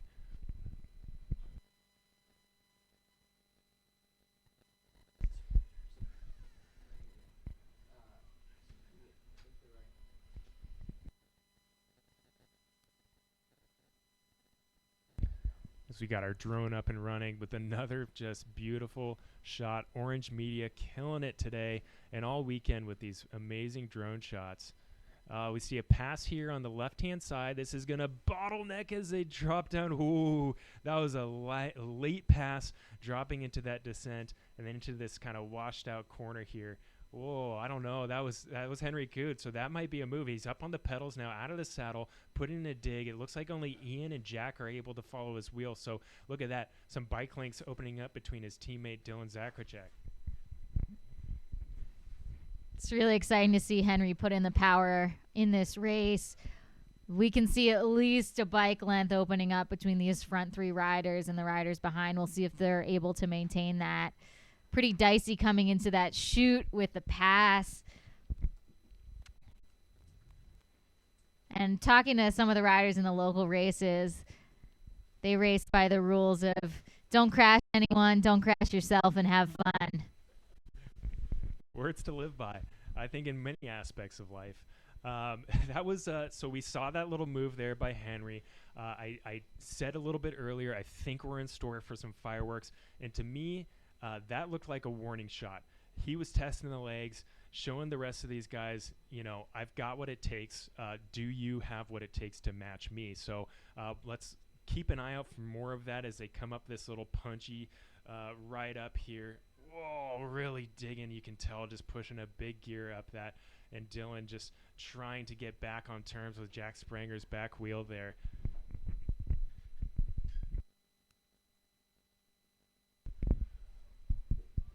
And in this front group, we also have Adam Mote, Luke Walter, Maxime Saint-Onge, and then back, it looks like about 30 seconds to the chase group, which is made up of Ryan Drummond, Noah Shelton, Daniel English, Adrian Magoon, and Justin Peck. So all those riders I just mentioned forming that chase group right behind, about 30 seconds behind this lead group. Up and over the berm into the archery range. Now for the 5th time, these riders are on their 5th lap of 7. So we've got, this is the 3 laps to go.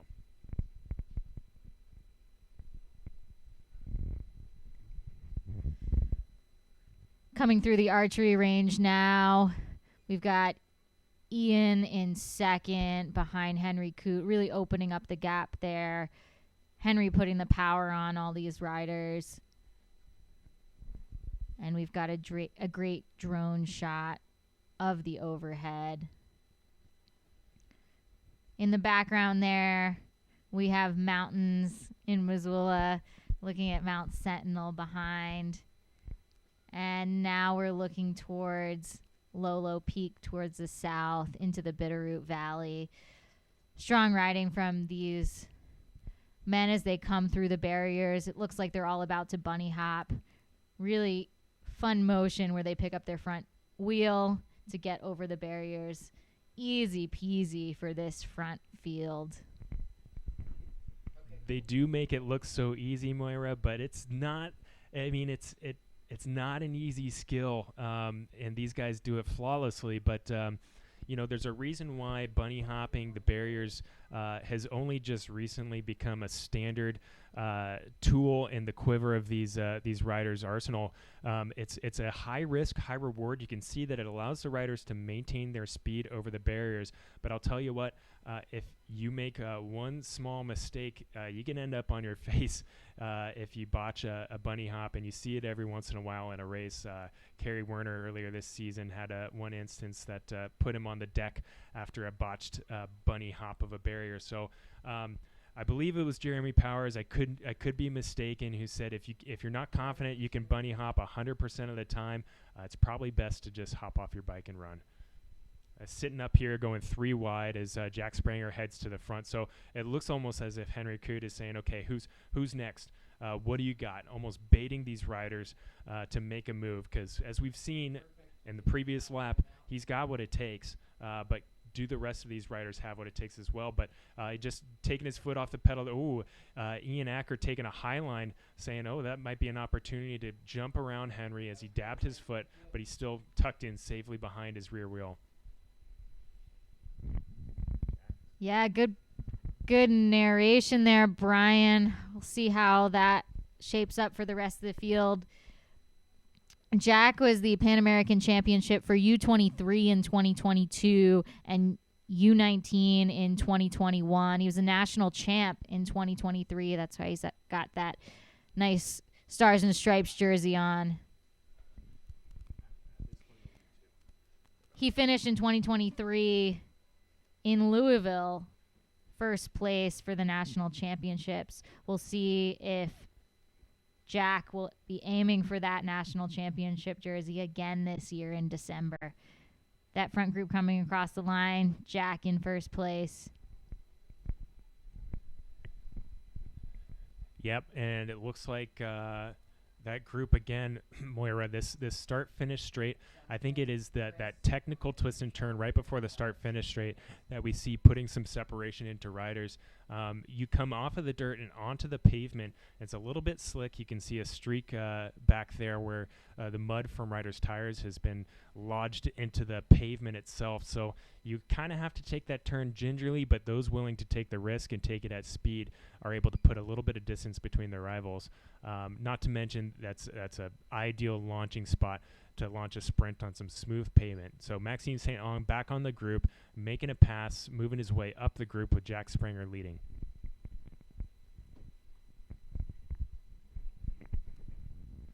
Brian, we also have Adam Mote, age 21, from Golden, Colorado, in that group. And I just want to say Adam was holding 5th with a lap time just below 7 minutes.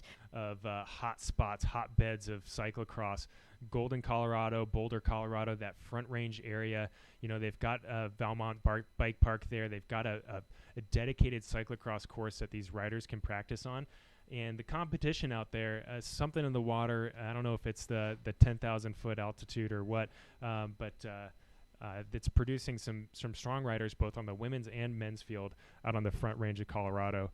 East Coast, historically, Massachusetts, New England area has always been a hotbed for cyclocross. We see a lot of representation over there. And then tons of Canadians coming over. It doesn't matter what province they're from. The Canadians come out here to the U.S. strong and hitting hard, as we see in Ian Ackert with the Canadian national champion jersey moving to the front of this group. And the lead changes are just happening at a rapid pace here. So you can tell we're in store for some fast racing in the last 2 laps.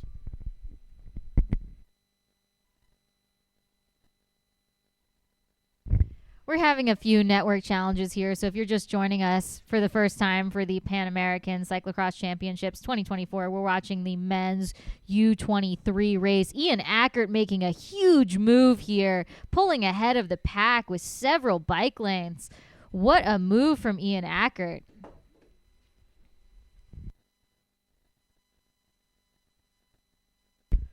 Yeah, just out of frame there. Ian just put in a huge dig and putting a big separation between him and that group. So like we said, Moira, fireworks were forthcoming, and this might just be the grand finale that we're witnessing with Ian putting distance between, it looks like, Henry Cote. And apologies if we lost the camera there, but we're back on. And Ian's making his way through this twisty section here. Ian won the C2 race yesterday, so he's already got that in his legs. Doesn't seem to be affecting him much, Moira. So this must be all part of his plan of just world domination, or rather Pan-American domination. Oh, next up is Worlds, Brian. We'll see how Ian does over there. Hopefully he can pull out the stops for U23. It's been pretty impressive to watch him ride. It's just a lot of fun to watch Ian go all out for it. Pulling ahead of the pack here. Quick update. We mentioned Ryan Drummond earlier, just outside of the top 10 yesterday, still holding on to 8th. So he's just outside of that top 7 we've been watching, but we'll see if Ryan can pull it off. So we're watching now Ian put on a masterclass in the last few laps. Oh, it's standing up out of the saddle, sprinting through this flat section. That's a section where we know you can put some distance into your rivals, and he's doing just that over that little tree stump and then into the barriers. Oh, Moira, I don't know. That might be the winning move here. I don't want to jinx anything yet, but that's a big gap from Ian Ackert. Clearly not feeling the fatigue from yesterday's C2 race win. Henry Cote, though, Jack Spranger working together to try to get back to him. I'm sure they're talking to each other, looking at each other, saying, hey, come on, let's go. This is the win, slipping through our gas right now. So you can see they're slowly going to try to reel him back in, using every inch of this course to their advantage. But this is huge. This is the fireworks we were talking about right now, Moira. Boy, do we have a bike race on our hands now, Brian. Great to see Ian putting in the power, and we'll see if they can get back on his wheels. This is a power move. We're in lap 6 of a 7-lap race, and if Ian can put the distance into his competitors, he might ride away with this championship. Yeah, it's almost as if he could tell that everybody was just watching him and waiting to see what he would do, and he finally just said, you know what? Watch this. Bet Ian was listening all to the heavy breathing of his compatriots as he heads into this Iris the Osprey off camber, riding away with this lead. You know, we've seen in past road cycling seasons, Brian, just the poker that the riders play with each other, really looking fatigued, really hanging on, trying to catch all the aerodynamic advantages from their competitors, only to power away when they just weren't as fatigued as they appeared to be. Yeah, I don't know if maybe it's and we see Henry just kind of dab there through that corner. That's not good. That's going to lose a couple of seconds through that dusty area. That's just tucked right under that section of trees there that kind of forms a rain shadow. So where the course is mostly tacky, that one section right there is really loose and dry, and you saw Henry kind of sliding out. So Ian back onto the start-finish straight with Jack Spranger and Henry Cote in hot pursuit. But Ian's just throwing watts at this course, up out of the saddle, sprinting into the parking lot before we get to Maverick Stadium. I just, you know, anything can happen in a cyclocross race, so we'll see what can happen here. But it would be absolutely an impressive feat to see this gentleman, Ian Ackert, from Severn, Ontario, to win the C2 on Saturday and then the U23 Pan American Cyclocross Championship on Sunday. We're in lap 7 now. This is the final lap of this U23 race. And we've got a few questions coming in from the live chat asking about this race. This is the U23 race, but actually a lot of the men in this race were in the elite race yesterday. Ian Ackert, who's leading the group now, Dylan Zakracek from Grand Junction, age 22, Jack Spranger as well. Maxime Saint-Onge was in the mix yesterday along with Noah Shelton and Ryan Drummond. We had on earlier Peter Leclerc to talk about the course design. He's the technical director of this course and has had quite a fun time with the creativity of this course, meeting the UCI regulations while also putting interesting features in for the riders, like the archery range, the off cambers, the popular riding destinations for cyclists in Missoula. Oh, and one of them is in the Rattlesnake. So you can see Ian going full gas, laying it all on the line. He smells the blood in the water. He knows that this is his race to win at this point, and he's throwing everything he possibly. Look how wide he goes on that turn. I haven't seen anybody in any race take that wide of a turn, so he's using up all of the course. We saw there a few seconds ago on the warning track his back tire just slipping out a little bit, and then again in the turn back into pit 1, and he's again choosing to ride this section. Figures, you know what, I might as well. That's going to be the fastest option. I'm just gonna dig into this lead even more and just keep pushing. So he's absolutely pushing the pace, pushing the limits of his traction of his tires. You can see him just kind of fishtailing and sliding around. He's just throwing caution to the wind right now because he knows there's only one lap left to get to between him and a Pan American Championship jersey. Down this little U section here. That's a tricky section off the bike and back up, but just like bouncing up that run up like a mountain goat. I don't know if they have mountain goats in Canada. I would assume they do, and he must be taking some notes from that because that's fast. He's still putting time into his rivals on the last lap. So this is after a full weekend of racing. This is really impressive from the young Canadian Ian Ackert.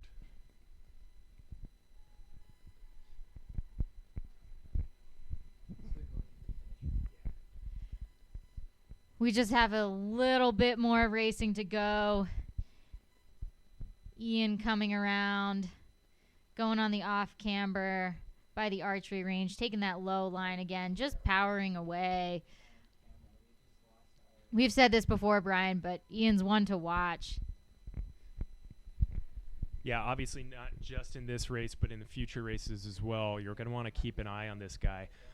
He's going to be up there with the top riders in the world in no time.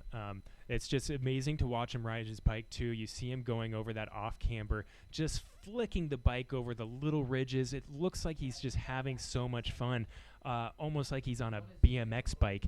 It's or you know a full suspension mountain bike, just flicking it left and right. He's gonna bunny hop over these barriers here. There he goes. And he's going to have a couple more technical features to string together. But at this point, you know he's got to be hurting. You know he's got to be, his legs are screaming right now. But you also got to imagine he's having the time of his life competing for the U23 Men's Pan American Championship title. But wait a second. Jack Spranger has been working in the background and has put some time into Ian. So this race isn't over yet, Moira. Really great to see Jack clawing his way back into this race to hold on to Ian, trying to get as many bike lengths back as possible. Maybe Ian's getting a little fatigued. We'll see if Jack can't catch him. Yeah, at this point, I'm afraid it might be a little too late for Jack. He should come into our screen here. There he is. So, you know, maybe 4 or 5 seconds back.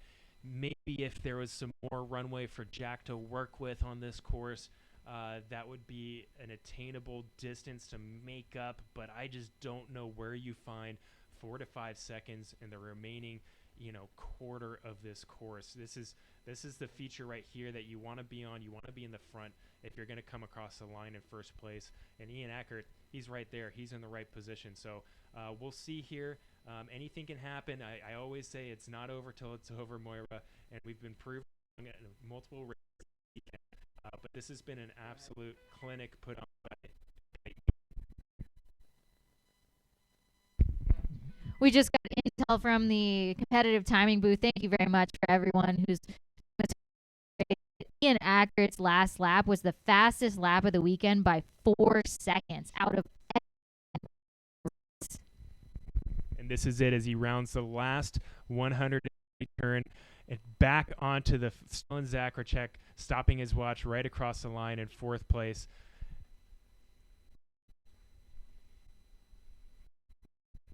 Our 5th place rider coming through here. That looks to be orange living riding. Oh my goodness. Race Moira. That had a little bit of everything, ups and downs, highs and lows. But ultimately, Ian Acker coming away from the weekend with 2 wins. Most important, as we see, looks like Adam Moat coming across the line, grabbing his back. I hope he's okay. But Ian Acker, the most important win of the weekend, and maybe of his career at this point, the U23 Men's Pan American Cross Championship. He's going to wear that jersey proudly. Interviews here on the line. Some nice riding from those wheelies coming across. We just wanted to make sure that the 6th lap, Ian Acker's 6th lap, was the fastest of the Pan American Championships in Missoula in 2024. Thanks, Ian. Thanks, Moira. Nice work indeed. And we're going to have Moira down at the finish line here to interview these competitors. We'll cut down to the finish line now. Thank you for watching. I had a little mark on my back today. After yesterday and last year. Yeah, I mean, shots, then everyone was sitting up. So it was kind of like when you threw your shot, I attacked on one. Yeah, I just kind of went all in after that, and I'm happy to win. It was so awesome. So it was on. So was that the next last lap? Yeah, the penultimate. Okay. And which run up? The first one. The second one is unrideable. There's one you got it, and you're on it as soon as you get to the top. Then that's where I got it. And then it was just all out. Make sure you had the gap and kept it. Exactly. I was suffering the last lap. Like, I didn't know if I was going to be able to hold it, but luckily I did. So it was awesome. All right. Yeah. Nationals next. Got to defend this jersey now. Awesome. Well, yeah. Congratulations. Thank you. Do you know if there's? I know there's anti-doping for. I think they would have already grabbed you.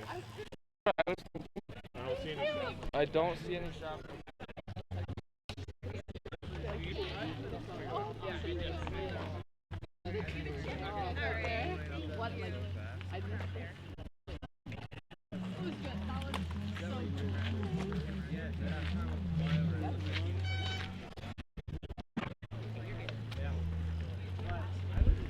We're seeing shots here of the U23 men's Pan Am finishers. Looks like just clipping the timing chips off their kits. You know, these guys, they're about at the halfway point of their season for a Pan American Championship at this point in their calendar. A lot of them will be going next to their respective national championships, as well as some racing over in Europe as well. So it looks like right now they're looking to grab some interviews. Elliot Hornblade just crossing over the line there. Well done. Missoula rider, well done, Elliot. And we're concluding our racing schedule for the weekend. My name is Brian Bonham. I've been joined in the booth this week by Moira. We have Moira down on the course at the moment, looking at interviews with the finishers, but want to extend my sincerest gratitude for everybody who's tuned in this weekend. Yeah, for sure. Thank you to Zilla State. Thank I you can to talk Orange to all the Media. Thank family. you, Bradley. Hey, congratulations! Thank you all for joining us here in This is a Missoula, great race. Montana. And welcome back we anytime. saw a great race yesterday there's too. plenty of Didn't room quite for take everyone it to here the in Big line Sky today. Country. No, So exactly. Can you please tell come us a back little soon, bit more and about thank that pull that you had away from the rest of the field? It was impressive to see you create that gap. Thank you. Yeah, the second on the first kind of, I mean, I could call it a ride run up because I think most of us at the front were kind of, if you get the second wheel, you could ride it.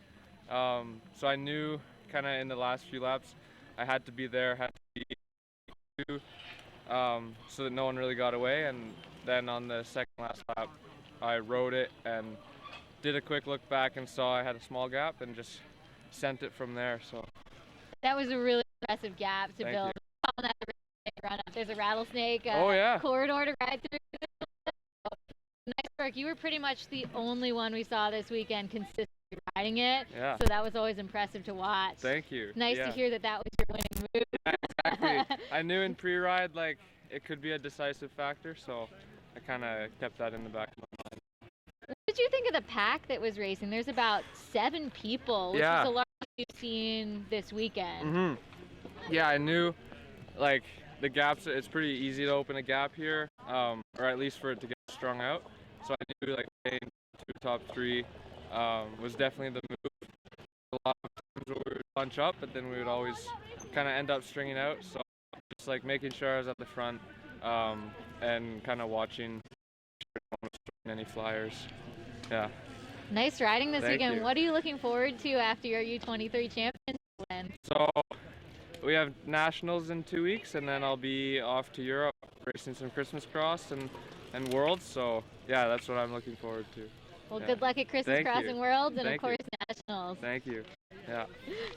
Thanks, Scott.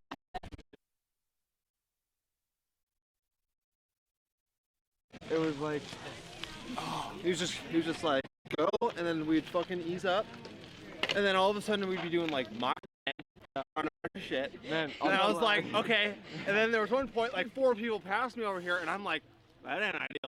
I'm like, now it's 7th place. I'm like, nope. Yeah, exactly. So I fucking dive bombed into one of the quarters, and like Luke and I almost, I almost ended myself. Candid view of the race.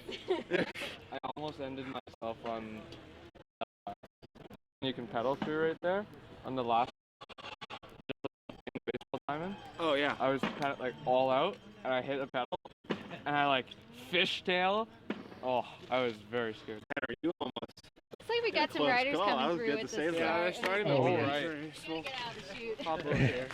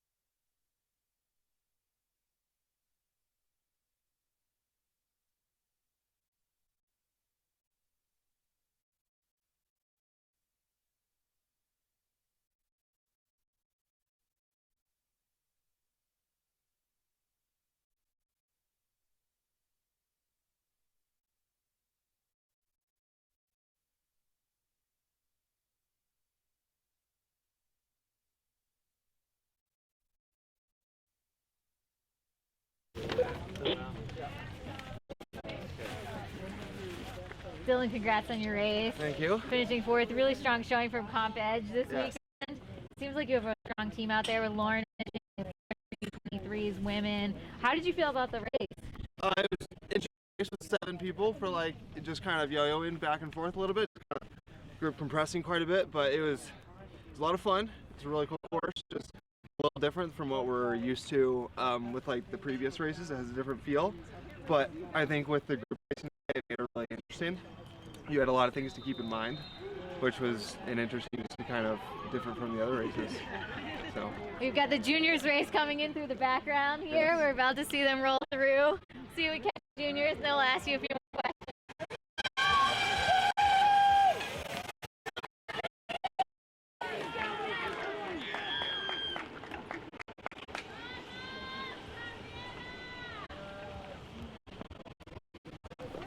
So we don't always have a lot of team tactics. I know you're on Comp Edge Racing. How was it working with Henry in that field?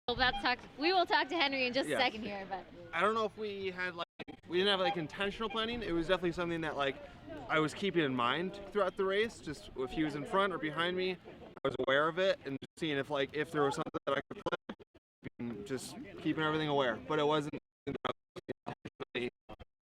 Like we didn't have intentional tactics of the race, but having a teammate where I could I know he's in the front group, he can handle it. I don't have to worry about anything with that is really nice. And the team had an amazing showing this weekend, so it's just a huge for all of us. Eric taking the win in the elite men, Lauren taking the win in the under 23 women, and third for Henry is all huge boosters for us. Amazing work out there. What are you most looking forward to for the next part of your season? So next up, the next big races is nationals mid-December, and then I'll be doing some racing here in nationals. I'm still figuring that out. And after that will be Christmas Cross, and then let's see, and kind of just looking forward to Europe after nationals. Well, so yeah. Congratulations, Dylan. Thanks for chatting with us on the live stream. Appreciate it. Thank you. Do you want to chat? Yeah, now that we've got Henry here. Thanks for holding the jacket of everyone. So you've had a pretty interesting season, really rad. It's a big deal for you. Yeah. Riding with Curtis White. We actually got to talk to him in the press box as well. Yeah. Asking him about some of the tactics for you. Seems like it worked out well to finish third on the day for U23. How did you feel about the race? Oh yeah, I mean, of course, Podium in the Continental Championship is always great. My first year U23, so it's something I really wanted to do. I really wanted to, but it didn't work out today, and that's racing. So yeah. So what did you think? I know we asked Dylan a second ago about those team tactics. How have you felt being on Comp Edge and the support that you received this year? Oh, the support's amazing. There's absolutely nothing to complain about there. It's not as big in cyclocross. It's always nice to have someone in the group, but it's really more of an individual thing. But of course, having Dylan in the group makes it a lot easier to communicate and trust the riders. So. Were there any features that stood out to you as particularly technical? Yeah, the downhill before pit 2 was a little challenging for me, and then everything kind of is super rocky and the terrain is inconsistent, and so that was always a challenge. But overall, it's the most technical I've ridden this year. Really? Let's hear that we were able to provide that for you in Missoula. What did you think about being in Missoula in general? Yeah, I mean, I love it here. It's definitely a little bit cold, but yeah, I love the course here. There's really not much to complain about. The only thing about this course is really different. It's more short power. You can't really put down a long effort with all the turns and technical features, but that just is, every course is different in cyclocross, and that's what makes it special. So. Well, same question I have for Dylan. What are you most looking forward to for the rest of your season? Definitely my European campaign. I have a lot of big goals. And then national championships too. But I think my next race is going to be national championships. So. We'll be looking for you out there at the national championships. Thanks for being here in Missoula. Yeah, of course. Thank you so much.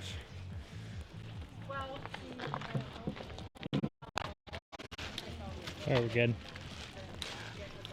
Nice job. Yeah, thanks for all the